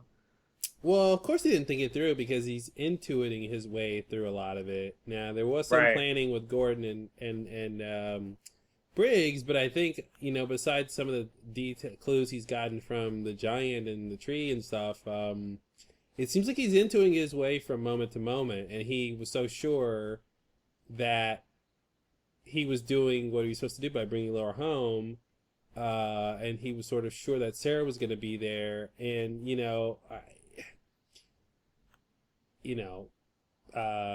Jeffrey says this is where you'll find Judy, so there's some sense that Judy will be found on this road, so maybe that's where he's putting it together. With his plan with from Gordon and Briggs, about finding Judy. But yeah, I don't know. It's so there's so many different parts to this last episode that just make it really confusing about what's happening. Yeah. And what does he know and what does he want? What does he expect? Yeah, so... Yeah, I don't know. Next scene? Okay. I mean, yeah, where do you go from there? Laura/Carrie asks... I'm at this point, I'm just going to call her Laura. That's fine. Whatever. It's weird. Ask Cooper if he's really FBI. He shows her his badge. She's happy to be leaving Odessa. Then they're driving at night. This is the driving sequence, by the way. Mm-hmm. There's some headlights behind them. Laura asks, is someone following us? Cooper doesn't answer. This is a trend. The car passes. He can't drive and talk. It's clear that that's just a limitation to his personality, especially at night. He can't drive and talk at night. Right. Laura says, Odessa, I tried to keep a clean house, keep everything organized. It's a long way. In those days, I was too young to know any better. Again, well, okay, I'll come back to that in a second. They stop at a gas station, a normal one, Valero. We talked about it. This is not a convenience store, just for the record. No. In the, capital C, capital S sense. Mm-hmm. They reach a bridge. They are now in Twin Peaks. We see the Double R diner there. Cooper asks Laura if she recognizes anything. She says no. They stop at the Palmer house. Cooper asks Laura if she recognizes it. She says no. They get out of the car and walk up to the house. Cooper knocks. Okay, I'll stop there. Yeah, good place to stop. Nothing happens after this. We'll end the podcast here. Yeah, so I driving tried to sequence. keep a clean house. Yeah, what does that mean? So I'm gonna go back to this. This is something I'm just gonna harp on here because it was a big thing for me when I originally watched it and when I rewatched it, and I was thinking about this. Everything they do as we get closer and closer, and here we're getting really close to the ending here. I mean, basically, this is the prelude to the final scene. Yeah. And so, anything she says, I mean, so little is said in the car. Yeah. Anything she says, I'm like, why is she saying this? What does this mean? Surely this has significance. Mm-hmm. I try to keep a clean house, keep everything organized. What? Mm-hmm. Like, what? Like, that guy didn't want me to clean the house, so I shot him. I don't know, like, what? I don't understand. I really don't understand. Well, there is a connection to the giant saying it's in our house now. So is house like True. a metaphor for like your soul or for your identity or something? Not that I think she is sort of meaning to be that obtuse, but that maybe she's saying it in a more pedestrian way, but we're supposed to take it as some other idea of house. Because she says, in those days I was too young to know any better. What does that mean? Why are you talking about those days? Those days? Where did that come from? Oh yeah, she's doing that thing where then Laura does in her last conversation with James, where she's just like going off on mental tangents, randomly like switching topics in like mid-sentence. Yeah, seemingly. Maybe that's supposed to be what's happening here. A little callback to that, like that kind of pre-climax Laura going crazy thing. Yeah, that's a good point. That's a good point. I didn't think about it that way. What's a long way, by the way? I don't know. It's a What's a long way? I thought she was saying like the trip to Twin Peaks, like we've been driving a while. Hey, look at that! Yeah. It could be that. That sounds reasonable. It is a long way. Yeah. Okay, so it's one thought. Odessa, I try to keep a clean house, keep everything organized. Yeah. It's a long way, side comment. Meaning like we've been driving for a long time. And then in those days, in what days? Mm-hmm. What are you talking about? It's weird. It's weird to juxtapose the idea that you did something right. In the past, you did something right. I tried to keep a clean house. I mean, I guess maybe you didn't succeed, but you were trying something that seems to be the right thing to do, yet then the next thing you say is also in the past, which may be the same time period, maybe not. I didn't know any better. So does that mean she had the choice to not keep a clean house, but she didn't know that? So that means like what she was doing back then was not necessarily the right thing to do. She only did it because she didn't know any better. Those days she tried to keep a clean house. Yeah. Or was she saying there was a time period when I didn't know any better, something happened, and then therefore after that period of time I tried to keep a clean house. Because of the time when I didn't know any better, when I wasn't keeping a clean house, like something happened. In those days before I tried to keep a clean house, I didn't know any better. Yeah. But then the orders. But now weird. I know better. Well, yeah, she's thinking backwards. Yeah. She's thinking further in time or something. Okay. I don't know. Yeah. It's just such a vague comment in those days. Like, here's the thing about those. I mean, if you're going to say those, like, there has to be a preceding context to explain what those means. You can't just say those and expect that to like mean something out of context. Unless she's saying those days when she tried to keep a clean house. That's what I was saying. Like that would be the way where it would sort of make sense. Yeah. If she's talking about the same. But why is keeping a clean house not knowing any better? Yeah. Yeah, to not know any better. I was too young to know any better that keeping a clean house is a waste of time, like is Mm-hmm. pointless, is I don't know, what's she getting at there? It's weird.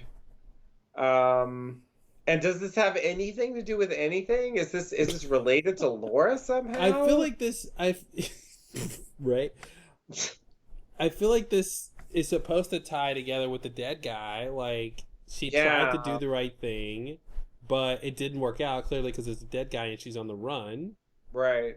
Um, In those days, like yeah. like So maybe yesterday the or the day idea before. is something her past caught up with her. Maybe that's she's Okay. explaining that her past caught up with her. In those days, she didn't know any better, which led her to this guy being in her life somehow, Mhm. coming, in the last 3 days, coming Yeah, to catch up with her. And in the intervening period between those two periods, she had tried to keep a clean house yeah, because she was like on the run or something, or like, didn't want to make any mistakes to get caught or something like that. Keep everything right. organized. Is she saying her life? Is she saying her finance? Is she saying her identities? Mhm.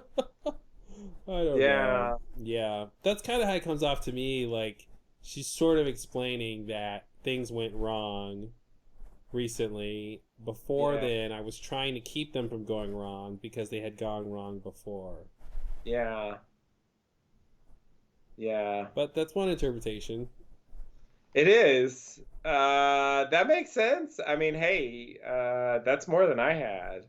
And it is preceded by this idea of someone following them. So that does tie together too. This idea that she was followed or somebody was after her, and then caught up to her. Right, And the fact that she says there's some other person out there.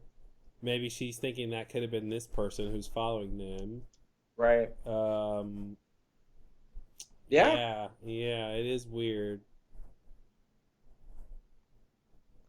yeah, yeah. And like this is, you know, one of the few things she really says in this part of the story. And so it's just like, surely they put these lines in here for some reason, right? Mm-hmm. Mm-hmm.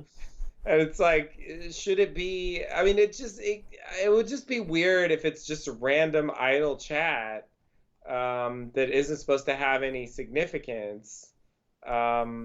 Put so close to the end. This whole conversation is weird. Um, First of all, did they stop and get food? I mean, it's like a what 12-hour drive, more? I don't know, Mm-hmm. but yeah, got to be more than that. Like 20-hour Yeah, maybe yeah, drive. So hopefully they yeah. ate at least once. You would hope. It's weird that she's like, "Are you really an FBI agent?" Mm-hmm. Like she's already with him here. It's a little late to verify his identity. I don't know why that line is here. We know he's an FBI agent. Why does she care at this point? She already trusted him enough to leave. So in terms of your question about like, every line at this point, since we're close to the end, is significant. It's like, why are we even getting this exchange? Yeah, Because he's gonna say it later to the Tremont lady, right? That he's the FBI. I think he says. I guess we'll get to the scene to find out. yeah, yeah. I'm pretty sure he says that. Yeah, Yeah, so it's weird. We're gonna get that again. So, and then he shows his badge, and I'm like, where did he get the badge from? Did he yeah. did he have the badge on him? Like he had the room key on him the entire time? Mm-hmm. Uh, Yeah, must but have. no, no, no. That's not how that works, right? Because he had changed clothes by then. Because when he wakes up in the hospital, he has clothes to put on. Those aren't his original clothes from the Black Lodge, are they? Like his original black suit. Didn't they get him more? Did Janie E get him other black suits, or am I making that up? Yeah, I think she did. I think she was like, "I got you more black suits because you look good in them," or something. Yeah, yeah, and his old clothes didn't fit Yeah. anymore. So when he woke up from the hospital and was like, "Okay, I'm going to Twin Peaks now," where did he get that badge?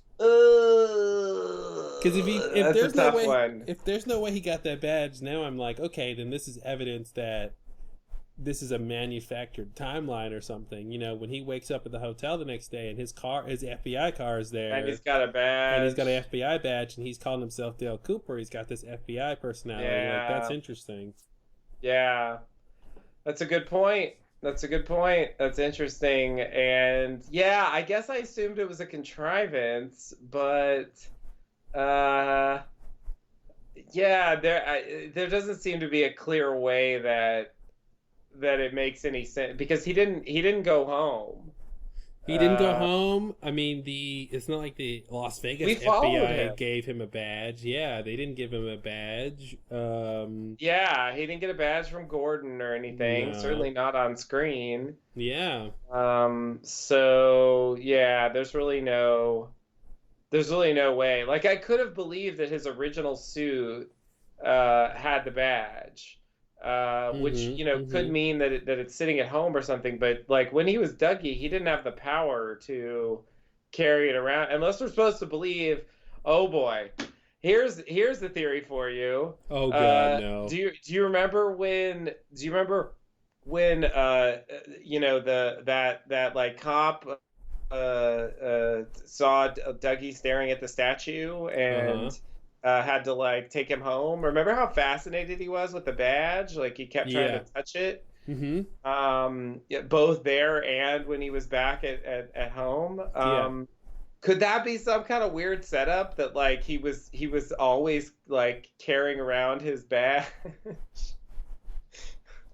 You know, like he was drawn to badges, and so he just had this like instinctive thing where he actually like kept his badge with him the whole time. That's a stretch. Thank you. I know. Yeah. No, that's a tough one. I was just like, are we supposed to believe that he had some way of actually like getting the badge? Like, he could transcend his because Dougie-ness. listen, I think I remember Dougie had a badge thing. If Janie E had saw, I mean, she's the one helping him getting dressed every day, right? So I mean, if she's like, Dougie, why do you have an FBI badge? Like, I don't think she would let him walk around all those days with an FBI badge. So, I don't think he had an FBI badge this whole time. I'm thinking there's no clear place where he got it from. But yeah, if the car showed up, it's definitely not out of the question that badge showed up. And here's the thing too: when he wakes up as Dougie, as Cooper from the coma, and he puts the suit on, he doesn't have his FBI pin on. So now I'm trying to track when he gets his FBI pin on him, because it's when he leaves the Black Lodge. I bet that's when he gets the FBI pin, because he has it originally in the Black Lodge. So when he goes back in time to save Laura and then goes to the Black Lodge, he's got to have the pin on. Oh man, this is weird. When does that happen? So, did he time travel again? I think he time traveled several times. Like, okay, let me see. When he shows up maybe he gets the maybe he gets the badge. No, he arrived with the Mitchum brothers to the sheriff's station. Sorry, I was thinking he arrived with the FBI. So when he's fighting Bob, let me see. There's no pin. Right? You can get a good shot. Right, when he's talking to everybody, I'm getting all these medium shots. All right, there's no pin on him in the sheriff's station. Okay. So when he goes to see Philip Jeffries, let me double. Aha! He gets the pin when he time travels to Laura. That's it. Okay. Oh wait, sorry. I keep having my eureka moment and being wrong. It looks like he gets. He still doesn't have it. It looks like he even better. It's when he leaves the Twin Peaks reality, when Diane and Gordon walk across the black expanse, when they show up in the basement of the Great Northern, he's got the pin on now. That's the first time he has it? That's the first time he has it this entire time. So something happened there. That's probably when he got the badge, too. Yeah, when he's walking across, he's got the pin on him. So that symbolizes something. Yeah. That's a really important moment I didn't catch before. Yeah. Yeah, that's really saying something about who he is and the nature of reality there, that he just manifests his full FBI regalia. Yeah. Yeah. Dang, that's weird. So maybe that's what this FBI badge showing scene is about, is to just make it clear, make that point to us that here's a weird thing. I mean, Mm-hmm. it's super subtle, you know. You Yeah. have to go digging to find out if he should have that badge or not. It definitely didn't bother me the first, second, or third time, but you know, uh, it's because I was worried about other stuff. Mm-hmm. There's plenty of other problems, but yeah, that's interesting. Wow. I guess that was a clear moment, and that did have a weird transition. So Mm-hmm. I guess that's the moment when that stuff could have happened. It seems like he creates a new reality from that point, which calls into question, Yeah. you know, why do we still get Mike in the arm later? Mm-hmm. Because he does go back to the Black Lodge. Yeah. Oh wait, when he goes back, oh, they're not there, right? What?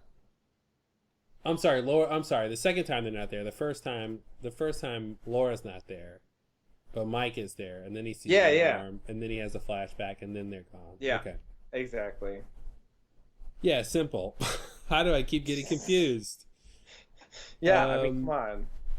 Yeah. So anyway, that's a startling revelation that means a lot. I don't know what it means, but it's clear that after the lights go down in the sheriff's station, something new is happening.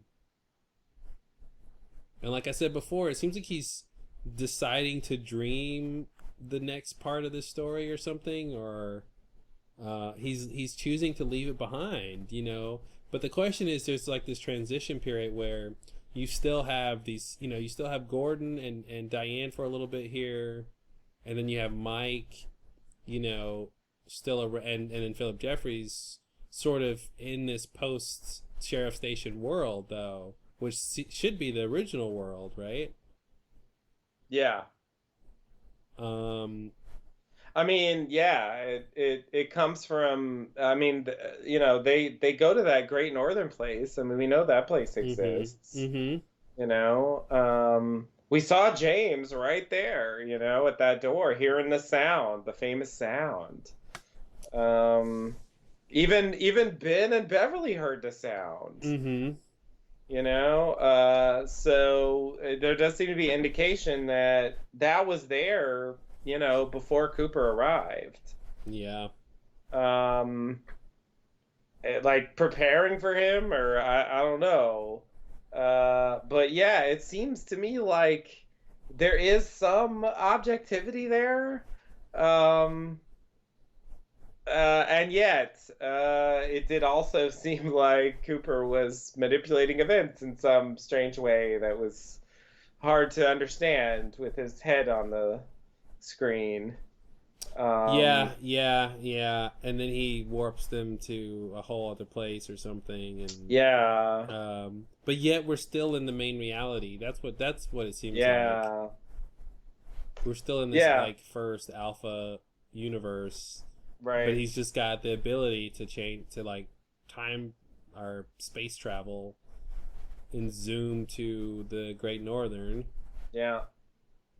Yeah, he doesn't seem to have the power to initiate the time travel. Mike does that, saying electricity.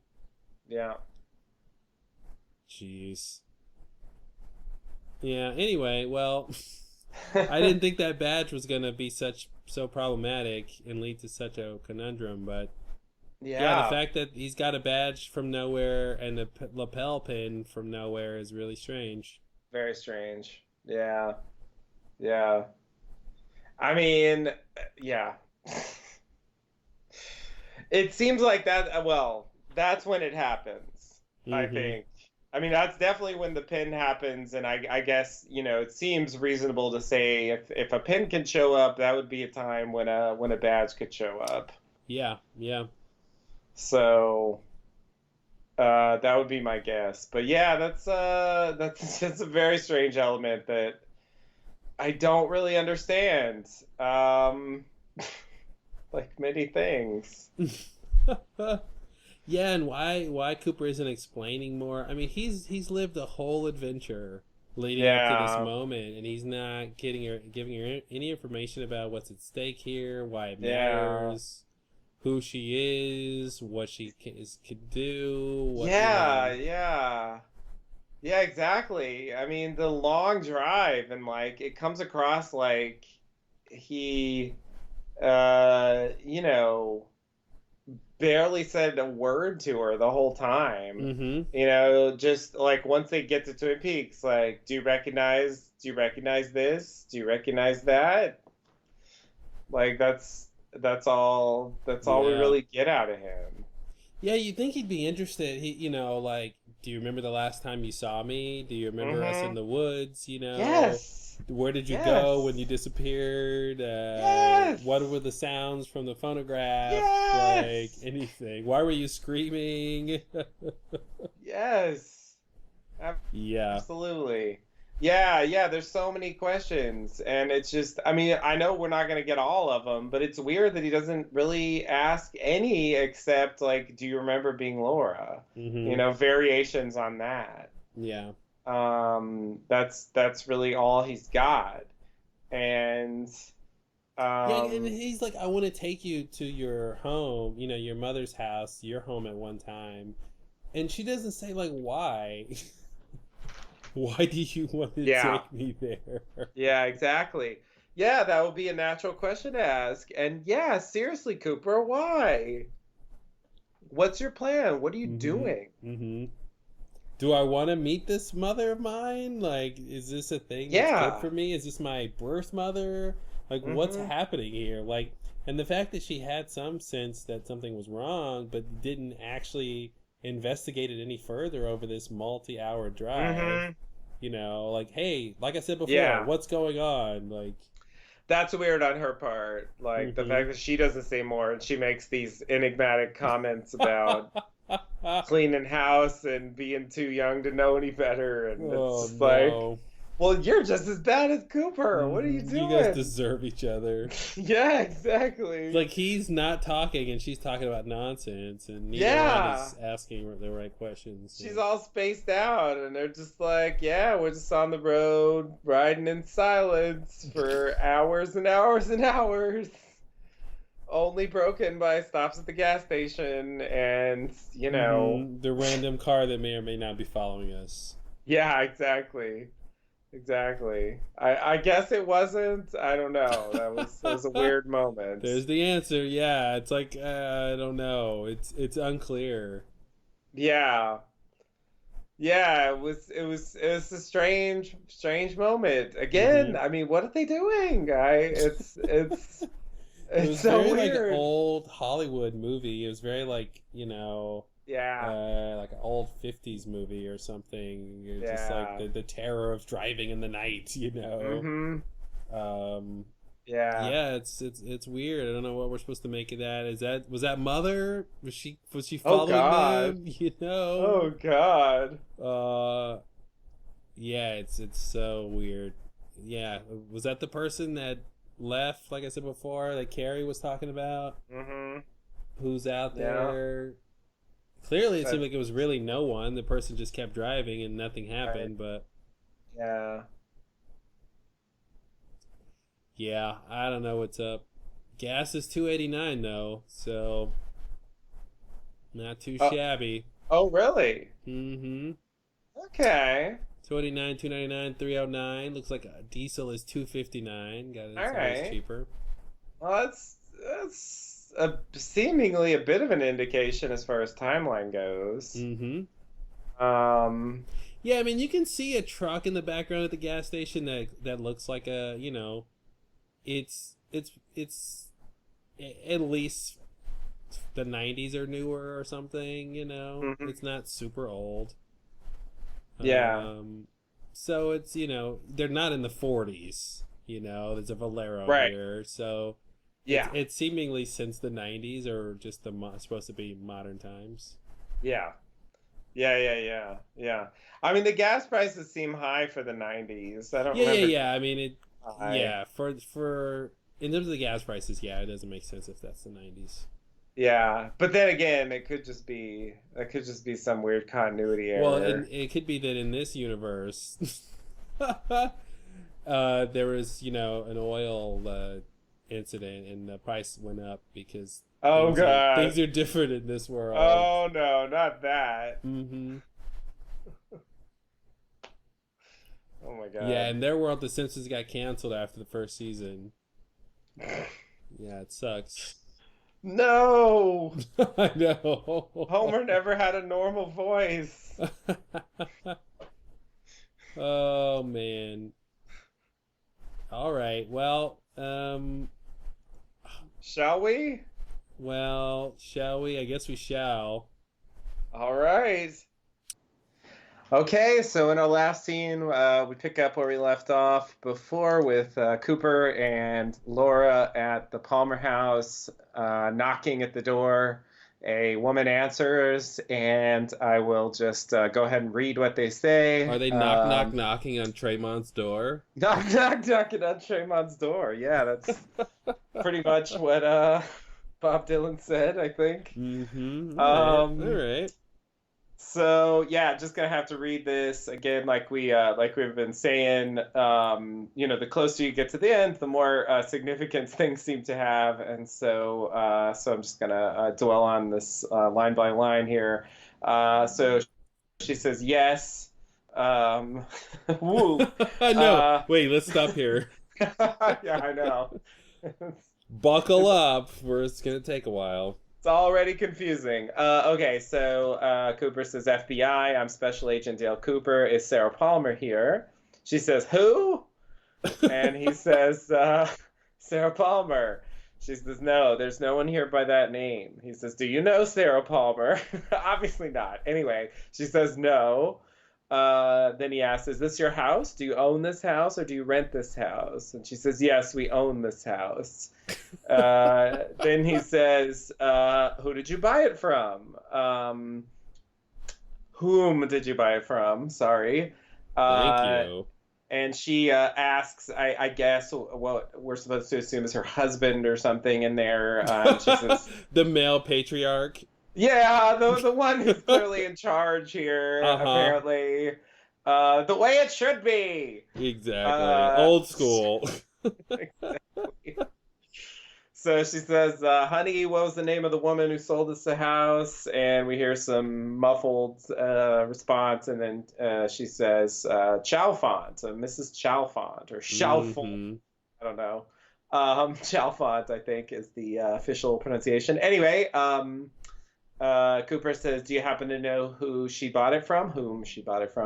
And she says, no, I don't. But, honey, do you know who owned it before Mrs. Chalfont? The man has all the answers here. And then we hear some more muffled voices, and then she says, no. And then Cooper asks, what is your name? Why don't you just tell me any name that'll help? And she says, Alice Tremont. Uh-oh. He says, okay, sorry to bother you so late at night. And she says, that's okay. And he says, good night. And she says, good night. And then she closes the door. And so they walk back to the street. Might as well just brave on here. Cooper, as they walk back to the street, Cooper sort of hesitates. They're walking back to the car. He looks back at the house, and then he says, as he leans in a strange way, what year is this? And then no. We go over to Laura. And then nothing happened. And then Laura said, it's 2017. And then he said, oh, I realized I made a mistake. I'll just finish it for you. He's like, oh, I realized I made a mistake in my precise calculations that I worked out with Gordon and Major Briggs 25 years ago before I went into the Black Lodge. Yet another scene from season 2. Oh man, how great that would be.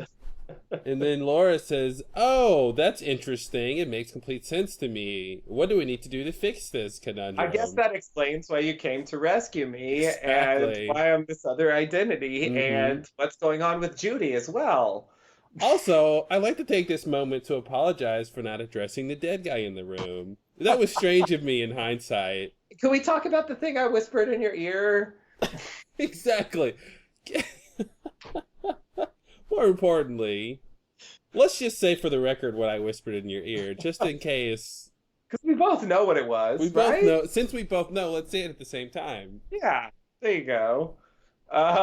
Yeah, so that's not what happened, sadly. Oh man, was that a dream?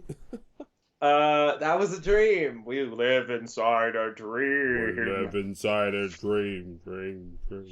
God. One of the best moments Uh, ever. So Laura hears Sarah's voice faintly calling for Laura. This is from the pilot, I believe, originally. And then Laura screams. The lights in the house go out, and we go to black, and then credits play over Laura whispering to Cooper. Woo. End of show.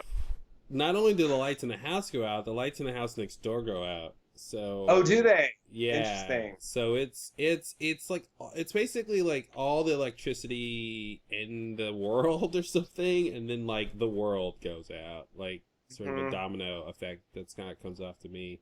Yeah. Or she just has, supersonic screams that affect electromagnetism. And then once Right. she stops screaming, the lights will come back on. Yeah. And then Alice and her husband will come out and be like, "What was that?" Yeah. It's so I mean, I would say this scene speaks for itself. It has to.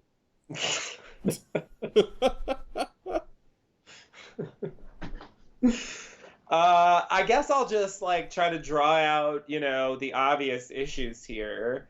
He's Cooper's expecting Sarah Palmer, and they apparently have no idea who that is. There's no, in terms of the way scenes like this tend to play out. There's no moment where we get the sense that she knows more than she's letting on or anything like that. Mm-hmm. So it seems like she's being honest when she says she doesn't know who that is. But I would say the intrigue level kind of goes up when we find out that there was Chalfont, and she's actually a Tremont here, because obviously those figures are generally significant in the Twin Peaks world, especially when it comes to like residences. That seemed to be like one of their main ways of, I don't know what exactly they were doing, watching things or Yeah, it's very confusing. It's very intervening confusing. in some weird way. Like, I did have this idea that they gave the ring to Teresa. I'm not 100% sure if that's true, but and then as far as being next to Harold, were they there just to intercept Donna and kind of set the stage for what happened with Harold and the diary pages and stuff? I mean, is that kind of what they were trying to do? I don't really know. They gave Laura a picture for her wall. It seemed like they had been there for a while, though, right? I feel like they had. I forgot what made it clear that it seemed like they had been there for. It wasn't like that was their first time being there when Donna showed up or anything like that. So the thing that threw it into question for me is that when she goes back, it's a different woman named Mrs. Tremont who's younger. There's no grandson. She's like, my mother died years ago, And so I'm left with the impression that there was I guess the question is, how does she end up on the list then? And then who is this new woman? I mean, that does actually raise some troubling questions. But we had a similar pattern in the old Fat Trout Trailer Park, where Carl says there was a Mrs. Chalfont and her grandson, and then but the other owners, like before them or after them, I don't remember exactly how he phrases it, were also Chalfonts. So there does seem to be this idea of them like taking identities and like inhabiting places for specific reasons. But what's interesting about that is they do it in a way where it's obvious there's two sets of people, right? So they don't take identities and sort of, once they're done, it's like, oh, there was just the Chalfonts there, just one set, it's like Right. they always make it clear there's two. Yeah, Like, yeah, yeah. And it was almost like Carl didn't even remember that there was two Chalfonts in a row until he said that, because it's like you would think, hey, I got a new tenant that are Chalfonts. Hey, the last people were Chalfonts. Yeah. That's weird. Yeah. But yeah, it's interesting how he says it. Yeah. And it's like, is that why he's been places? Right. But right. yeah, there's something, and what's weird, right, is in the Fat Trout, it's two Chalfonts in the same location, and the grandmother and grandson being implicated as one of the groups. Yeah. Here at the Palmer house, I'm sorry, at the Tremont house in Twin Peaks, it was two Tremonts, the grandson and grandmother being part of the set. Here at the Palmer house, though, it's weird. It's not. It's sort of the combination of the two, where it's a Chalfont and then a Tremont. Right. But right. she did say that the Chalfont was a woman. It was Mrs. Chalfont, so she like volunteered that information. Yeah. So it does sort of like make you think of the grandmother. Yeah. So I find that interesting. It's not exactly the same pattern. So it's not like, oh, you know what? we're the Tremonts and we own this house, and the people before us were Tremonts too, just a coincidence or something. Like it's like, no, we were Chalfont. So wait, why is it different now? Yeah, I feel like the thing that would have fit the pattern is really, I mean, I assumed they got the name from the real people, and that's not really their name at all. But, the thing that would have fit the pattern is if, like, these people had some, like, vaguely French name, and they were like, who'd you buy it from? Oh, it was an old woman and her grandson. Like if they said something like that, it would kind of maybe clarify. Maybe the idea is the grandmother was a Tremont when she was, at that house, at that place. And then she moved down to the trailer park and she became a Chalfont. Mm-hmm. And then when she moved to the Palmer house, she was a Chalfont. And, so maybe she was using the last name that she was known as when she bought the house. Mm-hmm. So maybe that's the sign to us that that's the grandmother.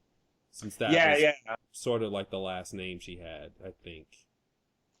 I think the trailer park. Well, I guess that would be before. So it's sort of before. Later. It's the last we know her name, but not chronologically. From the audience point of view. Yeah, that's interesting. So I mean, they're both clearly references at the very least, and pointing out Mrs. does sort of make it seem like that's who it was, and.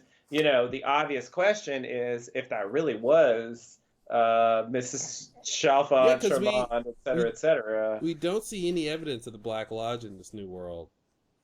So It's interesting if this is supposed to be a hint that, there is some influence, or are we supposed to stop short and just go, oh look, it's a coincidence, because is it like Edith Judy's? Yeah, like even if you create a new reality, there's some influences and cosmic links to previous realities that you're gonna be able to notice, But they don't mean it doesn't mean that literally the grandmother owned this house, Right. It's kind of like on Lost with the number sort of representing randomness or patterns, like just this idea. Here's another pattern.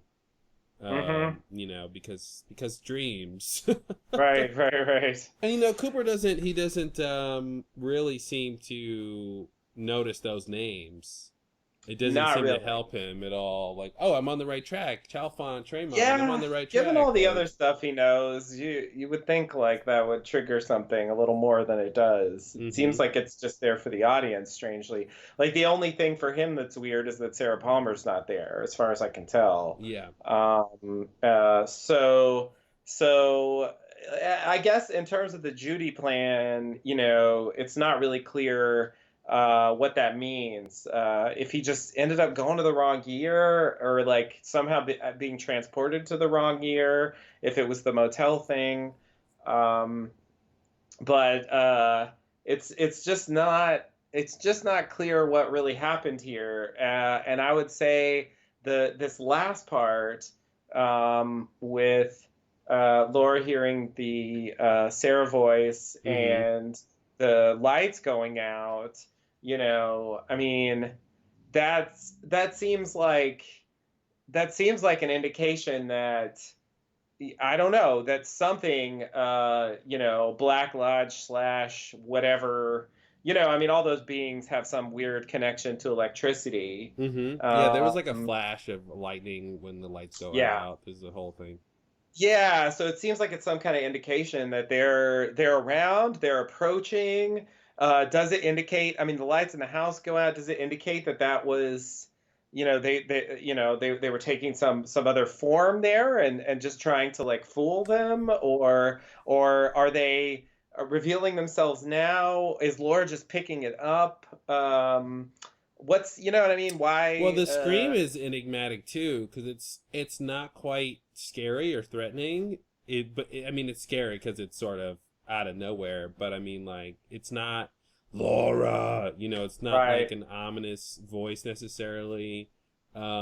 So it's weird because an easy answer would be, oh, it's Experiment and Sarah, and she's calling Yeah. out to her because she's tracking her down now and she's close. Yeah. But it's like, or is it just she's hearing her mother's voice sort of echo from time through time, this idea that she's sort of remembering that she was Laura. And again, what's really compelling to me is that idea from her dream sequence in the Fire Walk with Me script, that she was going to hear her mother's voice calling out to her when she's dreaming. So, and this idea of everything going dark after she hears a voice seems to be a similar idea. That it's some sense of her realizing that she's that this isn't real.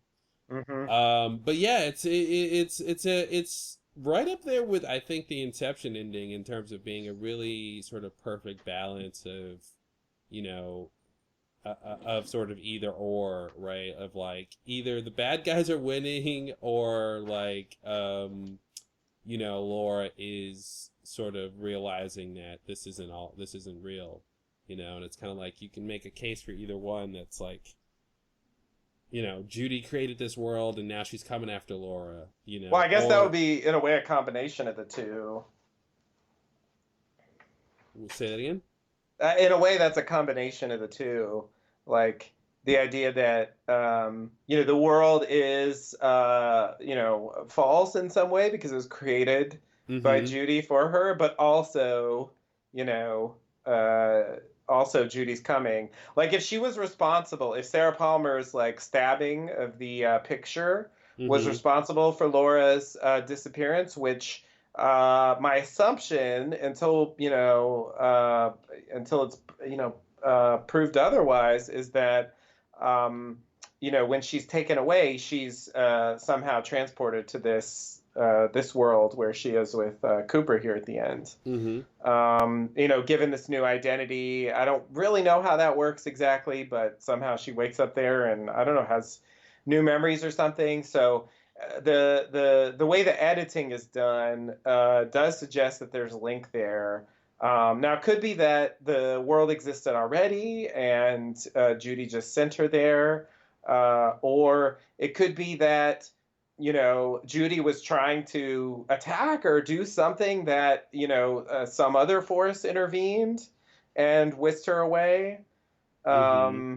You know what I mean? It's not 100% clear who's responsible for that part, but it does seem like I mean, no one tells Cooper that they did it, so like if the good guys did it, I mean, I feel like it should be, they should have they should have stepped in at some point and said,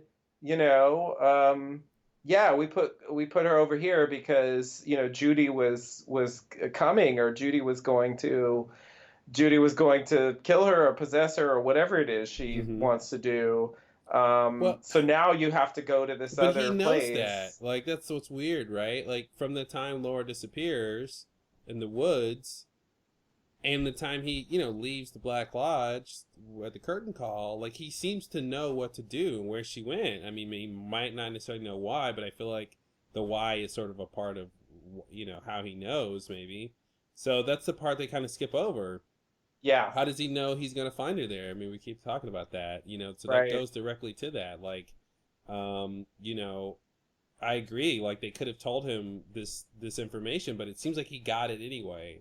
So, Was it so that makes me wonder if it was part of the plan. of course, it makes you wonder that. It's a If he natural had- wonderment. But it didn't look like it. Of you course, know? it didn't. The way he's leading her, it didn't look like he was like, well, any moment now, she's going to be whisked away. Oh no, he's completely confused. Yeah. So Mhm. so that's what makes it weird that he suddenly knows. Listen, I don't think it can be part of the plan. I mean, again, that whole Black Lodge sequence is to tell him to go find her after he just lost her. So I think it's like, okay, hey, by the way, something just happened. Let's just reinforce. You need to go find her. Yeah. And he does. Like, that's exactly Well, what he starts to do. So if they didn't do it, which I guess the question, is still... the question is, how does he know? And I guess you go back to what the giant told him with the, listen to the sounds. Like, maybe Cooper put that together, and he's, it's in our house. I'm saying these sounds are related to it, and then when Cooper hears the sounds when Laura disappears, and then the Black Lodge people tell him to go find her, he's like, okay, well, she disappeared because of the it sounds, and therefore she'll be in this other reality.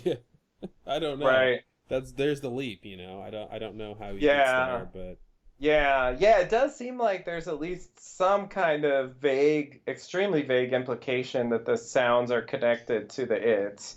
And, again, God, it's so hard to string this together. It does seem like, it still seems like the it should be connected to Judy somehow. Or, yeah. I mean, it could be Mr. C and Bob or something, but based on the way the story plays out, it just seems more likely that it's referring to Judy.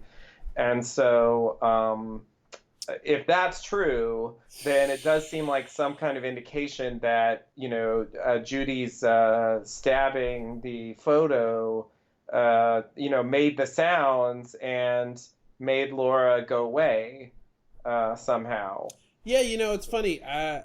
That those sounds, according to the internet, if you are just like slowed down the jackpot lever sound, when you pull the jackpot lever at a casino, whatever that thing's called. What's the slot machine or whatever?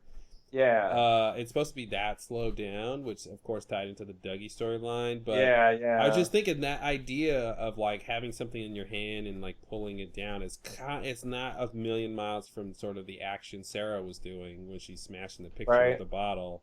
So I'm just wondering if maybe that's sort of some sort of connection to that motion and those sounds. Yeah. But that's.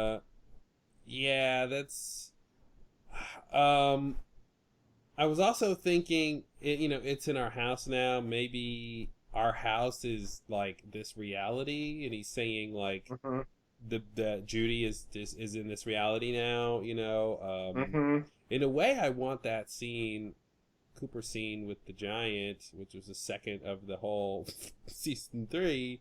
I kind of want that to be like after this last scene, like after Cooper's like, "What year is it?" and then like Laura screams. I kind of want Cooper to show up at the Giants' place, and then he's like, "It's in our house now," meaning like the voice of Sarah is like the idea of like it tracked them down to this reality now, or something. But it doesn't work with the 430 and the other stuff. Richard and Linda, it doesn't work with that. Points to earlier things. Yeah, but it's a great ending. It's because you and the characters are just completely baffled, and you don't know what happened, and you don't know where it went wrong. I've been playing this. It reminds me of this. I've been playing this video game called Late Shift, which is it's basically like an interactive movie. So it's like a choose your own adventure type of movie. But it's sort of technically a game. But you do this. You do a similar thing like this, where you make all these choices, and you trust this person or not, or take this thing or not, and then like you get to a certain ending, and you're just like, what happened? I'm trying to win the game or get the best ending, or not die and all that stuff, and I'm just like, where did I go wrong? And you think back, and it's like, okay, if I would have made this choice versus this choice, would I have gotten the thing? So Mm-hmm. yeah, it reminds me of Cooper at the end here, where he's just like, what of all the variables and all the planning, Yeah. what was the mistake? Yeah, and what's great about the question of what year is it is that I'm not even convinced that's really going to help him solve it. I don't know if that's the only thing he needs to know to figure out what happened, or if it's completely meaningless to figuring out what happened. Right. Right. Like if he's told I the mean- year, does that tell him why Sarah's not there? What year Yeah. would make sense to explain why she's not there? In Yeah. the normal reality, she's there since the 80s.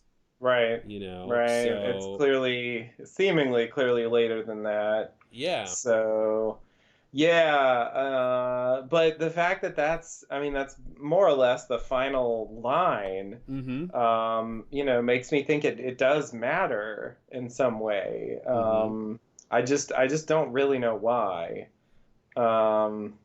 Like I'm stuck on that part. 'Cause it's not the obvious question. Yeah, You know? and if Laura Carey here in this scene, if she was the 80s Laura, the younger Laura, then I could see if that what year is it making sense if Dale thought he was taking her back to 89 Twin Peaks to 89 Sarah Palmer, and he's like, I don't understand, and then somehow they were in 2017 or 2015 or whatever. But clearly this is not the younger Laura, and Right. It's like, or does he think that's the younger Laura? Mhm. I mean, that's a little crazy to think he's in a deluded state, and he's not seeing her for who she is, other than the fact that he's seen her as young and old and in the Black Lodge and stuff frequently. Yeah. So, but yeah, other than that wacky idea, I don't know why the year really matters, besides the fact he's been time traveling. But I don't know how that solves Right. this mystery of where Sarah Palmer is and why she's not here yet. We hear, pun intended, her voice. Mhm. So it's like, is she here? We hear her. Is that supposed to be like a joke? Mhm. She is here. And that's why we hear, her call out to Laura, Yeah. I mean, the connection to Sarah does make it seem like, there could be some impending thing happening here. But since we go to black at this point, it's Yeah, is it a trap? Is it is this Judy saying, haha, got you, Mhm. and the lights go off and then Cooper and Laura are devoured by eternal darkness. Mhm. And this was all Yeah. Judy's plan. Yeah, And yeah. that, is she won in the end? Yeah. That seems like at least a possibility. Mm-hmm. Based on what we're seeing here. But it's really hard to be sure about it because we just don't know that much about what's happening here. And if that's true, right? Why would the fireman go along with this? Because he showed Cooper the number 6 telephone pole. I'm sorry, he showed Andy the number 6 telephone pole. So Yeah. he should know about this world, and you'd have to say he didn't know this was a world that Judy created as a trap for Laura or something. Right. And the diner was called Eat at Judy's, so maybe Judy ate them.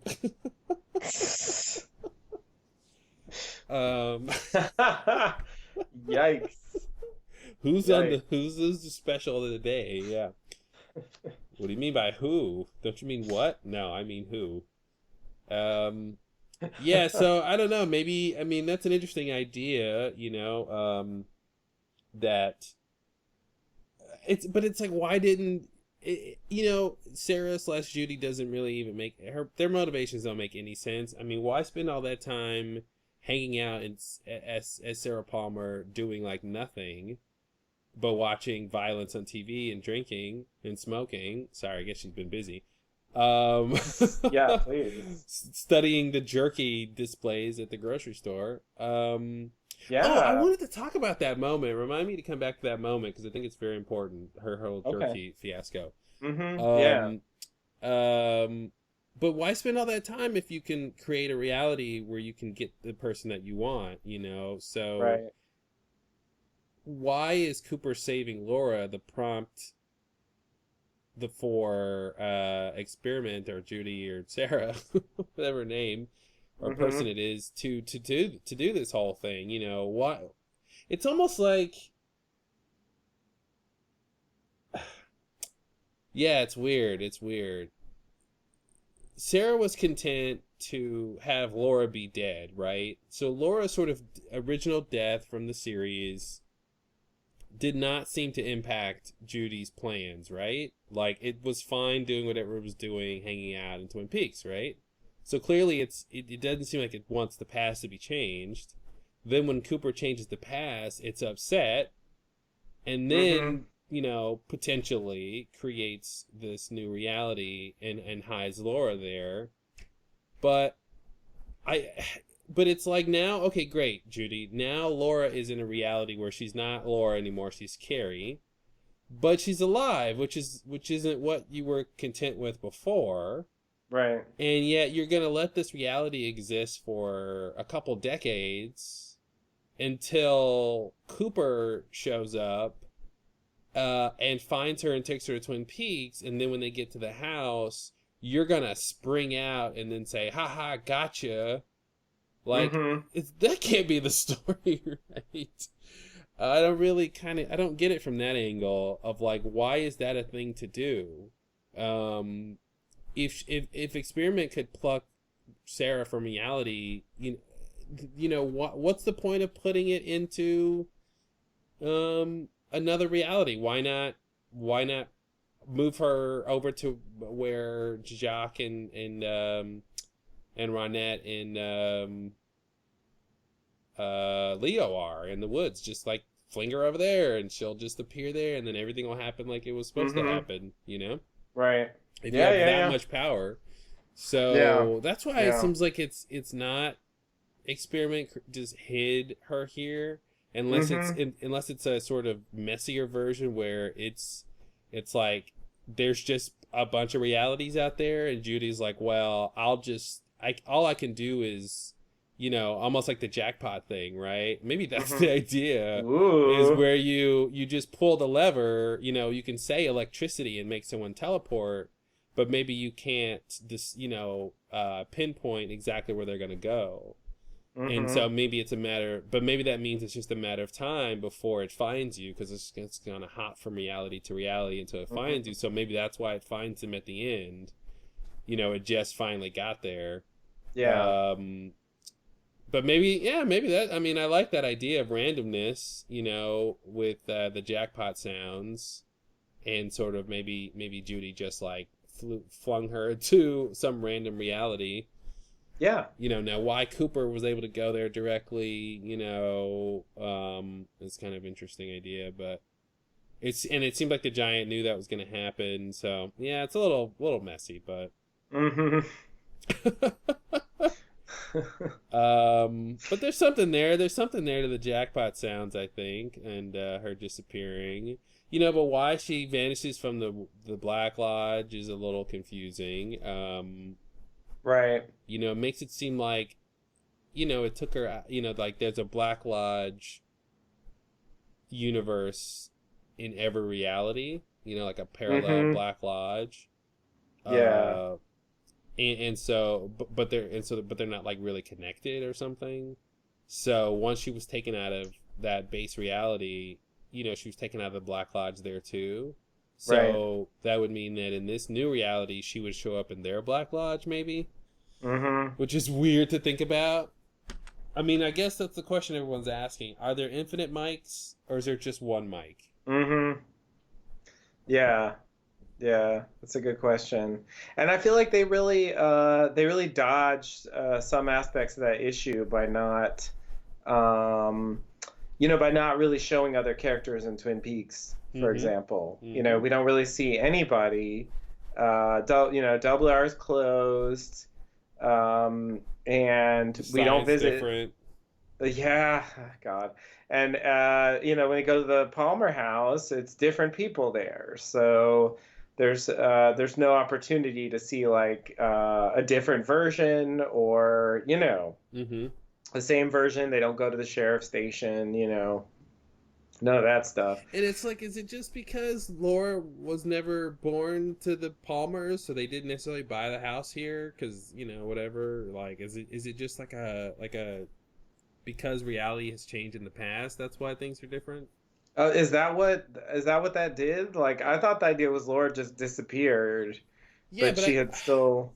I thought she reappeared. I thought when she disappears in '89 in the base reality, original Twin Peaks, I thought she reappeared in this new reality, still in '89, but in this new reality where she's not, Leland and Sarah are her parents. Yeah. And then she grows up in this reality as Carrie. She sort of transitions like Diane did into Linda. She sort of transitioned into Carrie over time and just thought she was Carrie this whole time. And then Cooper sort of shows up, in sort of the future, which is the present. That's how it came off to me. But then, are there no Leland and Sarah? Yeah, I think Leland and Sarah are here, but they didn't have a daughter.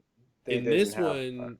Yeah, I don't know. I don't know if there has to be. I think there probably is, but I don't know if there has to be. Yeah. Okay. Okay. I just feel like that's what I guess I'm kind of asking. Is Sarah not here for like a mundane reason that like, well, they never had a daughter, or they didn't have Laura when they did, so they didn't need to buy a new house, or they didn't need to get a bigger place, or they got divorced or something because they didn't have a kid. You know what I mean? Is it just like a sort of plot idea of like, and then they made different choices, so they didn't end up moving to Twin Peaks, or they didn't end up buying this house, and that's why they're not here. But they're like, they're down the street somewhere, or is it like you're kind of saying like they don't exist in this reality at all? Yeah. It kind of left me wondering about that. And we don't really get the chance to explore this very much, so it's really hard to guess what we're supposed to think here. Because, like, I mean, the story is weird enough that it could be true that that there even is a Laura here. And there just was a second one that came from a different, universe or whatever. I mean, I don't necessarily think that's true, but it doesn't seem to me like that's impossible. We don't really know what the rules are, and the Diane thing. There was at least some idea of more than one copy of the same person there. Yeah. So I can't. I don't know. I feel like I can't even rule that out. Perhaps their lives played out differently. Maybe there was no Bob influence, or who knows? Who knows what happened there? But but it's hard because we don't really have a lot to go on to understand the the basic thing here. Like how this works. Really, like, why is she here in the first place? One thing I was going to bring up about the telephone pole, the number 6, like, is that Is that supposed to be, how she transported there, or Mm-hmm, is mm-hmm. it another kind of reference to, this Black Lodge, otherworldly entities, watching or influencing in some way? It's not really clear Mm-hmm. what the telephone pole means, Or is and the it fact just that sort that was of, in the Giants montage yeah, seems or is it just that, just sort of a connection to the montage? Like, here's another thing that the Giants saw coming. right. Right. But yeah, I guess that's the thing. Even if he saw it coming, I guess that doesn't necessarily mean that he made it happen. Mm-hmm. Yeah. Obviously some of that stuff in the montage, was stuff that he didn't necessarily like Mm-hmm. create himself. It Yeah. just, he didn't even show the lore, that was his big thing.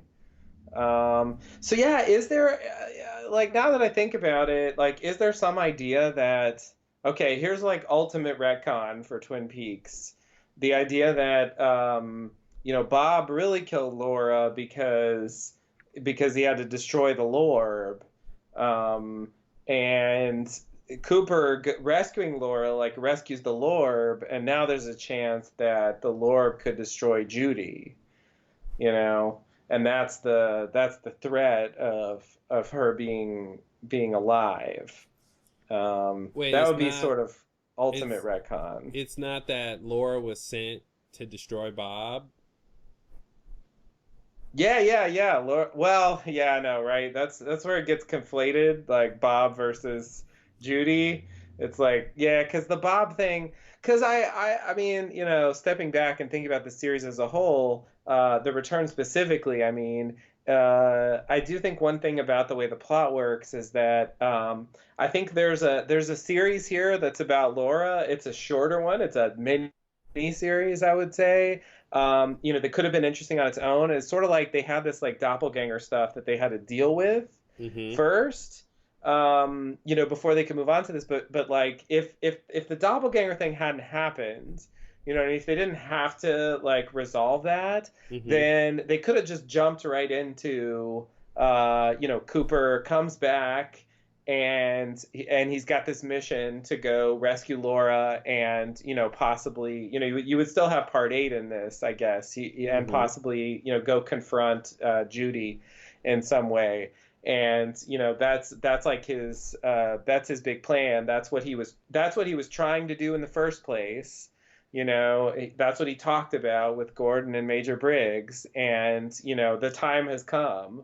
The stars turn and a time presents itself. Mm-hmm. And so now, that's the plan he's executing. And like, you could kind of just, if you segment the show like that, then it's just about that. And you kind of, I mean, you have to just ignore a lot of that stuff, which, I mean, obviously the doppelganger and Bob are linked. Yeah. And so Bob ends up kind of getting relegated here. It did come across in part 8 like the Giant specifically made the Lord because of the Borb, Mm-hmm. and not because of Judy.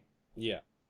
But here at the end, I mean, Bob was defeated in a totally different way Mm-hmm. by, the Freddy glove, and the fireman set that up himself, which, again, if he sent the Lord to deal with Bob, then I mean, he also sent the glove, sent Freddy to deal with Bob. So it's, it seems like maybe that's not the idea. It's, it really was about Judy somehow. Well, but it could be that Um, it was, because don't forget, plans don't go as planned. Like, that's how the plans plan work. didn't work, so Freddy was a backup. Like, the idea that, like, Laura was sent there to deal with Bob, but, like, she failed. Bob killed her. Right. And, the rest, the good part of whatever was left of her went to the Black Lodge. She took her face off and she was glowing, so Mm-hmm. something's up there. Yeah. So, and I think that's the weird part is her. She was fine in the Black Lodge for all that time. It was only until she vanished from the Black Lodge that Dale is starting to be told to find her. Right. So, and it's strange, like, how that's supposed to line up with Experiment smashing the picture. because, you know, she disappears from Black Lodge in part 2 way before any of this time travel stuff, you know, but then Well, is it when we go- future or is it yeah, or is it past? past? Because then when we go back to the past, then she disappears, and it's like, okay, well, this is maybe before that, but it hasn't happened yet. Mm-hmm. Yeah. So And it's yet- after. Yeah, and it's yet like it after. has. It's after from Dale's perspective, but it's before from like a chronology perspective. Right. Right. So yeah. Yeah, I don't get how any of that is supposed to work. But like you were saying, I think that's interesting. Yeah, I mean, it gets muddled when there's two major villains, or 3 or 4, as in the case of Twin Peaks, like Woodsman and Bob and Mr. Oh, C yeah. and Experiment, and possibly Judy if they're not the same, you know. And again, we go to like Zhao Day and why they even know it, and if they're even correct that it's a negative force. Maybe Zhao Day is Laura, you know. Jeffrey says this is where you'll find Judy, you know, so, and he finds Laura there, so it's like, God, is Judy even Laura? And she's not, you know, she's not negative, or, you know, they were wrong, or she's negative in a good way, you know. So there's that too. And it's still, again, like, what did Cooper expect? He was gonna knock on the door, and then like a supremely negative force was gonna open the door in the guise of Sarah Palmer, and he was gonna say, "Hey, here's your daughter, eat her," you know, or like, "You guys have to battle now," or what? Yeah. I mean, like, what was that seed gonna be? Right. That's why it didn't happen, you know. It just feels like what could actually have happened there. Right. Because it's not clear who was gonna win. Like, who wanted that, you know? Because it seems like if Judy wanted to be there when Laura came home, which it seems like that's why she was in Sarah Palmer's body in the first place, in a sense. Yeah. Then she should have been here Yeah. when they showed up, especially if she created this reality, especially if this is all her doing. Then yeah, show up if this is the prize that you want, you know. And so she's not here, so it's like, maybe that's not what she wants, you know. And then from Laura's side, or Dale's side, you know, he seems to want to save her, yet he seems to also, you know, you want to use her as a weapon or something. So it's not Right. clear. It's not clear. Oh, the Tremons. And then, of course, we have an extra level, right? As we mentioned before, that this actress who is playing Alice Tremond is the actual owner of the house. Mm-hmm.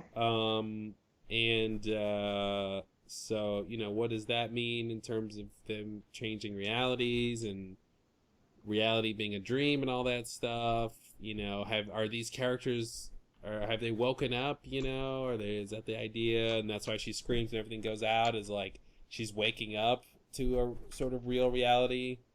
Mm-hmm. Because this has all been the dream of the little girl who lives down the lane, you know, like, and like it's the end of the dream. Right. She hears her mother's voice waking her up, you know. Right.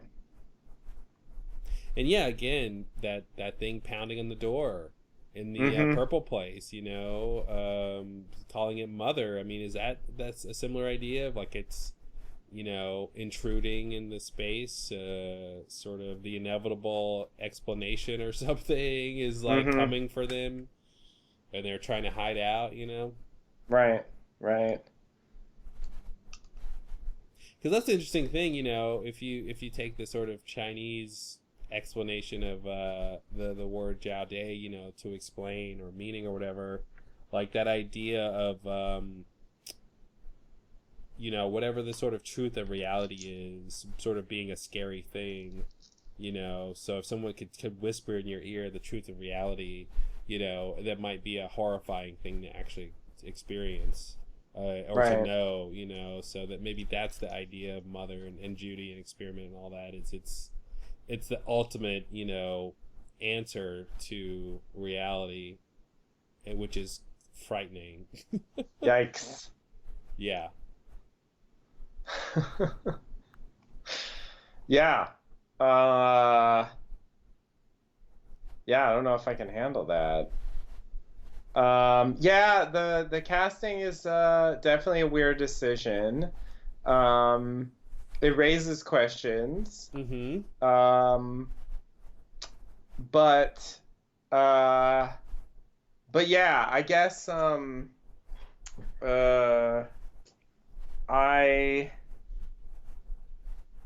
feel like there's enough here at the end. I don't know. Yeah, I guess in a certain way I could see the vibe of you know, Twin Peaks is in a sense like, you know, a dream world. Mm-hmm. But it's a little, I don't know. It seems wrong to me that it would really go for a kind of postmodern breaking the fourth wall kind of thing. I find it hard to believe that's the point. I mean, it would be, if that is the point, it would be a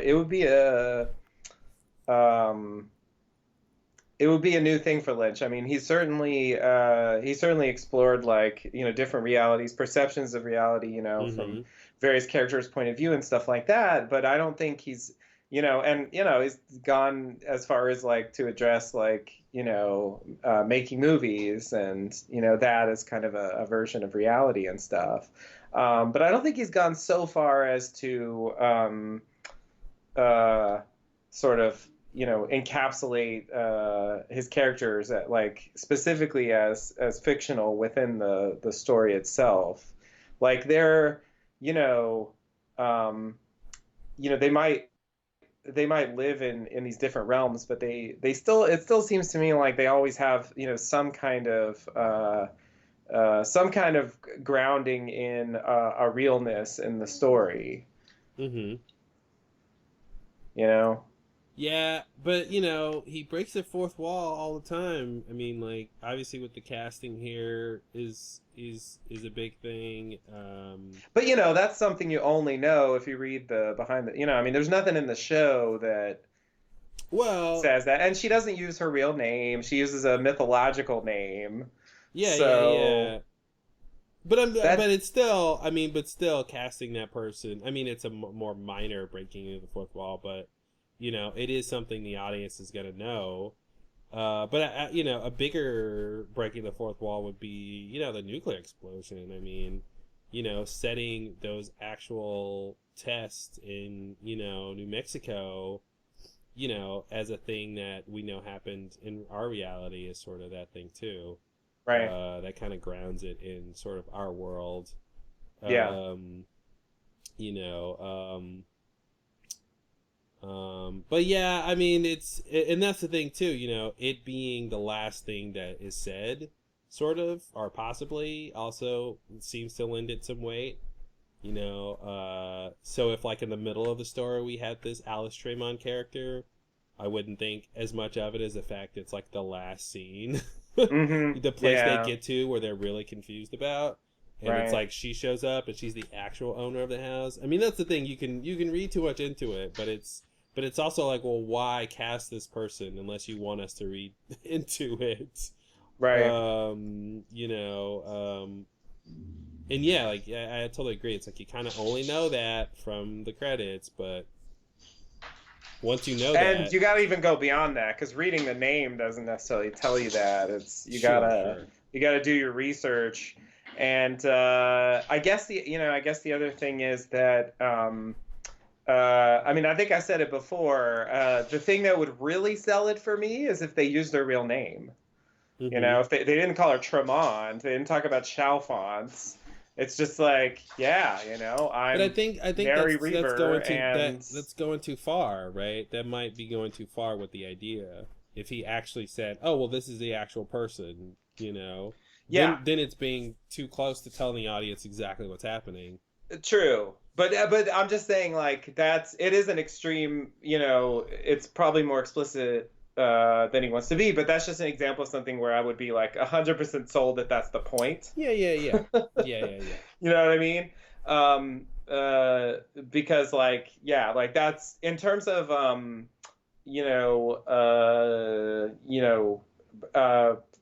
postmodern, like, fiction and reality interacting type moments like this. That's one of the things that's often used, to blur that distinction, is just having people play themselves, basically. It's and so, like, I guess the fact that it's not only and they could have also given her a fictional name that is not specifically connected to the Black Lodge mythology. So that's the other thing that makes it seem like this doesn't feel like reality to me. This feels like we're still in some kind of fantastical place. But maybe that is reality. I think that's the point. Reality is a fantastical place, because reality is a dream, no matter where you are. And again, like, I feel like if the point could be like, the end of Battlestar Galactica, like, we've made the point throughout this season that reality is a dream. We made the point that the original Twin Peaks reality was a dream, and now it went away when Cooper said goodbye to everybody, to some degree. And, and now we're in this other third reality, or something. And now the owner of this house is the actual owner in real life, so it's like, maybe this is like, okay, now I'm saying your reality audience is also a dream. All realities are dreams. Even this TV reality is a dream, Okay. But I guess like, if his version of reality includes Chalfont Tremon's Judy and stuff like, it's like, then to me, like, the point there is a little bit, I mean, if we're still living in a world with all that stuff, then if you want to call that reality, fine, but it looks more like Twin Peaks world to me. It like, you can say that's the point, which is fine, but I guess like that cold splash of water of reality isn't really there. It's more like incorporating the real world into the mythology. Instead of really, it's kind of, yeah, like that's how it would seem to me, like kind of expanding on the idea that Twin Peaks, this stuff, like, it's a part of our world too. But that I guess what I'm saying is that doesn't diminish it to me. It actually makes it a bigger thing. Well, that's what I'm saying could be the interpretation here. Why you would cast the actual person is to say, hey, all of this supernatural, crazy dream world stuff we've been talking about, now we're attaching it to the actual world the audience lives in. Right. And we're saying the world the audience lives in is connected to this too. Like Battlestar Galactica did. Yeah. Well, okay, yeah, so maybe I misunderstood what the point of that theory was. Like, I thought the point of that theory was, like, the characters are realizing that, like, nothing really matters, it's all made up. You know what I mean? The point of what theory? The idea that this is reality at the end. That the point of the ending is that they're supposed to realize that they've been fictional characters this whole time, and Oh yeah, I don't know. I don't necessarily go that far in my thinking that they're supposed to realize they're fictional characters. I mean, there's a sense in which, if reality is the dream, then all people are fictional characters. So it's kind of hard to use those words and make. Which brings it back to, like, it doesn't have a lot of to me, impact, if that's the case. Well, to me, it's like it's a big impact that has no effect. Because it's basically, if you were to say, it's like the Matrix, like realizing, if you were to told, like, okay, reality is a product of machines, like, that would be mind blowing. But if you couldn't sort of, like, leave the reality, then it doesn't really have a big impact. You know what I mean? If you know, so it's like if those people, if Dale and and why am I saying Linda, Dale and Laura, I pieced out a while ago. are like, hey, reality's a dream. Dale says we live inside a dream. Like that definitely has a big impact in terms of your understanding of reality, but it doesn't really change the nature of reality, just because you've realized something about it, So, yeah, I don't necessarily go as far as to say like they're supposed to realize that there's a TV show in this world called Twin Peaks and they're from that show. Yeah. I think Dale has already realized just the idea that, I guess fictional. Yeah, I wouldn't say fictional because that, in terms of like someone else wrote them, and created them on paper. I don't think that's true. I don't think you're supposed to, the idea is that they're realizing that, they're from a TV show. Like they time traveled from the TV show world into our world or something. Like when Homer showed up in our world in 3D that time. Right. Right. I don't think it's like that. Yeah. Okay. So, another thing about the dream thing. So, I'm not denying the importance of dreams. I'm not going to be able to do that. That would be silly. And we're the dreamer who dreams and lives inside the dream. We live inside a dream. I mean, it's there. It's there. It's there. It's Can't everywhere. deny it. I'm not going to sit here and try to say that stuff's not there. Good. And so there is some point there about dreams and living inside them, and that has some relevance for the story. I just want to establish that. Okay, but so I think the connotations of that are disturbing. In terms of the way that's often used, I guess, in stories. Like one of the classic examples from old TV is like there was a whole season of Dallas that was written off as one character's dream, at a certain point. They just like wake up and like, oh man, I had a crazy dream, and it, it was a character that was supposed to be dead, and So anyway, like that whole idea, that's happened a lot. They wake up. I mean, Mulholland Drive has a version of this, but there's a big but there about sort of what proceeds from there. I think. In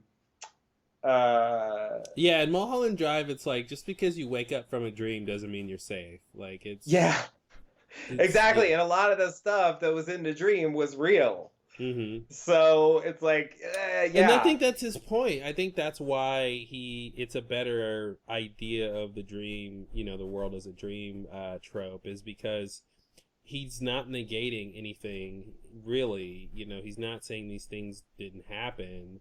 It's actually making it more interesting by saying it is a dream. And I think, knowing his sort of a bit about his worldview and philosophy, and the idea, consciousness creating reality and all that stuff, it makes sense that he would sort of be thinking along those lines that whatever reality is, it's something like a dream. You know what I mean? The fact that we have dreams that to us are indistinguishable between reality, when we're in them, says something about the nature of reality. So yeah, that's why I think there's something there, with or why that emphasis is there this season, and sort of why that's sort of the big main idea of like this is the big sort of conclusion that the character realizes, which is huge considering, the context it puts on the first 2 seasons of Fire Walk with Me. All of this supernatural Black Lodge stuff is like now it has a context of like, well, if reality is a dream, then of course strange things can happen. Right. So it should be expected that strange things will happen. And now these strange things have some sort of context. It doesn't make them any less fantastical or scary, I don't think. Yeah, and I think the other thing is, so the main thing that's missing for me from the dream idea is, and thanks Monica Bellucci, but like who's the dreamer? Mm-hmm. Like the way dream plots tend to play out, and in You'll Mulholland never Drive, know. it in Mulholland Drive, we had like a very clear indication of who the dreamer was. It was Naomi Watts' character. There's literally a scene where the cowboy's like, "Hey, time to wake up." She wakes up like, and we get a glimpse of what quote unquote reality is. Mm-hmm. I think that one of the key things about the way that story works, and Lost Highway isn't quite like that, though there are dreams involved. One of the things that comes up over and over again is just because something visits you in a dream doesn't mean it doesn't have some kind of, it doesn't mean you just made it up. Yeah. which is the reason why the dream idea like diminishes plots usually. It makes it where, oh, that character just made that up, Go back to Lost, like that whole idea that Hurley made up the whole show while he's in the mental institution, like that would diminish the show because it means he just made all this stuff it means up. The people weren't real. Exactly. Yeah. And I think in addition to the Mulholland Drive thing, where it seems like there's some objectiveness to these figures existing, even though they're inside various dreams, maybe. The other thing we're missing here is the dreamer. Like, it's not clear who the dreamer is supposed to be because there's no moment of a character waking up.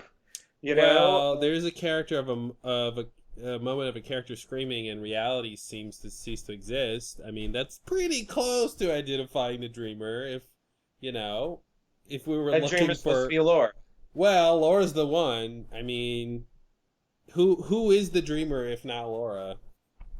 Well, Dale, I guess that was my question. But I think towards your answering your question, I think that's the closest we get. Yeah. Okay. I mean, so the Audrey storyline had that moment more or less. Yep. Right? When she sits up, suddenly reality's totally different, and you are left with the idea that was in her head. Mm-hmm. Now, having the evolution of the arm say something she says suggests that everything we saw there wasn't necessarily only coming from her head. But there is still... Say it again? Having the evolution of the arm say the thing that she said about the little girl who lived down the lane seems to me like an indication that the stuff we saw there maybe wasn't exclusively just stuff she was making up in her head, like that there was some kind of external influence. Yeah, I don't know. It's tough though. That's dangerous. I think in a way that makes sense to think that. Also, it seems like it could just be a coincidence because like Dale doesn't know that, right? Like, so it could just be that it's just a coincidence. It's just literally a coincidence. Yeah, it could be. It could be. But even still, I mean, if you discount the Audrey plot and Billy and all that stuff, I still think there's no indication that, I mean, especially because we see her waking up and we leave on that moment, and the closest thing we get to a reference is this line we just talked about. Mm-hmm. I don't think we're supposed to think Audrey's dreaming the whole show. It didn't seem like she was aware of anything outside of this, this Billy idea. She never talks about Ben or Cooper, her son Richard. She never talks about anything from her old days, basically. I mean, the Roadhouse comes up. She randomly mentions Ghostwood at a certain point, but it doesn't seem like she's aware of the other stuff that's going on. And so anyway, like, I feel like in a way she's the best candidate because she has the clearest wake up moment. And the Laura Palmer thing, I mean, it doesn't necessarily seem like a wake up moment, though it could be, but we didn't get the next shot. Sure. Because that'd be hitting the nail on the head. But the thing with Audrey is, we got her waking up, but the world didn't end. The world didn't stop. I mean, Right. things keep happening after that. So if she was the dreamer, it doesn't really make sense. And like you said, she didn't seem to be aware of anything that was happening outside of that little small Twin Peaks stuff she was talking about. And now could you have a dreamer who's creating realities that they're not a part of, and other people are existing and doing other things? I mean, is she creating the whole world, 7 billion people doing things that has nothing to do with her, and they all exist only because she's dreaming? Like, I don't really think that's it. I get the sense it's more, there seems to be this pliability between dream worlds that you can travel between them somehow.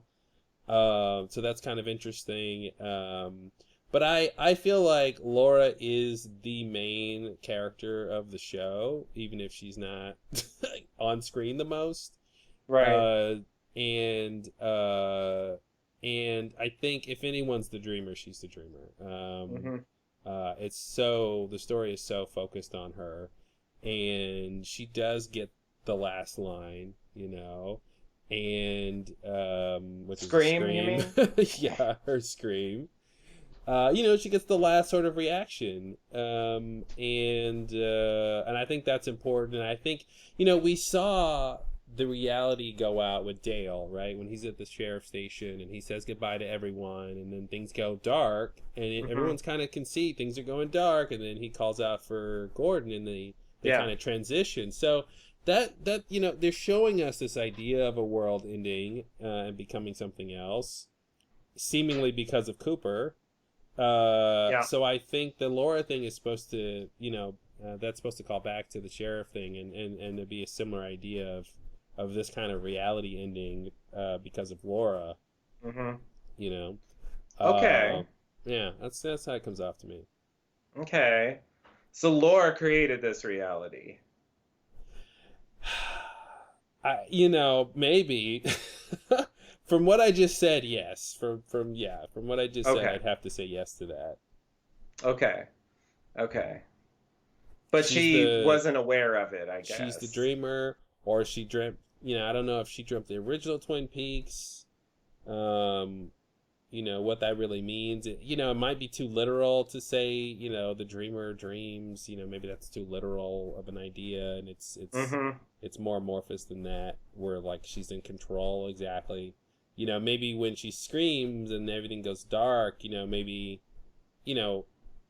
just like Cooper and Diane and Gordon sort of were able to sort of leave and go to a different place. Maybe that's what's going to happen with Carrie and Cooper here. Like maybe they'll just walk through a black stage and walk to like maybe it's the exact same thing Cooper did of having that reality end or something, or maybe she's gonna wake up and be in some other reality and be like, oh, that was a whole dream thing, and is it that Cooper went to her dream?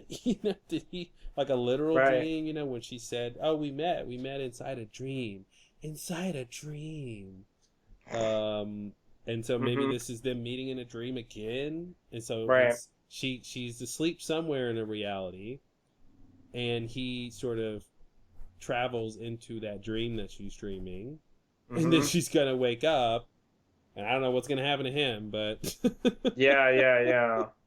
Is it like that? Is it crazy like that? Because that's really weird.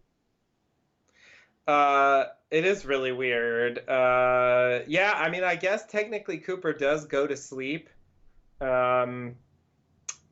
after the Diane thing, and he does wake up, and that's when the motel's different and stuff like that. So I guess if you were gonna say, when did Cooper go to sleep and like start, because like the stuff with Diane and the 4:30 and all that stuff seems independent of Laura.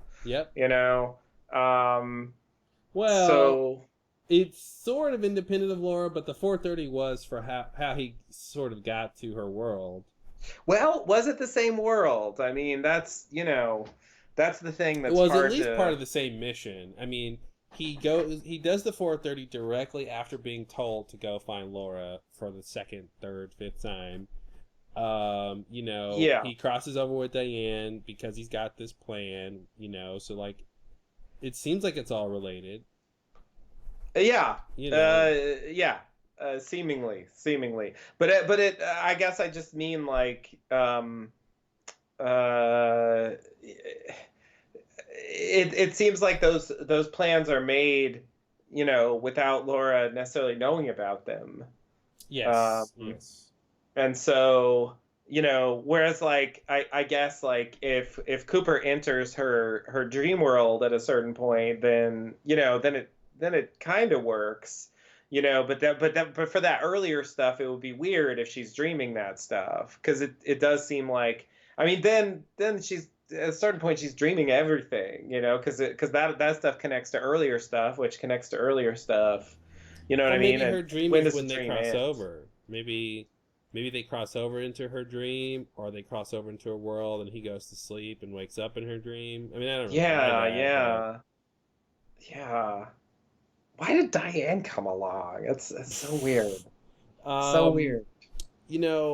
There's also this idea too that the orb that the giant sent was a dream of sorts. Mm-hmm. Yeah, that's another thing that makes it seem like there's something beyond Laura. Yeah, like she was in this thing, but this sort of golden magical orb that came out of his mind, maybe is some sort of reality that he's sending to Earth that people will be living in. Mm-hmm. And maybe it's a trap for Bob or something. Mm-hmm. Or Judy or something like that. But this idea that, he's sending sort of this like reality bubble to Right. Earth that has maybe a boundary or something like that. So it's not the whole world, it's not the whole universe.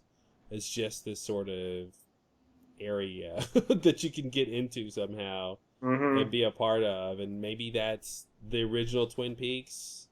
Maybe somehow that's the start, or I don't know. Right.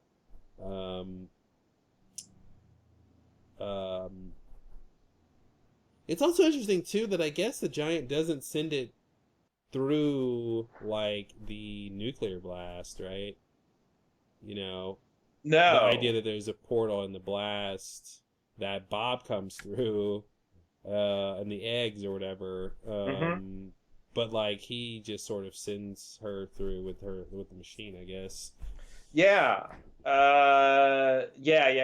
It seemed like it was a reaction. It was after that happened. So it's interesting that he's got technology that is effectively a portal, but then they had to sort of rely on like nature, or like artificial nature, man's artificial creation that like deconstructed nature or something. Atomic level. Yeah. So that reminds me, Lynch did an interview with the Entertainment Weekly podcast hosts, Twin Peaks podcast hosts, and they asked him a question about the atomic bomb. Where did the inspiration for the atomic bomb entering the world of Twin Peaks come from? Mm-hmm. And he said, it's a strange story. In my first feature film, Eraserhead, Henry has that same atomic bomb photo on his wall. So the atomic bomb's in our lives. Hopefully not going off, just sitting nicely in a closet. But things come along. One thing or another can open up portals. One thing or another. I love that. Yeah, I mean that actually goes along with what you're saying. Yeah, wow. Like one thing or another, literally. Mm-hmm. Is one of those things a nuclear bomb? Yeah. Kind of sounds like it could be. So yeah, a can opener. It could be an atomic bomb. Mm-hmm. I mean, one thing or the other. It's just, who knows what it'll be. But things come along. Things come along.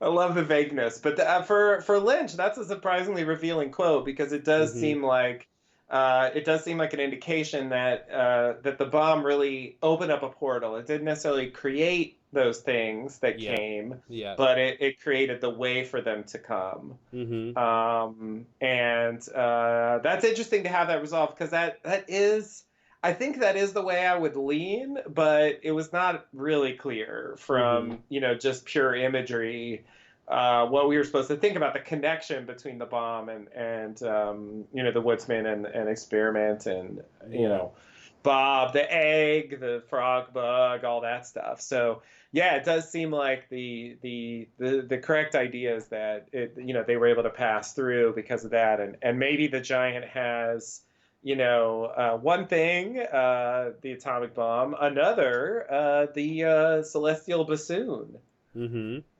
kind of send things through some kind of portal to Earth. Yeah. Well, and it's weird with the woodsman. Were they there before the atomic blast, and now that the portal's open, they can ask Experiment to send through Bob and the eggs? Is that what happened? Or did the things that came along include the woodsman, and they were off somewhere else, and they came through the portal too? Yeah. Good question. He didn't answer that one. They didn't ask that one. Oh, so, no. Yeah. What was that thing I told you to remember that I want to come back to? Oh, wasn't that the thing about the telephone pole? The telephone. Was it about the telephone pole? Yeah, the number 6. I mean, I made a note about that. What was I gonna say about that? Yeah, I don't know what you were going to say, but yeah, what I wrote down is that how she transported there, or does it mean something else? But I think maybe you were going to go along those lines, that that maybe that's how Laura got to the house or something like that. No, there was something else. I thought there was something else I asked you. I was like, I gotta come back to that. But, I thought it was something with the last scene, maybe with the Tremons. Oh man, I forgot. Yeah, it was some theory about something. I guess I'll jog my memory. It'll come back. But all right. So Well, that's Twin Peaks for you. yeah. So things come along. So things come along, and sometimes there's an end. Sometimes there's an end. And then sometimes there's a whisper that you never get to hear. Yeah. So yeah, what do you think the whisper is? God. Yeah, I have no good answer for that. Is it the Black Lodge Wi-Fi password? That'd be hilarious. And he makes a weird look because it's really long. Mm-hmm. Like, Right. What is that, hexadecimal? And did you also hear or notice that the sort of title card at the end of the show, the Mark Frost Lynch Productions, that normally has the sound of electricity accompanying it, had no electricity accompanying Didn't have the sound. Yeah, I did. What do you think about that? I don't know what to think Like, about that. there's no more electricity now that Laura screamed? Like, she ended electricity? Could be. I thought atmospherically it was nice not to have. I mean, it's kind of a jarring thing that happens at the end of most episodes, and after that conclusion, it was nice not to suddenly like, all right. Yeah, fair enough. It could just be an aesthetic thing. Yeah, that's for me, that's how it worked. It was just kind of good to have a softer kind of ending. But yeah, if you want to take it that far, it is connected to electricity, so that could be there, I guess. Yeah, and it could be a sort of small example of breaking the fourth wall if they're. I mean, using the title cards to say something about the show is interesting. Yeah. Yeah, definitely. Yeah, the fact that they come back to the whisper after what year is it in the Scream makes me think the whisper is the explanation of what went wrong. Yeah, I agree. I agree. And Laura just didn't know, she had forgotten, or or like that never happened because he rescued Laura, so that was like this future Laura that never existed that told him the thing, and she never got to learn whatever it was that she whispered, or I don't know. But I agree. Going back to that makes it seem like, that's he had a huge reaction to it. So I do feel like that's supposed to be significant, but I do not have a good theory about what it is. I would love to. But yeah, I mean, beyond the stuff we've already talked about, just sort of the function of it to kind of take back that moment, the killer's reveal and the thing he didn't want to do. At least functionally it's doing that. I mean, that doesn't explain what's happening in the story, but leaving it open, I think is definitely, a big part of the point. I wonder how specific his idea is about what she's saying there, does he have like a really specific thing in mind for the story, or is it kind of a general idea? I kind of wonder what the thought process is there. It'd be interesting to hear what Cheryl said, like what was she told to say it in any particular way? Kyle MacLachlan's reaction, like, how was that described? Maybe what does it look like in the script? Some of those things might help kind of get some idea. They didn't ask him about the whisper in the interview, which is too bad. Even though I'm sure he wouldn't have answered it, because obviously, a big point here is that that's not answered. So yeah, I wish I could do better than that. I wonder if it's the kind of thing where, he hasn't said that there will be a season 3, and he hasn't said there won't be a season 3. He's just like, season 4. Yeah. He says, let's see what happens. Right. But I do wonder if there is more, if we were ever so lucky to get more, if he would still like hold on to that prize and go, no, I don't, this is something I'll never reveal. Or if it's like, well, if we get more story, then I'll just say it and come up with some other mystery that will be interesting for, a similar thing. Right. Yeah. Because, the only thing better than 2 whispers is 3 whispers. Right. Exactly. I think one of the things that I feared about this new series was the idea that it would actually like provide closure on a lot of things that I had enjoyed being open-ended for so long, and it did, it did provide closure on some of those elements, definitely. Especially the doppelganger thing, and Cooper being trapped in the Black Lodge. Those things were resolved in some fashion. Yeah. But for whatever issues I have with this new series, which there are many, one thing that I would say that I do appreciate about it is that it did not, at least for me, like reveal too much or like take away the mystery of the series.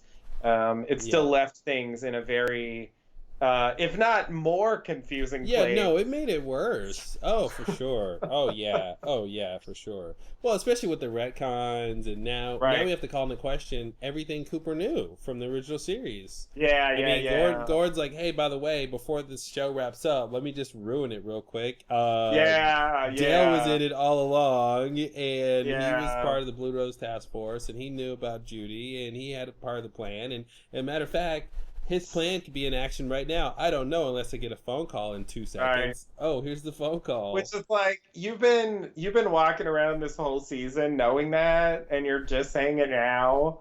Like, well, he was having a dalliance with the French woman and like drawing and like weird pursuing animals, like other Cooper and watching Diane, like spying on them, and just not even.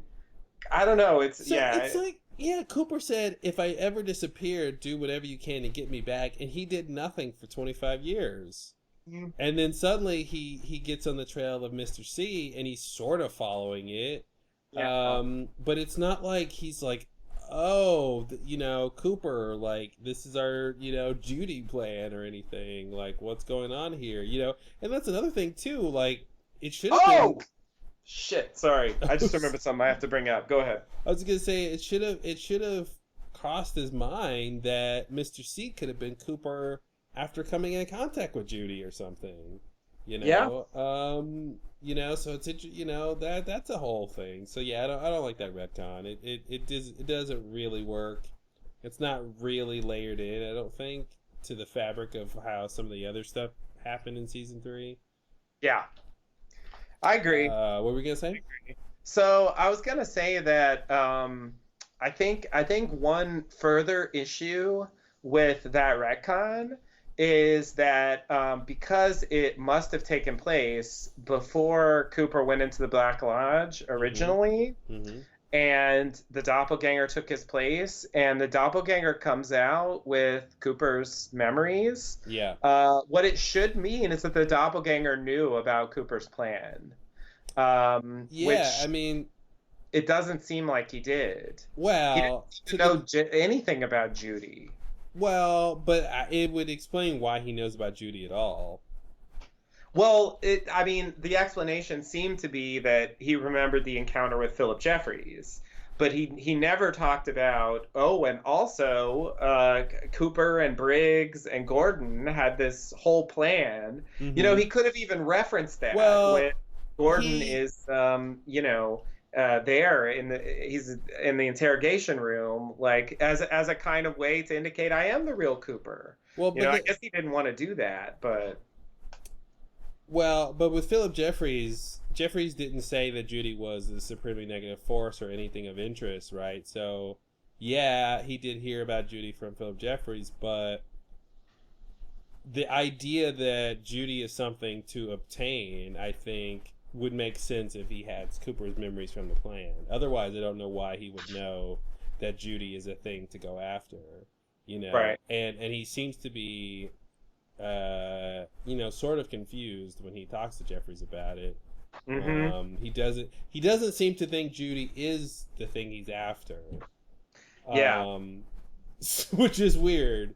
So on the one hand, if he has even though Cooper's he gets memories, and then it seems like it is that thing. So well, it's that thing because we know something about that thing, but he doesn't necessarily know that something about that thing, right? He doesn't even know where the coordinates lead to. Well, in terms of the actual location. I guess the fact that he asks for Judy, he gets these numbers and he adds them to his coordinate list, makes it seem like he has some awareness or indication that there might be a connection between the thing he's looking for with the coordinates and Judy. It seems like that's implied by putting it on the list with the others. You know what I mean? Yeah, sort of. I mean, that sort of makes sense, but he doesn't seem to know that. It doesn't seem like he really knows what Judy is, where it's supposed to be at all. He just seems to know that the coordinates lead to the thing he's after, but he doesn't. But he doesn't know exactly what he's after. Yeah, and now it's making it weird that he even put the coordinates to Judy on the list. Yeah, because he wasn't after Judy before talking to Jeffries. Or was he? I mean, he sort of wasn't from his perspective, right? Because he could have been, depending on what Judy is. It's sort of hard to talk about.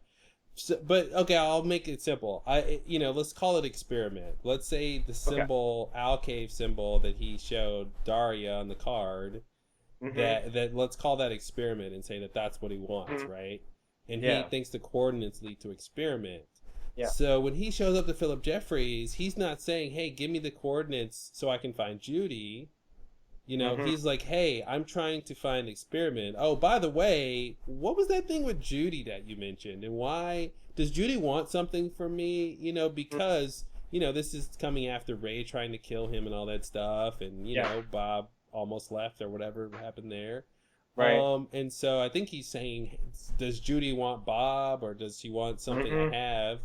Right. You know, and he's like, hey, you know, you already met Judy. Why don't you ask her yourself? Hey, here's where you will find her. So yeah, it's weird to me that he even says, okay, great. Now I have some coordinates to experiment, and now I have coordinates to Judy, and I will put those together. It's weird that he puts them together. Yeah. Which makes me think.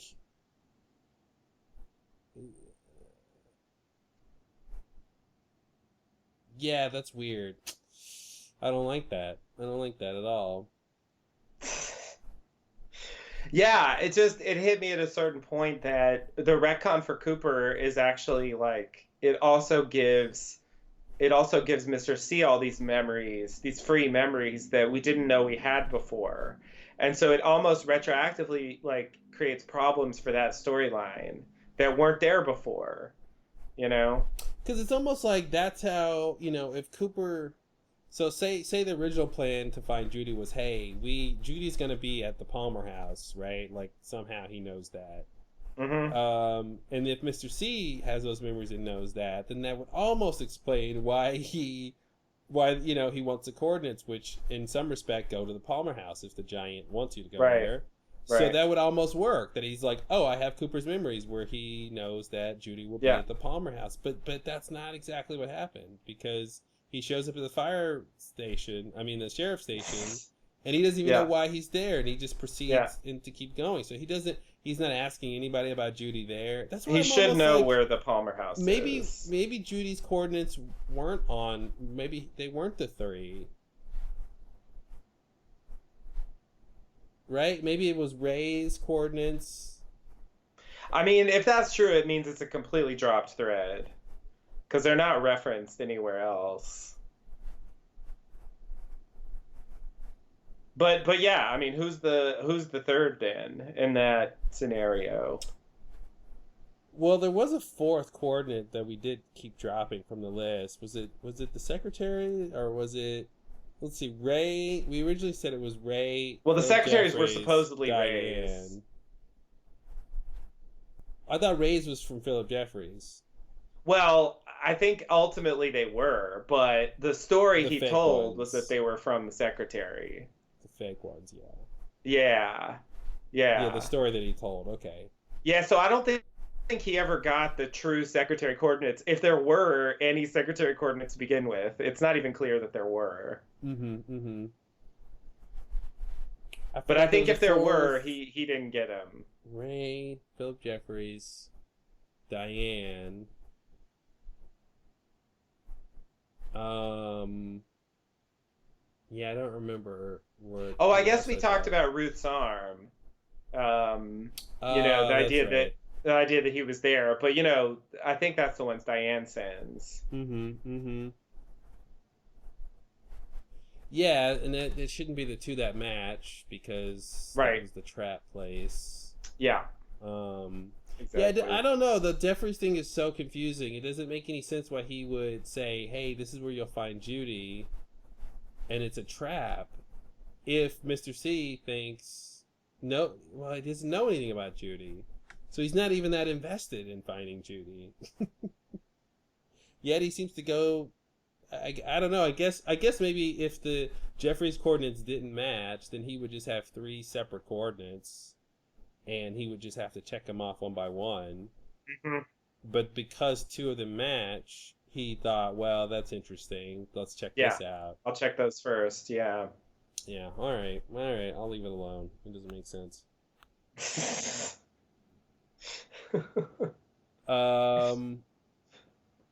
I mean, yeah, the thing is, like, it feels like that's what happened. I mean, that doesn't necessarily make it work.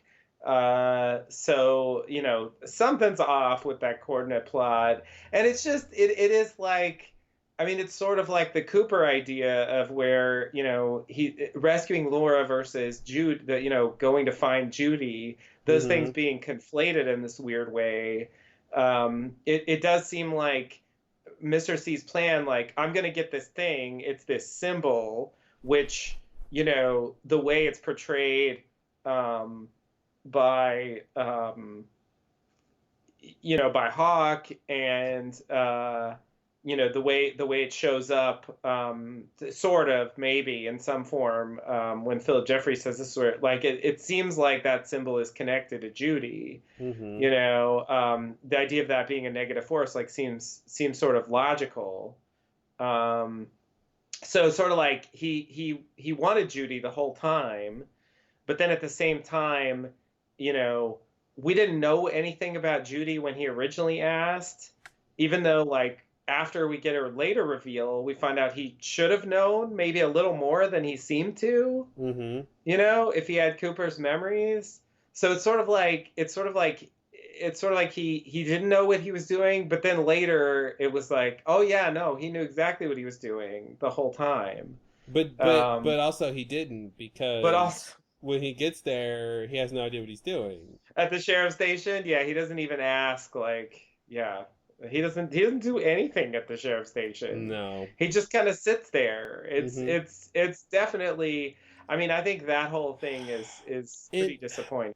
And if the Giant could have imprisoned him in a box cube jail in the black and white place any time, then what was really the threat? What was ever really the threat?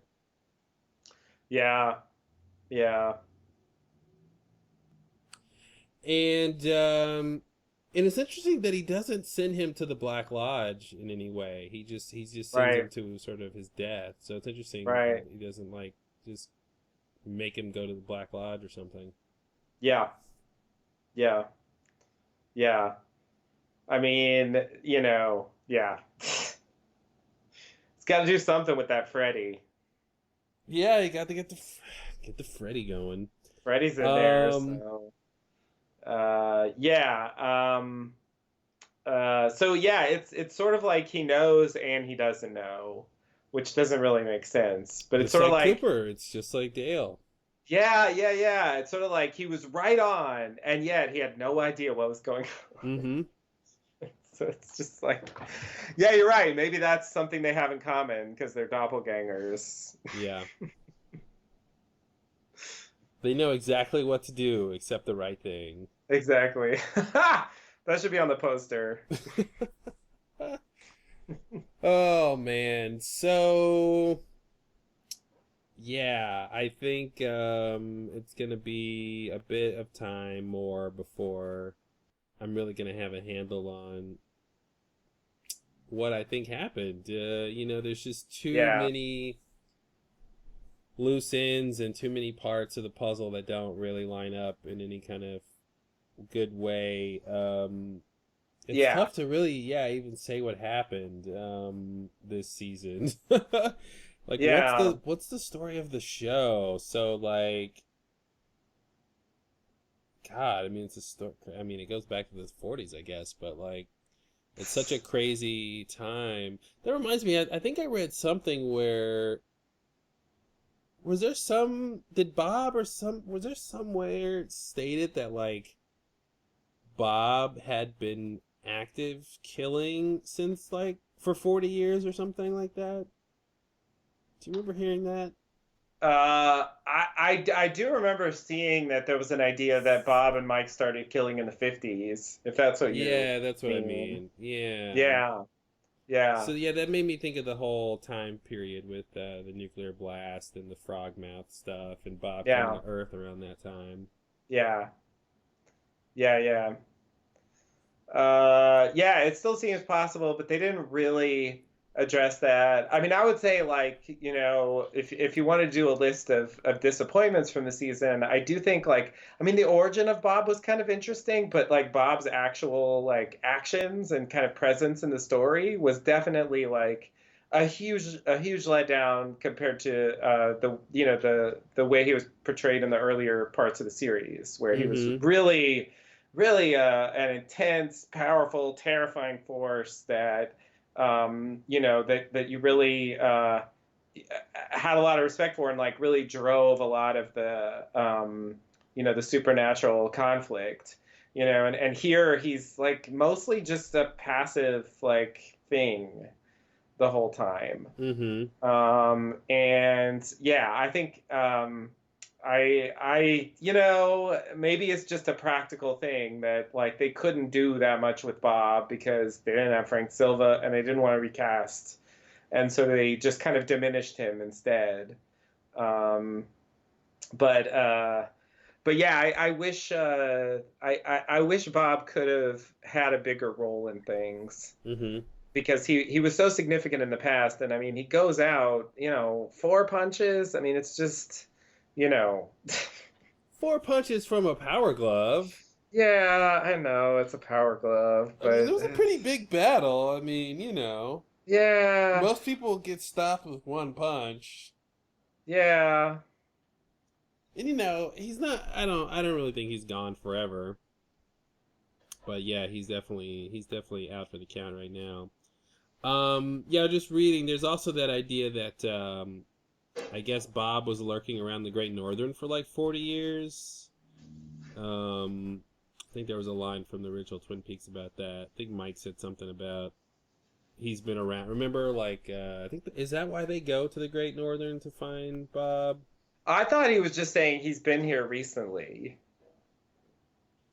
Because like that's when they're trying to use Mike to identify who Bob is possessing, and they bring him to the Great Northern and they line up a bunch of people, and he ends up freaking out when Ben comes in the room. But then it turns out like Leland was like in the other room, like I think singing around that time, and so he did like perceive it in some weird way. But I don't think he said he was there for 40 years. I mean, I don't remember that at least.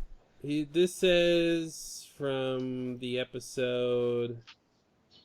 Mike says he saw the face of God and took out his arm.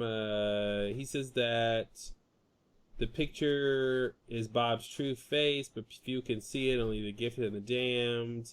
He says that for the last 40 years, Bob has been in the lodge house in the trees, a house with many similar rooms but occupied by different souls every night. And then Cooper says the Great Northern Hotel. So apparently this happened. Oh, okay. Yeah. Bob I mean, maybe the idea is just that actually no, that doesn't make any sense. I mean, at least part of the idea is, Leland like works there. Mm-hmm. To some extent. I mean, since he's Ben's lawyer. But I guess beyond that, because I think the reveal is that you said that, right? It's the Great Northern he's referring to. Mm-hmm. 40 years. Yeah, I didn't remember that. That's weird. Which episode is that? This is episode season 2, episode 6. Okay.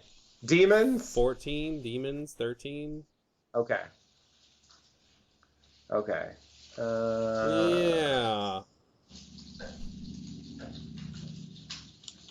Mr. Tojimura. Is Bob near us now? Oh, okay. Yeah, now I know what my interpretation was. I got it. Sorry, I took those as disconnected statements. Is Bob near us now for nearly 40 years? As in Leland, he's been Leland for 40 years, right? That seems roughly correct. And then where? A large house made of wood, as in like where is he right now? Right? Because is Bob near us now? For nearly 40 years, he's been near us. Where now? I always thought that's what he meant. He's at the Great Northern right now, which does turn out to be true as far as Wiki disagrees with you. All right. Well, Wiki gonna wiki. Wiki will do what a wiki will do. Yeah, let me see what I interpret those lines to mean. And whoever I agree with will be the new co-host. Yeah, this lodge house and the trees. I mean, that's yeah, the wiki thing. If you read the quote, I think they're stretching it. I think he's just saying Bob's been in Twin Peaks for 40 years, and right now he's in the Great Northern. I think he's saying Bob has been near us for 40 years. Yeah, as in Twin Peaks. Which, the time he's possessed Leland should be something close to that. Mm-hmm. Mm-hmm. So.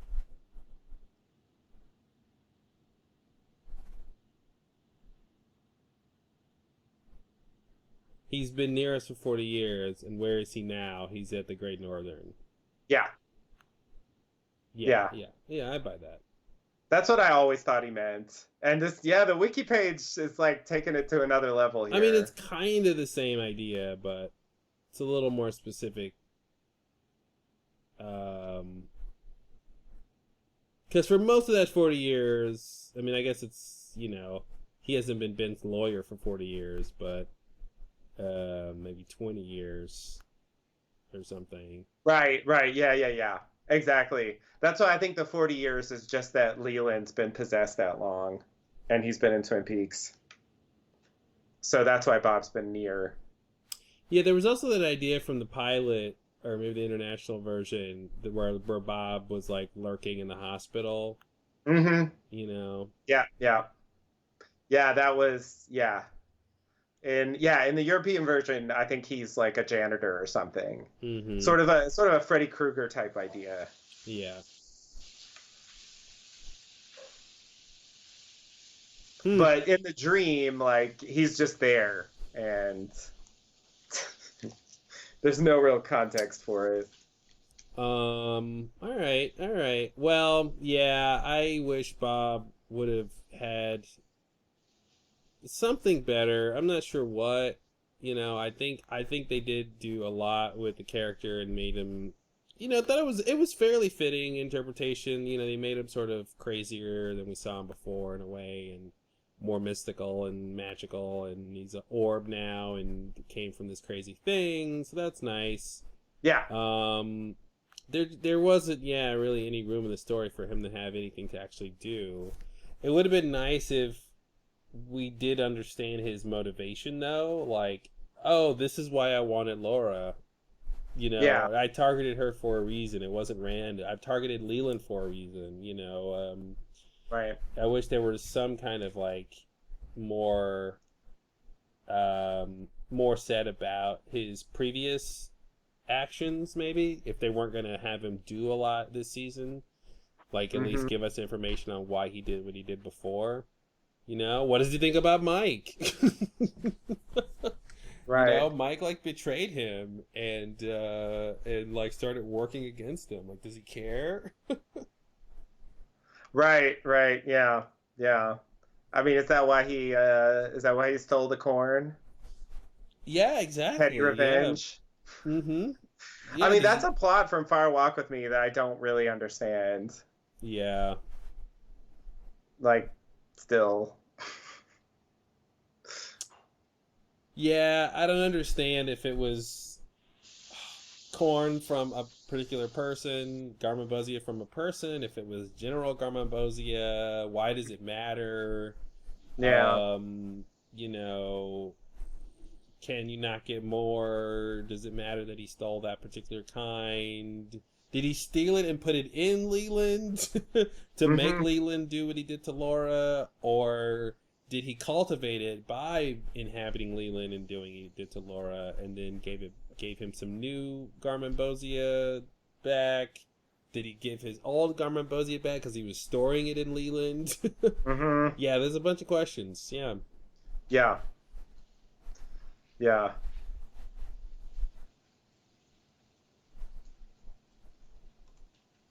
And yeah, it's the arm who ate the Garmonbozia. So Right. And that's the thing. Mike and the armchair are working together with Cooper this whole story. Yeah. you know. Yeah. It does feel a little bit like they, but again, I guess by the end, I'm kind of questioning their motivations again, because I Mhm. mean, was it just about stopping the doppelganger and getting Bob back in, and beyond that, that was Cooper's problem. That's a CP. Like, because they didn't really help very much with that. Mhm. Their help, like I mean, they were really helping Dougie a lot, and it comes across like, and he gives him the ring, and it comes across like all their help boils down to, stopping Mr. C, basically. Yeah. Yeah. And why do they even care? I mean, you know, no offense, but Mhm. like, why is that anything to them? You know?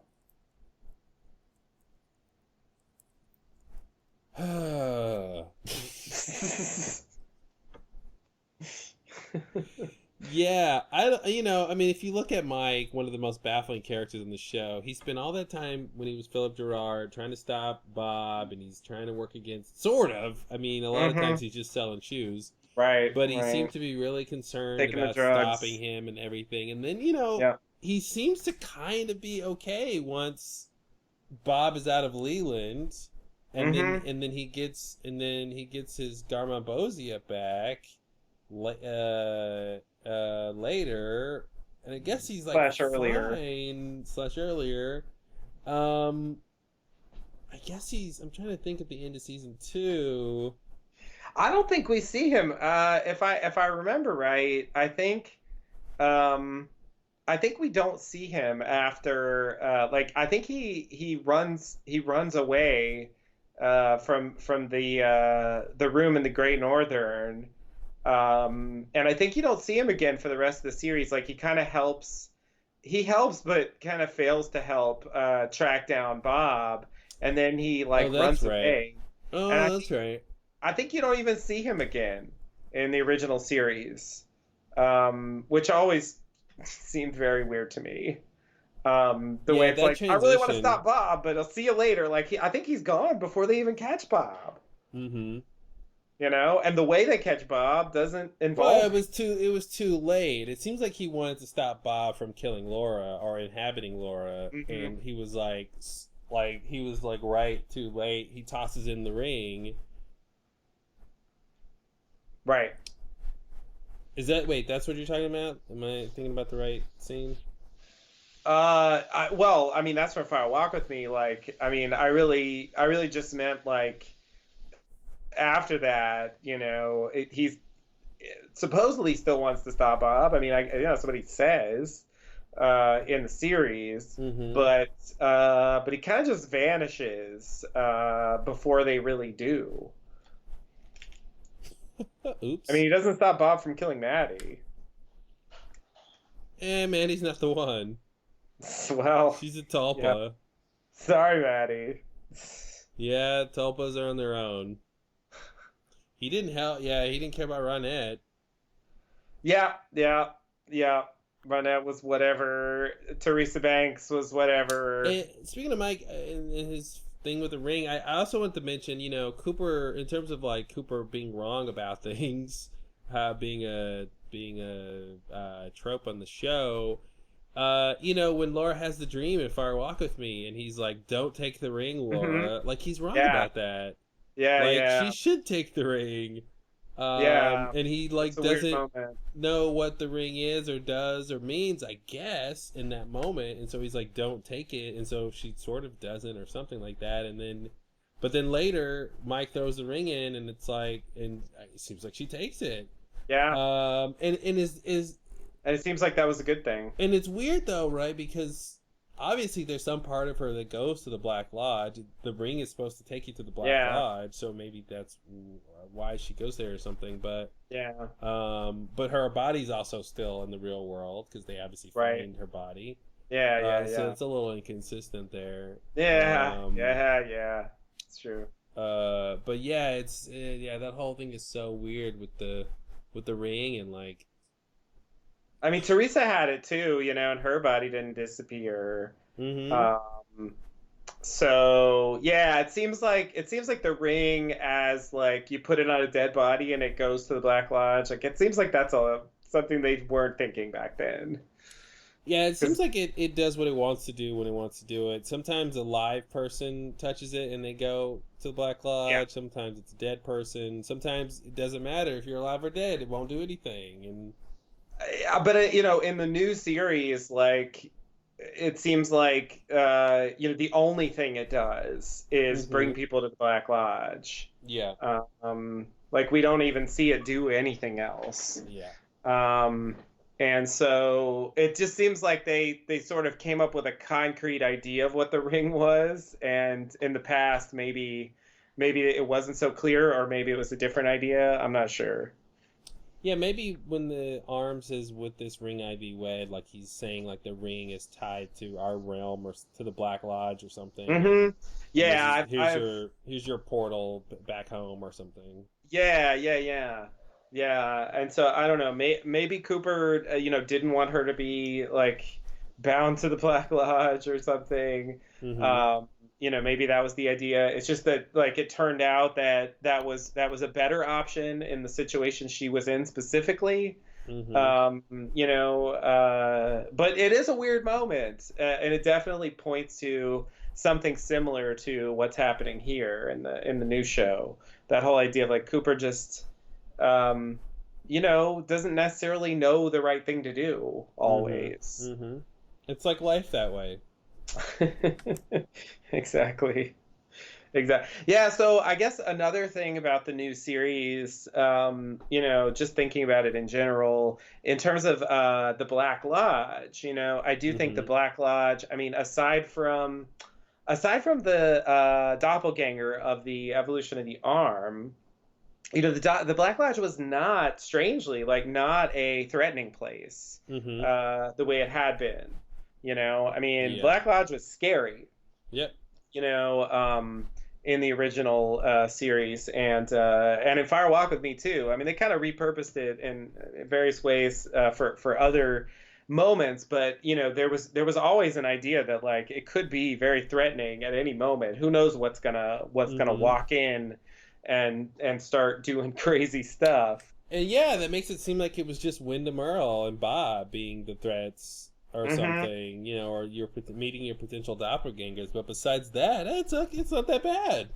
Yeah, exactly. And so, yeah, that sense of danger and uncertainty, like the Black Lodge was strangely like, a safe zone, almost as safe, except for that doppelganger incident, almost as safe as the Slow 30s room, White Lodge, which I think is, it's kind of odd. I mean, the box thing, I mean, that doesn't really count as another realm, but that was kind of a threatening element. And, that place where Cooper was with Nido and stuff, with that thing banging, like that seemed to imply some kind of threatening presence.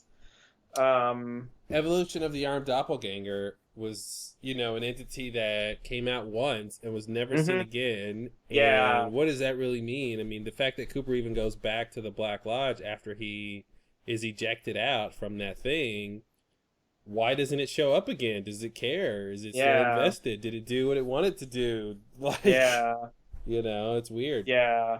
Yeah, that was a pivotal moment, but yeah, the real implications of that are not clear at all. Non-existent! In terms of Cooper's journey after that, Dougie, the original plan, it did make me wonder, thinking about it at a certain point, if, the idea is that what should have happened is Mr. C is pulled back into the Black Lodge and Cooper was supposed to come out at Glastonbury Grove.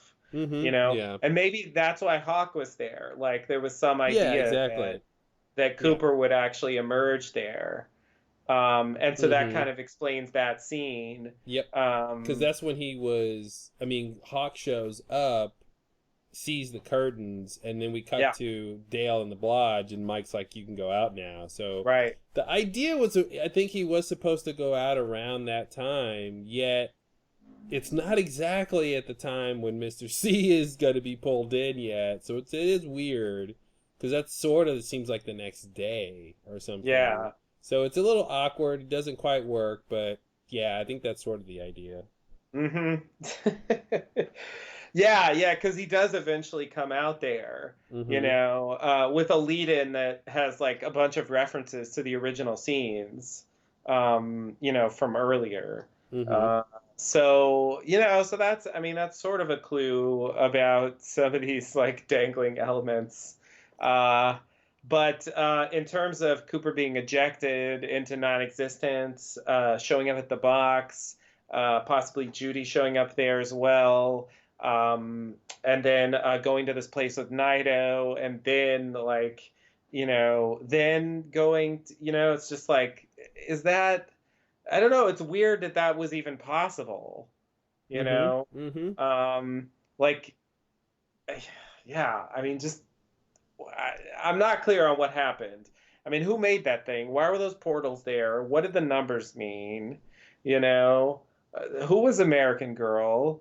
What was Naito trying why to is that communicate? place in the purple place where the Yeah. White Lodge is? Is that a White Lodge sanctuary? Is that a place that Mr. C or somebody or created to hide people? Is it a prison? That idea of Naito sort of unable to communicate. It seems like she was captive in prison, and of course when they take her to Twin Peaks, she's back in prison. So she's sort of Diane imprisoned idea is there, obviously. Yeah. But, why was Mother sort of able to even see that place or sort of get there? If that was Experiment, why? Why isn't Experiment still floating in space? Did she come through the portal in the 40s or the 50s? Or did she just now get through the portal? Like I said, there's some idea in my head about Experiment evolving into Sarah, or morphing, I should say. Like, we see the version of her in space with like no face. That rhymes. Yeah. Then we see the version of her in the box with the fox. And with sort Dr. of a face. Now. Yeah, Judy I am. I do not like it in a box. I would not like it with the fox. So I mean, she kind of sort of starts to form a face. Is that part 2? And then part 3 is she looks like Sarah Palmer. Is that the idea? Has she morphed over time? I mean, there's almost nothing that really makes sense, for any of these kind of big ideas. It's hard to really like say, okay, this is what makes sense, and then try to build the story around that. Like, it starts falling apart from like any point you start at. Right. Yeah. As detailed as the plotting was, it was also like really strangely like full of gaps. And some of that's Lynchian stuff, but some of it just seems like not well thought out. Yeah. Like they didn't maybe think through certain elements, because they just don't add up. Like, because I guess when it seems like that is when it comes to a definitive conclusion, but the parts don't add up. Because it's like, it's not as though it's like mysterious. It's just like, but that story doesn't make sense. Yeah. That's where it feels like there's something weird going on at the writing level.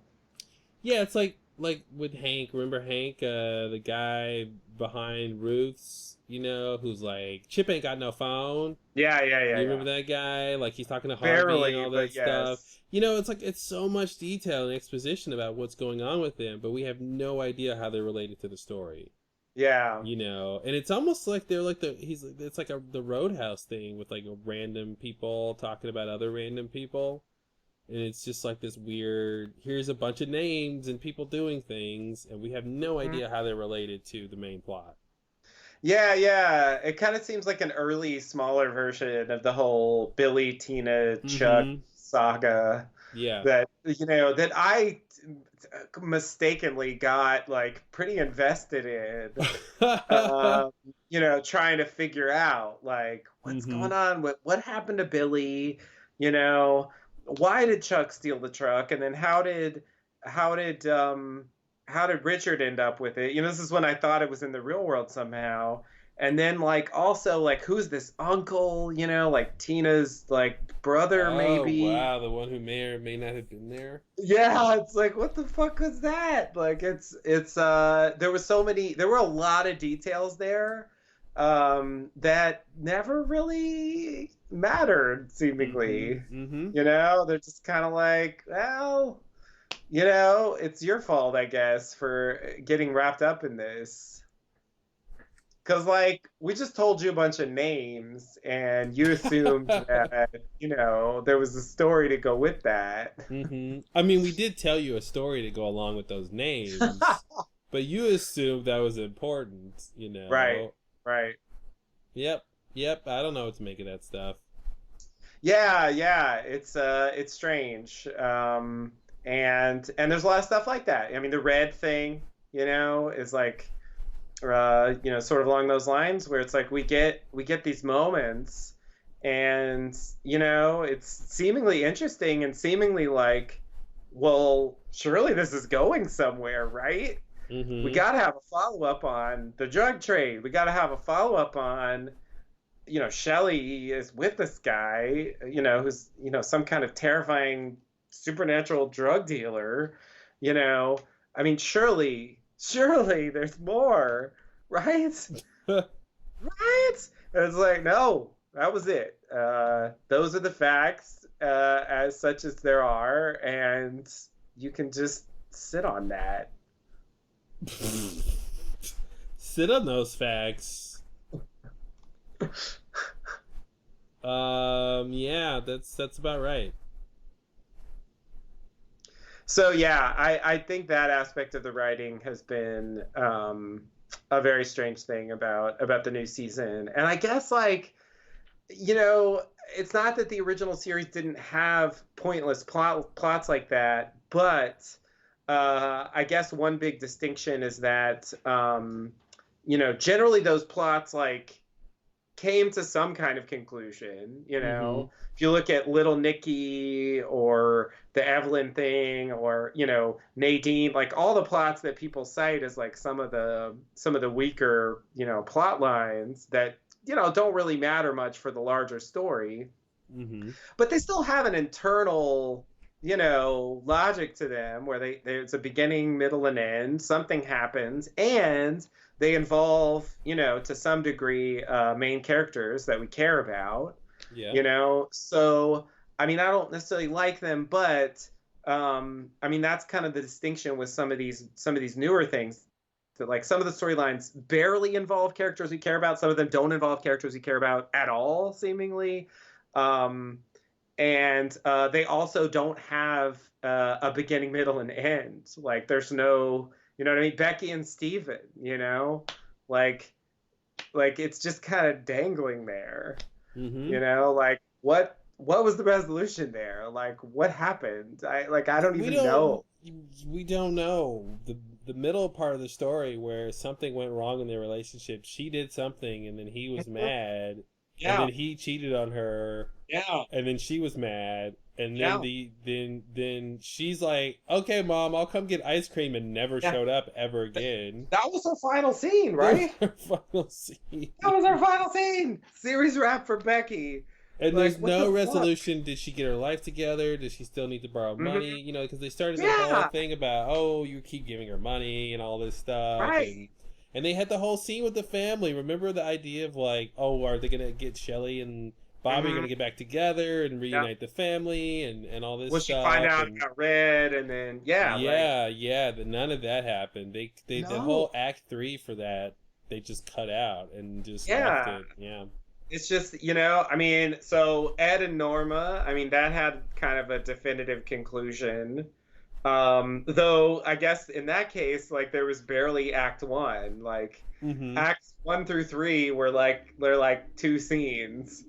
Or 3 scenes maybe. Well, Act 1 through 3 was seasons 1 and 2. The original series, yeah, okay, fair enough. But in terms of the new thing, I guess that's part of why it works. Like they can get to a resolution quickly because the history's already there. They don't have to like write the whole story. Well, because they, more specifically, I think it's because they have already done the setup, right? In these other storylines, they're doing the setup in the season, and then they just don't give us the resolution. Whereas Norma and Ed, like, they had already done the setup, so all they have is to give us the conclusion. Right.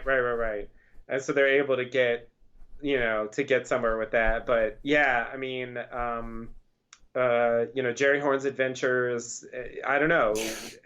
Just kind of seems like random silliness, and maybe he killed a guy with his binoculars. Yeah, I love how that's possible, and it shouldn't have worked, but I mean, Freddy killed a boar with a glove. Yeah. Yeah, it's strangely not impossible. So yeah, but even if he did, it's sort of, I don't know, it doesn't necessarily matter that much. I mean, Richard Horn, the Richard Horn, Audrey's my mother, Mr. C's my father. We'll talk in the car. Yeah, like that's like classic TV drama. Surely they're not going to squander that. Like it's amazing. I mean, Audrey has seemingly no awareness of it at all. Never references it. Cooper never finds out that happened, which seems like, I don't know, it's something I would like him to know. It's, in a way, he's related to Richard, in a weird way. And they even put Richard together with Mr. C, and it's like one scene or two scenes. I mean, it's But isn't life like that though? When you meet your father for the first time and then he gets you killed in the next scene, isn't life just like that? Oh man, that's why there's a whole line of Hallmark cards, for when your father gets you killed. I'm sorry, when your long lost father you never knew gets you killed. It's more specific. It's because it's such a common thing. We have to have greeting cards for it. Right. So I don't know. Like, I mean, obviously the original series was, older, much more conventional TV, and so they followed more of the rules of how TV storytelling is supposed to work than the new series did. Also, network TV. Yeah, specifically. I mean, it's, super old school in that way. And yet, like, for its time, like, pretty out there. Yeah. That's why it's still a thing. Because it really stood out, even though in retrospect, it was also very grounded in the conventions of its time. And I think that formula, like, really worked. And I do appreciate that the new series, is in a way like as challenging for TV now as that was back then. For sure. Like they stretched like the way a TV show could be. I've never seen anything like this. So, I have to give it credit for that. But on the other hand, like it is in a way, like, because it doesn't follow those conventions, it is also like kind of unsatisfying. Yeah, those conventions are there to satisfy us. Yeah, exactly. Because over time, those are the conventions that we find satisfying. That's why it's like evolution of the convention. It's like it's like the survival of the fittest. The fittest is how content we are, how much enjoyment we get out of these sort of memes of ideas and tropes and stories, and the ones we like are the ones they give us usually. Yeah. So that we tune in. Right. Exactly. Yeah. Yeah, and I think I'm trying to, maybe because it's a TV show, maybe because it's connected to the original Twin Peaks with the original Twin Peaks characters. I'm not sure exactly what it is, but I don't really have this feeling about the Lynch like movies. I don't get that weird sense of like dissatisfaction or like this feeling of like unresolved, like dangling things, even though like they do have a lot in common. And I'm not sure exactly what the deal is with that, but I do think at least part of it is that for me, uh, for a TV show, specifically like a long form, and 18 episodes or hours or parts is very long for a Mm-hmm. TV series these days. When you're going to spend that long, I do feel like it's kind of disorienting to have like so much like distance, emotional distance from the characters. You know what I mean? Like there's really a lot of um characters like doing things that we don't really understand, Mm-hmm. and we just can't really relate to, you Mm-hmm. You're know. welcome. And I think in a 2-hour movie somehow that can be interesting in a way that when you go to a TV series, and especially when you involve characters we already do think we know and care about, like it can come off like weird and frustrating.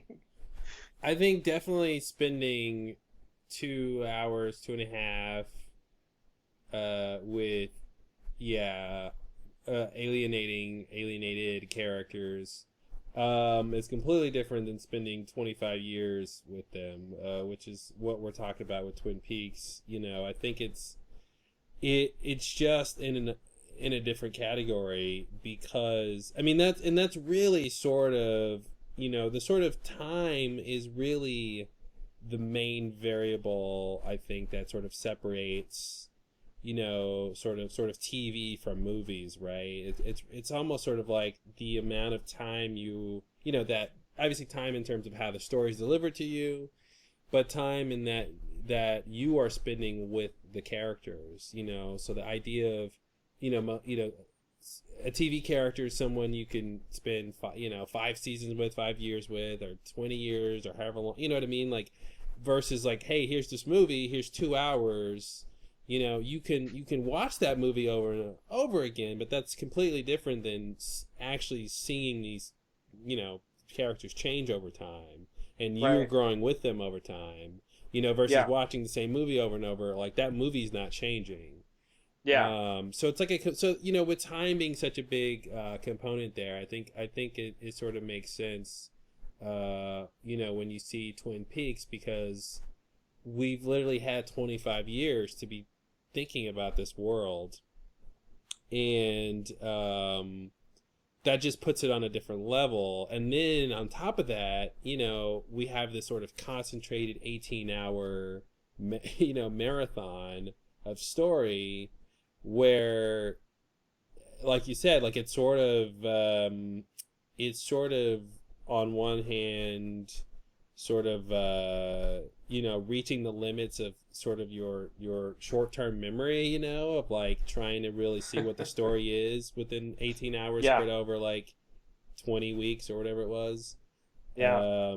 So that's a challenge, and then on top of that, there's the sort of the next level of like, the characters that you are seeing, and how some of the characters you're seeing are not the characters you want to see. And that's part of the story. So, you have your main guy not be in most of this stuff. Yeah. And he's the guy, more often than not, you've thought about Yeah. over the last 25 years. Yeah. So it's like you don't, so now you have this left turn of like, okay, here's the character you're not actually getting. And then when we do get him, he's really him for the briefest second, and then he starts to vacillate between being him and being not him in some sort of undefined way. Yeah. So it's almost like, we, at the very end of this long 25-year relationship the audience has with, the show, but the character in particular, like, at the very end, when we're like grasping him, he sort of vacillates away and isn't really him. And, there's something like that with the ending. I feel like it's sort of mirroring that with sort of them sort of missing the mark at the end with their goal. With Cooper's goal is sort of, he gets to the place, but it's not the right time or something, or Laura screaming, sort of making that thing seem, like they made a mistake and now they have to change something. Right. But yeah, it's so yeah. All that being said, it's yeah, it's disorienting. What we got within that context, because most of the story in season 3 makes things worse, and then the other part of the story doesn't matter. Right. Like Right. the bulk of what Dougie did and the bulk of what Mr. C did doesn't matter. Yeah. And, to the degree that it matters in the Dougie stuff, it's just sort of on a, emotional level about, Dale Cooper getting, on some sense, to sort of re-experience the world as a baby and then sort of get some semblance of family through Janie E and Sonny Jim. And that's sort of the most, you can sort of, I think, wring out of that. That was sort of Yeah. obviously important on a sort of story character level. Yeah. But besides that, did it matter that he, it was Mr. Jackpots? Did it matter that he, the stuff with, him, the goodwill of Dougie Cooper or whatever, when he's basically like the new Messiah, he's like Yeah. he's like creating miracles left and right. I guess Yeah, he's yeah, Jesus. Maybe that's what it was. Yeah. He's Yeah. Jesus, and his electrical socket was the Virgin Mary. But none for you, Jade. No miracles for you. For who? Just go who mail your key. That's Oh, all I for need Jade. you to do. Jade gets 0 miracle. Yeah, Yeah. exactly. She gives 2 rides and gets 0 miracle. That's the math that she gets. Yeah. Yeah. That's never gonna not bother me. Yeah. No, it's bothersome because it begs the question of well, what's the point then? If the point wasn't to have examples of all of these sort of random people that Dougie came in contact with, sort of lives being made better. Yeah. Then if that's the point, then why is Jade left out? And if she's left out because that's not the point, then what's the point? Right. So you kind of are lose on any side of that coin. Yeah, exactly.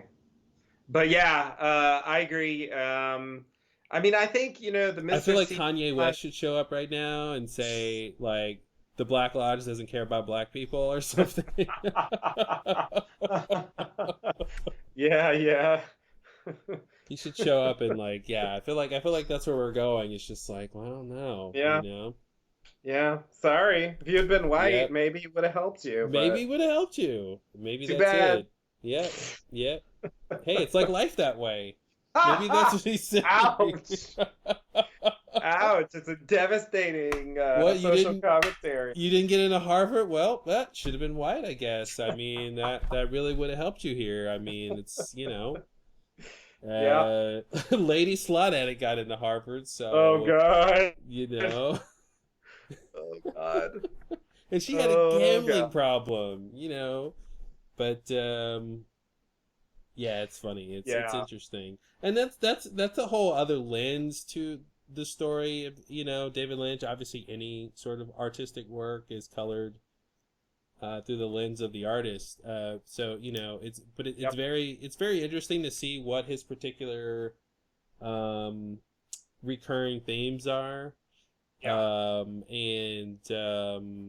And how his characters resolve problems or attempt to resolve problems, which usually they don't.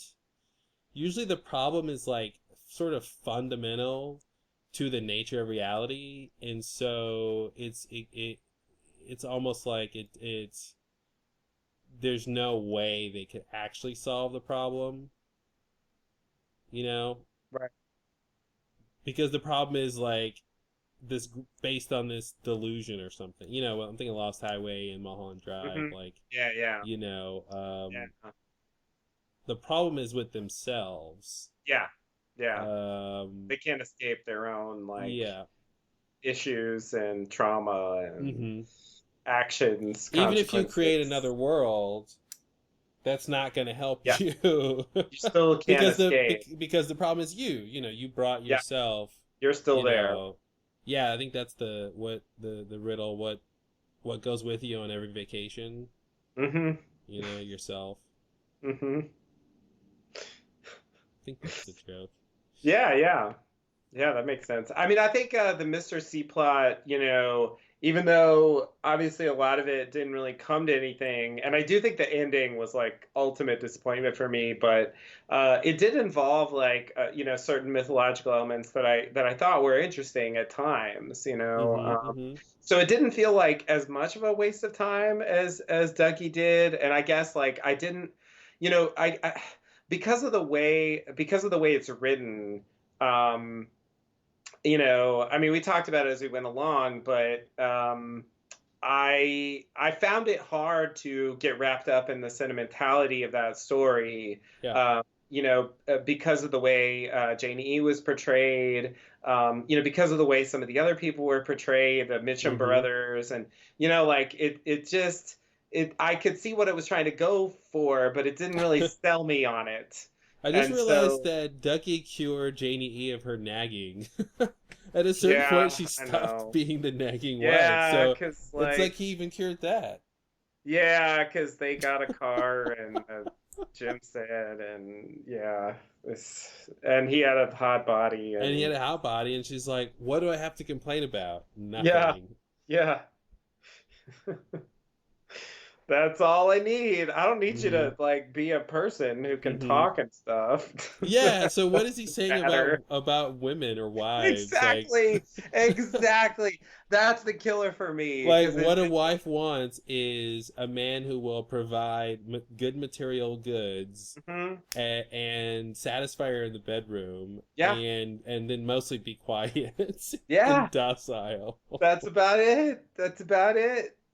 I mean, and it's like I'm supposed to feel like my heart warming And about ultimately, it doesn't even matter if he's not even a real person. All that matters is the facade that he represents. that. Right. He can be an empty vessel fulfilling those things. And that's enough for us. And to me, that's disturbing. That's not heartwarming. That doesn't make my heart full. That actually is really scary. But that sounds like the end of a Twilight Zone episode. Yeah. Like the guy comes home and they open the door and he's fake. That sounds like actually the bad ending. Yeah. And they're left with the fake one.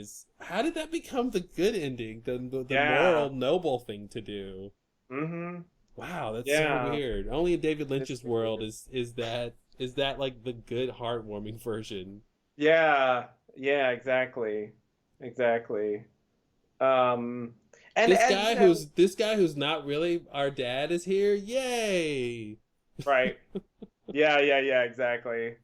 Yeah, it's bizarre. And like I guess another aspect of the Dougie storyline is that, since he was a completely passive character, like he really couldn't do anything of his own free will. He couldn't really. I mean, there was that moment he sort of went into action with Ike the Spike, but for the most part, I mean, he just kind of stands there and repeats things people say. The only way he ever accomplishes anything is we have like, this constant like Mike showing up and showing him things and making him do things, pointing him in certain directions. And like, to me, that just gets tedious after a while. Yeah.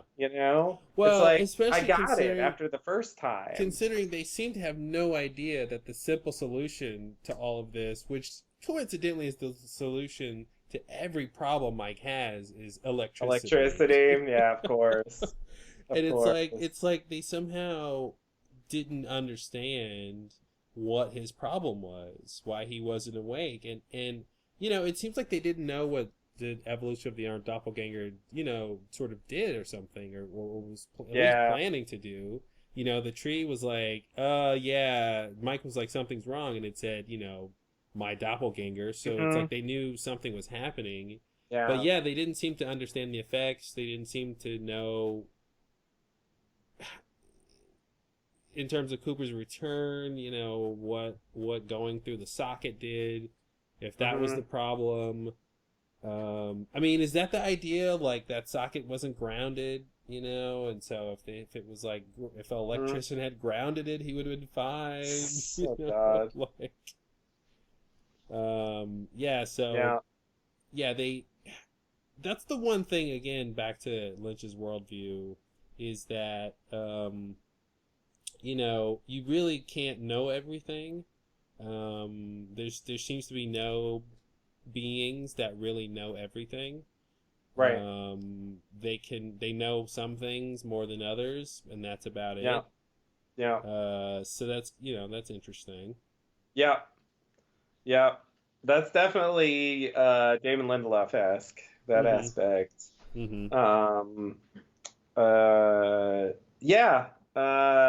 So I mean, yeah, I would say, um, you know, there were a lot of interesting moments, and I do think that, even though like it didn't have any great outcomes in the series as far as the story goes. Mm-hmm. I think Part 8 is probably the thing from this new series that maybe was the most successful, Mm-hmm. because it just on a purely on the level of just the experience of watching it. Yeah. Even if you can even just forget about the fact that it's connected to I literally anything. was just gonna say, if you saw that in the movie theater, it was just Part 8. It would be an interesting art film. Yeah, absolutely. I mean, when I watching it, it's like that could be. I could imagine that being in a museum or something. Mm-hmm. It's such a like pure. It's like almost a silent movie at times. Mm-hmm. That so much just imagery happening. Yeah. And I mean, that's why it was hard when we podcast about it, it's hard to podcast about because it's like it's not events that you can deconstruct. It's like Mm-hmm. images and sounds and it's such a pure experience. And I do think, like, for me in the new series, that's the thing that comes closest to the parts of the original series that Mm-hmm. I like the most, like where they have this kind of effect that goes beyond just thinking about the story, but it just kind of hits me on this weird, like, pure experience level. And I think when Lynch hits that mode, Mm-hmm. that's when I like his stuff the best. Yeah, and I think it was successful overall this season with that idea, because there were a lot of moments that I couldn't believe what I was watching. And I think they really get 5 stars in the category of trying to top themselves, of trying to Hmm. push ideas further. Almost every time we saw something, it was more interesting than the last thing we saw. Right. And it just kept going like that to the end. Yeah. And they Yeah. didn't really recycle too many cool ideas. They just kept sort of furthering them, Right. which I thought, which is just icing on the cake. And yeah, I definitely think there's a lot of moments where that reminded me of the same kind of feeling of, like, in season 2 and Fire Walk with Me, that you're just like, it's like time slows down when you're watching these crazy scenes. You're just like, what is going Yeah. on here? I like the first time I saw, Laura go into the picture frame, Oh yeah. Fire Yeah. Walk with Me, and just like, Yeah. what is happening? And all those, like, really big crazy moments. Yeah, I wish Bob. I'm okay with Bob. I mean, considering the circumstances, but yeah, it would have been, I could, I don't want to look a gift horse in the mouth, but that could have been Right. better. I would have accepted it. Yeah, Um, yeah, yeah, yeah. I do understand the circumstances. Played a. I guess I wished I wish something else had been possible. hmm If they still had Frank Silva, or if they came up with some, I don't know. Somehow it was like it did mystify Bob, but it also, like, embodied Bob in, like, a really specific way that he wasn't before, hmm and so uh I don't know, in a way, like, just having the Borb, like, attack people, I don't know, like, that was just weird to me. um it was a weird ending for the character. Yeah, and I wish it was possible to think of Bob sort of as the orb, like only after he's with Mr. C or something. Like I would, Mm-hmm. because it's the way I guess it is he was the orb for a while, then he was like in the original Twin Peaks form, like as a regular guy walking Yeah. around sometimes. And Yeah. then once he's in Mr. C, he's the orb again. Yeah. It's kind of cumbersome. Yeah. I wish it was like he was one thing and then the other, not this like seesaw effect. Right. Right. Yeah. Yeah. I mean, and it doesn't make sense that. Yeah, I was saying it doesn't make sense that the orb would only go to Mr. C after he's the doppelganger, right? Like, the orb clearly went to the 50s. The Bob orb. I thought so. I mean, that's where the eggs went. Yeah. Yeah. Yeah. I mean, it seems logical. They didn't really show it, but So is it just that the Bob inhabited the egg, and then so he was in the frog moth thing that went in the mouth, the girl's mouth, and that's Could just be. it, and that's just him being Bob for a while and her. could be. Could be. I mean, yeah, that's a weird dangling thread. I mean, I love that idea of like the woodsmen come and they take over a radio station and Mhm. recite this poem that puts people to sleep, and it provides the opportunity for this. I mean, that's such an interesting, weird, short horror film or something. Mhm. But yeah, in Yeah, terms the of the men larger, who descend from the sky. Yeah. yeah, exactly. It's like on its own, it works really well. As a part of Twin Peaks, Mhm. it's weird. It's just dangling there. I don't know what to think about it. Like many of these things we've, talked about, there's no follow up clearly. Yeah. Um, there's no Well, clear follow up, I guess is what I mean. it's almost what you said. Yeah, yeah, I guess so. But yeah. Yeah, it's interesting too. David Lynch has said that Mulholland Drive was sort of going to be a Twin Peaks spinoff, and Oh, yeah. we've been talking before about that idea of the person behind the dumpster behind Winkies, Mhm. sort of being like a woodsman. So Yeah. because I'm trying to figure out how to put them to bed. What's my final thought on the woodsman? And I still can't really pin down where I think they came from. Like, Yeah. were they just always here, or is the convenience store some sort of machine that lets them come to our reality or something? Mhm. Yeah. And they first came here after the explosions. Yeah. Yeah. Because they show up at the sheriff's station at the end and do whatever they do with Bob, and then Yep. they're just Peace out. done. They're just Done.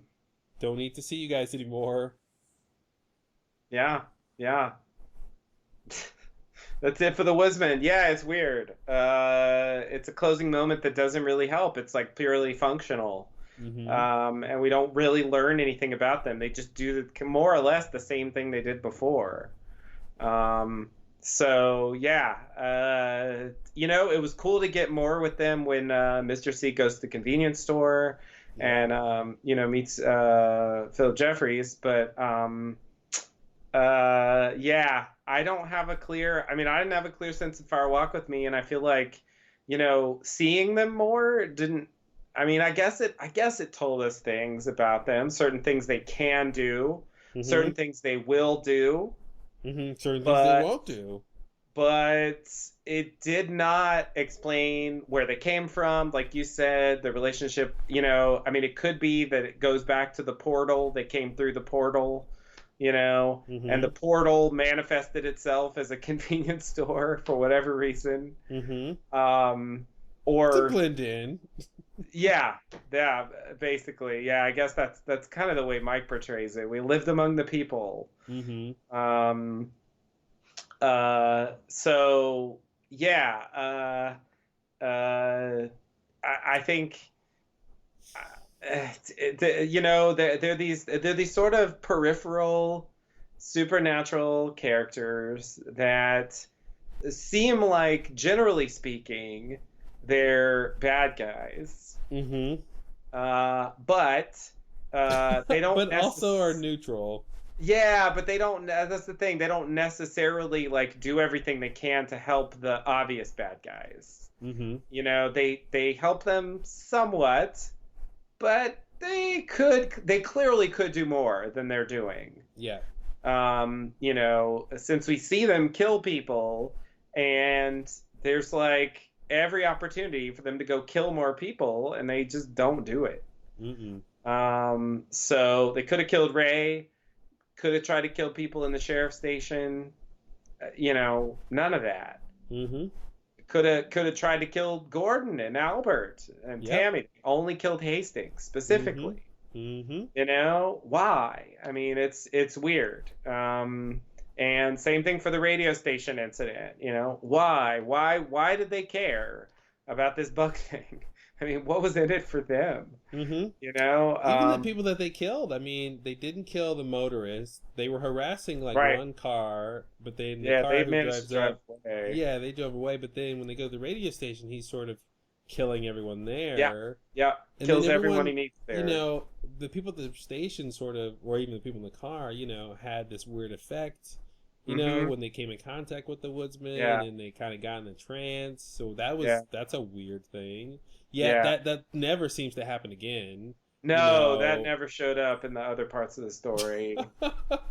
They never spoke like that, you know. It was like he had a whole like got a light and the whole poem about the horse. Yeah, like this we is the never. Water, this is the well. Yeah, we never saw them speak. Like they were silent. You know, the rest of the time. Mm-hmm.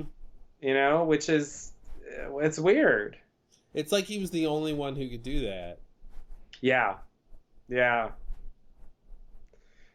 And you know when Nadine, oh my God, not Nadine, when Andy saw, it's like Nadine backwards. It is, yeah, that's why I said it. When Andy saw Got a Light Woodsman, I actually thought he would be back, you know, and maybe there would be some point about him specifically. He's like the Night King, you know. Exactly. He's like the sort of main face of the you know, the leader of this big supernatural army. And yeah, I thought that would mean he'd be back. I thought it meant the Woodsmen were gonna like descend upon the sheriff's station, like you said before, and kill everyone and try to kill people. And, thought the drunk was gonna die and Chad was gonna die. They both survived. It's ridiculous. Oh man, they're still around. Chad's not gonna believe that's the story of what happened upstairs, though. Yeah, clearly not. Even though 20 people witnessed it. Mm-hmm. I find it so strange Mandy, Kenny, and Sandy were there at the end. I you know, given, you know, the context of this whole idea of how women are depicted on the show and everything, and these women in particular, and it's just weird that in this moment where Cooper is saying goodbye to like these people he literally spent seasons of TV with, except for Frank, and the Mitchum brothers, of course, and like half the other people in the room. You know, but it's just so weird that becomes that somehow like it's almost like the end of Lost, right? Where like some of the people at the church are like, "Why are you here?" You know, you joined the party late, or you left the party early. You know, you didn't spend as much time with everybody else as, you know, these other people did. Yet you're here, and we're supposed to care about you the same, I think. Yeah. But you have sandwiches from yesterday. Those old hospital sandwiches. Yeah, I don't know. I there's so, like I said before a million times, there's so many parts of the show that are really confusing. So, since we're looking back, what are your 3 favorite moments of season 3? Oof. What counts as a moment? Anything you want. Okay. Open-ended, huh? Well, it's got to be something from part 8. And yeah, I'm not 100% sure what I would say. You know, the atomic bomb stuff was super cool. Um, the woodsman stuff was really cool. Um, I'm not sure how to narrow it down. What were the scene like a scene that you were like, holy shit? Um, Like for me, an obvious one is Laura taking her face off. oh yeah, yeah, yeah. Like that stands out as one of the best moments of the whole show ever. Where you're just like, I can't believe we're here. Yeah. After 25 years of waiting in the Black Lodge, she takes her face off. That's monumental. Yeah, well, I would put the Sarah Palmer scene where she takes her face off in that category. That was a very jarring and interesting moment that totally changed the game as far as Sarah Palmer. Like basically all the ideas we have about Sarah Palmer, in addition to the picture like smashing scene that we get here late in the game, they really go back to that, because the other stuff is like, it seems like it could be she's just having like psychological problems. Yeah. It's really that scene where it's like, nah, it's a little more than that. That's not just a psychological problem. Not just a psychological She just needs a therapist. But yeah, I enjoyed that scene. Like it's interesting to me that if she's really inhabited by this negative force, that like I don't want to take this too far, but in a way, like I'm on her side in that scene. It's a little weird. It's a little weird to be on Judy's side. Because this guy like is You mean like Judy's a feminist negative spirit? Yeah. It's like, is that again, like I said, I don't want to take it too far, but it's a little weird. It's like, what? You can't take a compliment? Like, what's wrong with you? I don't know. What a negative force you are. It's just, yeah, I don't know. I think that was a pivotal moment for me. One scene that really stands out that like for whatever reason I can't like get out of my head is the original interrogation scene. Yeah. With Mr. C when he has the weird voice and he like does the worst job of being convincing that he's Cooper. Yep. That's literally the worst job he does in the whole time. Yep. It was so bad. I mean, yeah, and it just the voice was weird. The attempt to like do a thumbs up and like, oh no, I was coming to see you, Gordon, to tell you things. I just was about to come clean. You caught me red-handed right before I was gonna come clean. I swear.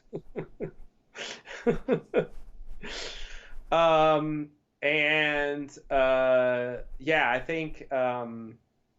Part 8 has to be in there, but it is hard for me to narrow it down to like a particular moment because it was such a large experience. That it, that has to be on the list. I would throw in Evolution of the Arm, Doppelganger, Non-Existence. That really was a game changer. I think that blew my mind. That whole idea. I mean,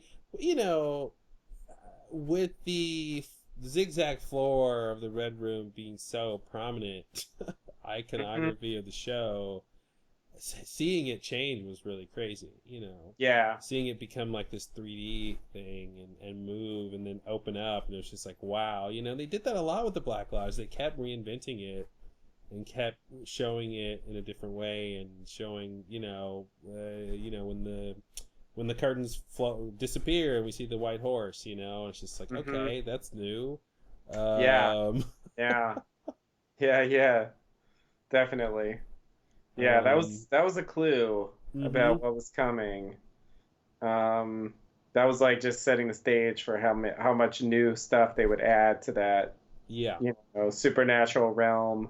All the stuff, Cooper flying through space, the purple place. Yeah, all of that stuff was really crazy.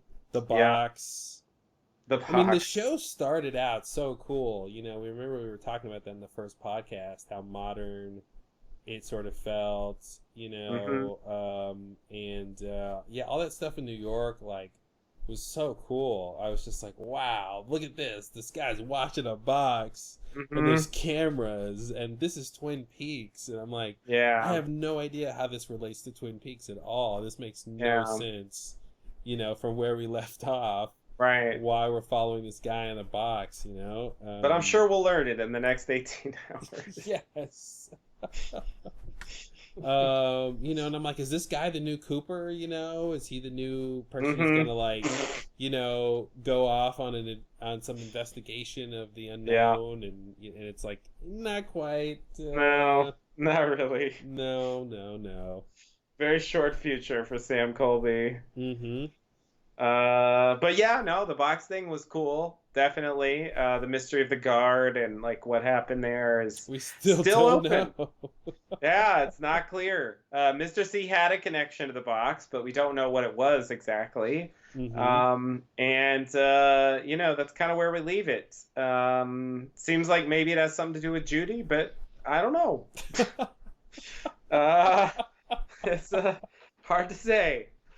I feel like you're reading the official, like, plot descriptions of those episodes. Just like, well, this is what it seems like it's happened, but I really don't know. And then this happens. But maybe it didn't. That's the official story from Showtime. Yeah. Pretty much. Yeah. Yeah, definitely the early stuff was you know, seemed pretty promising. You know, Cooper coming back, you know, I mean, that was a huge moment.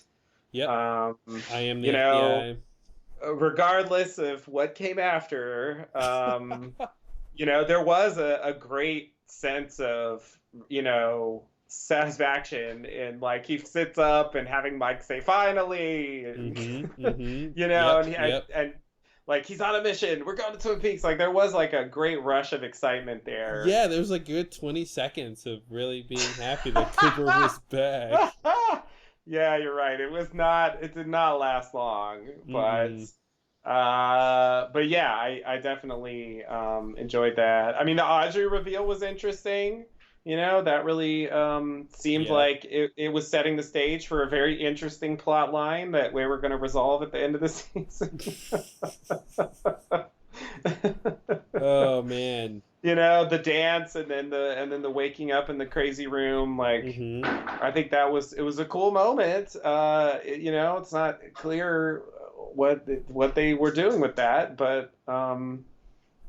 Yeah, the portals, you know, the sky portals. Sky portals were great. Yep. That was cool stuff with Gordon there and then Andy. So yeah, like, that whole idea was really interesting. Yeah, seeing Diane the first time was cool. Oh, you know, yeah. Like, this idea of finally seeing Diane now, of course, that got ruined. Yeah. Well, pretty much. And yeah, no, that was definitely a huge moment. And I would say, like, in terms of you know, my what consumed my thoughts and, you know, what we spent a lot of time on with the podcast, like, the first reveal that she's, like, texting with Mr. C was pretty shocking. Yeah. And it took us a while to, like, even come to terms with it, you know, like, I mean, up until pretty late. I mean, I think you were still like, maybe she's not. I was thinking, you know, maybe I was thinking at the very least there's a good explanation for why she's being coerced into doing this. Yeah, basically, you know, which I guess there was. Yeah. In a way, it's like, I was right. It was Diane wasn't betraying him because she wasn't real. Right. Well, I guess it's kind of a cool thing where it feels like I was on the right track too, just in the sense that she was absolutely collaborating with Mr. C, but it also wasn't really Diane. So it's sort of like somehow we both were on the right track. And it was just like, can we combine our two ideas somehow? Yeah, that's what we should have done. How can we both be right? Oh, she's not real. Yeah.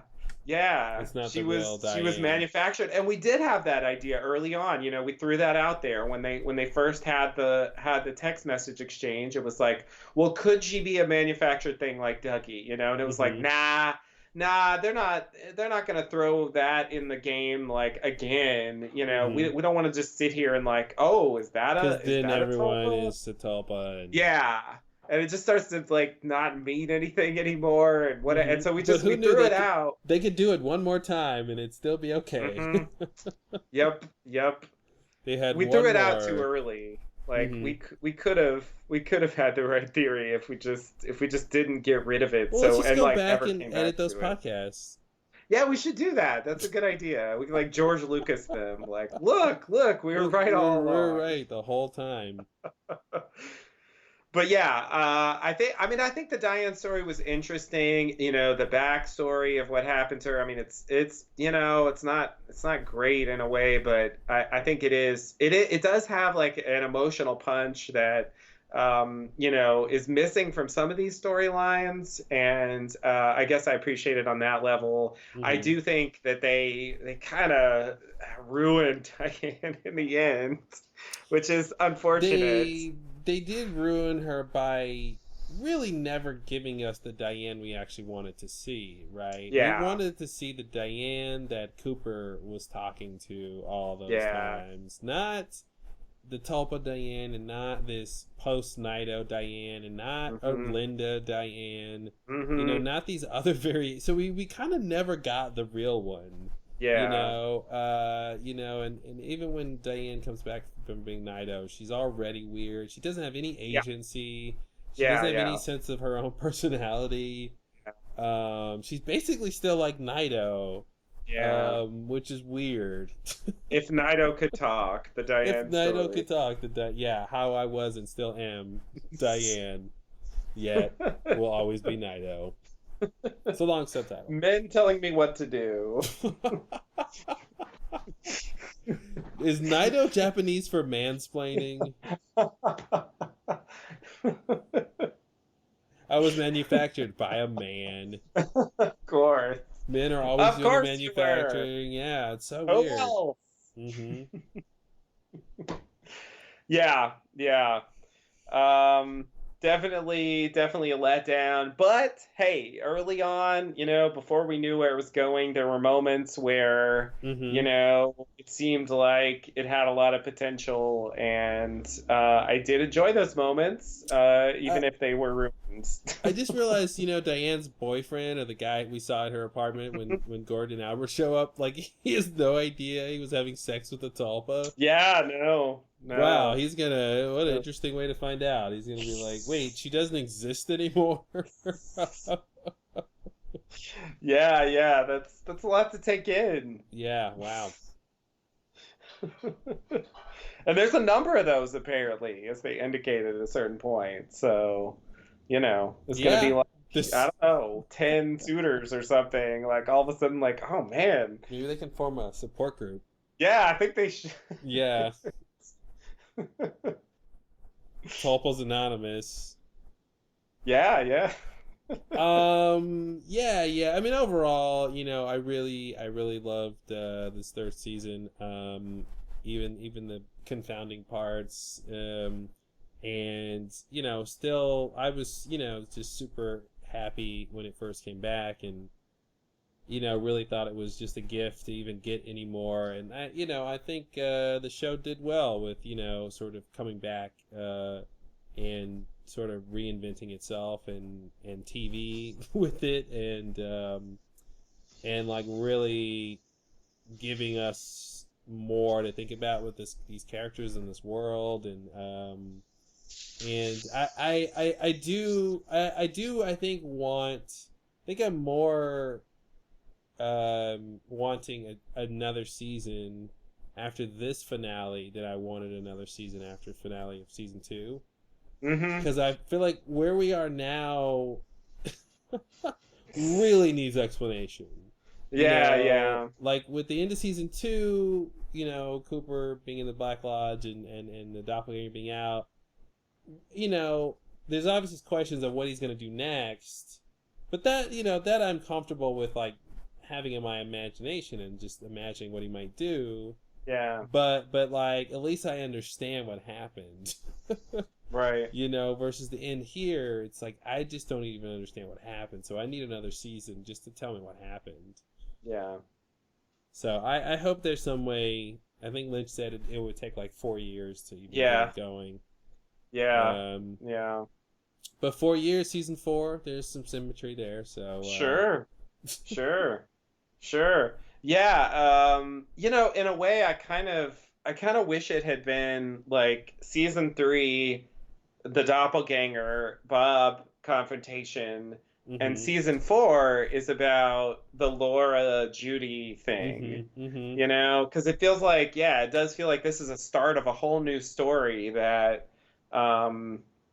needs more. Yeah. And like I feel like, I would have been happy with that as a new kind of separate thing, but it feels like such a crazy tangent that we suddenly go on at the end here.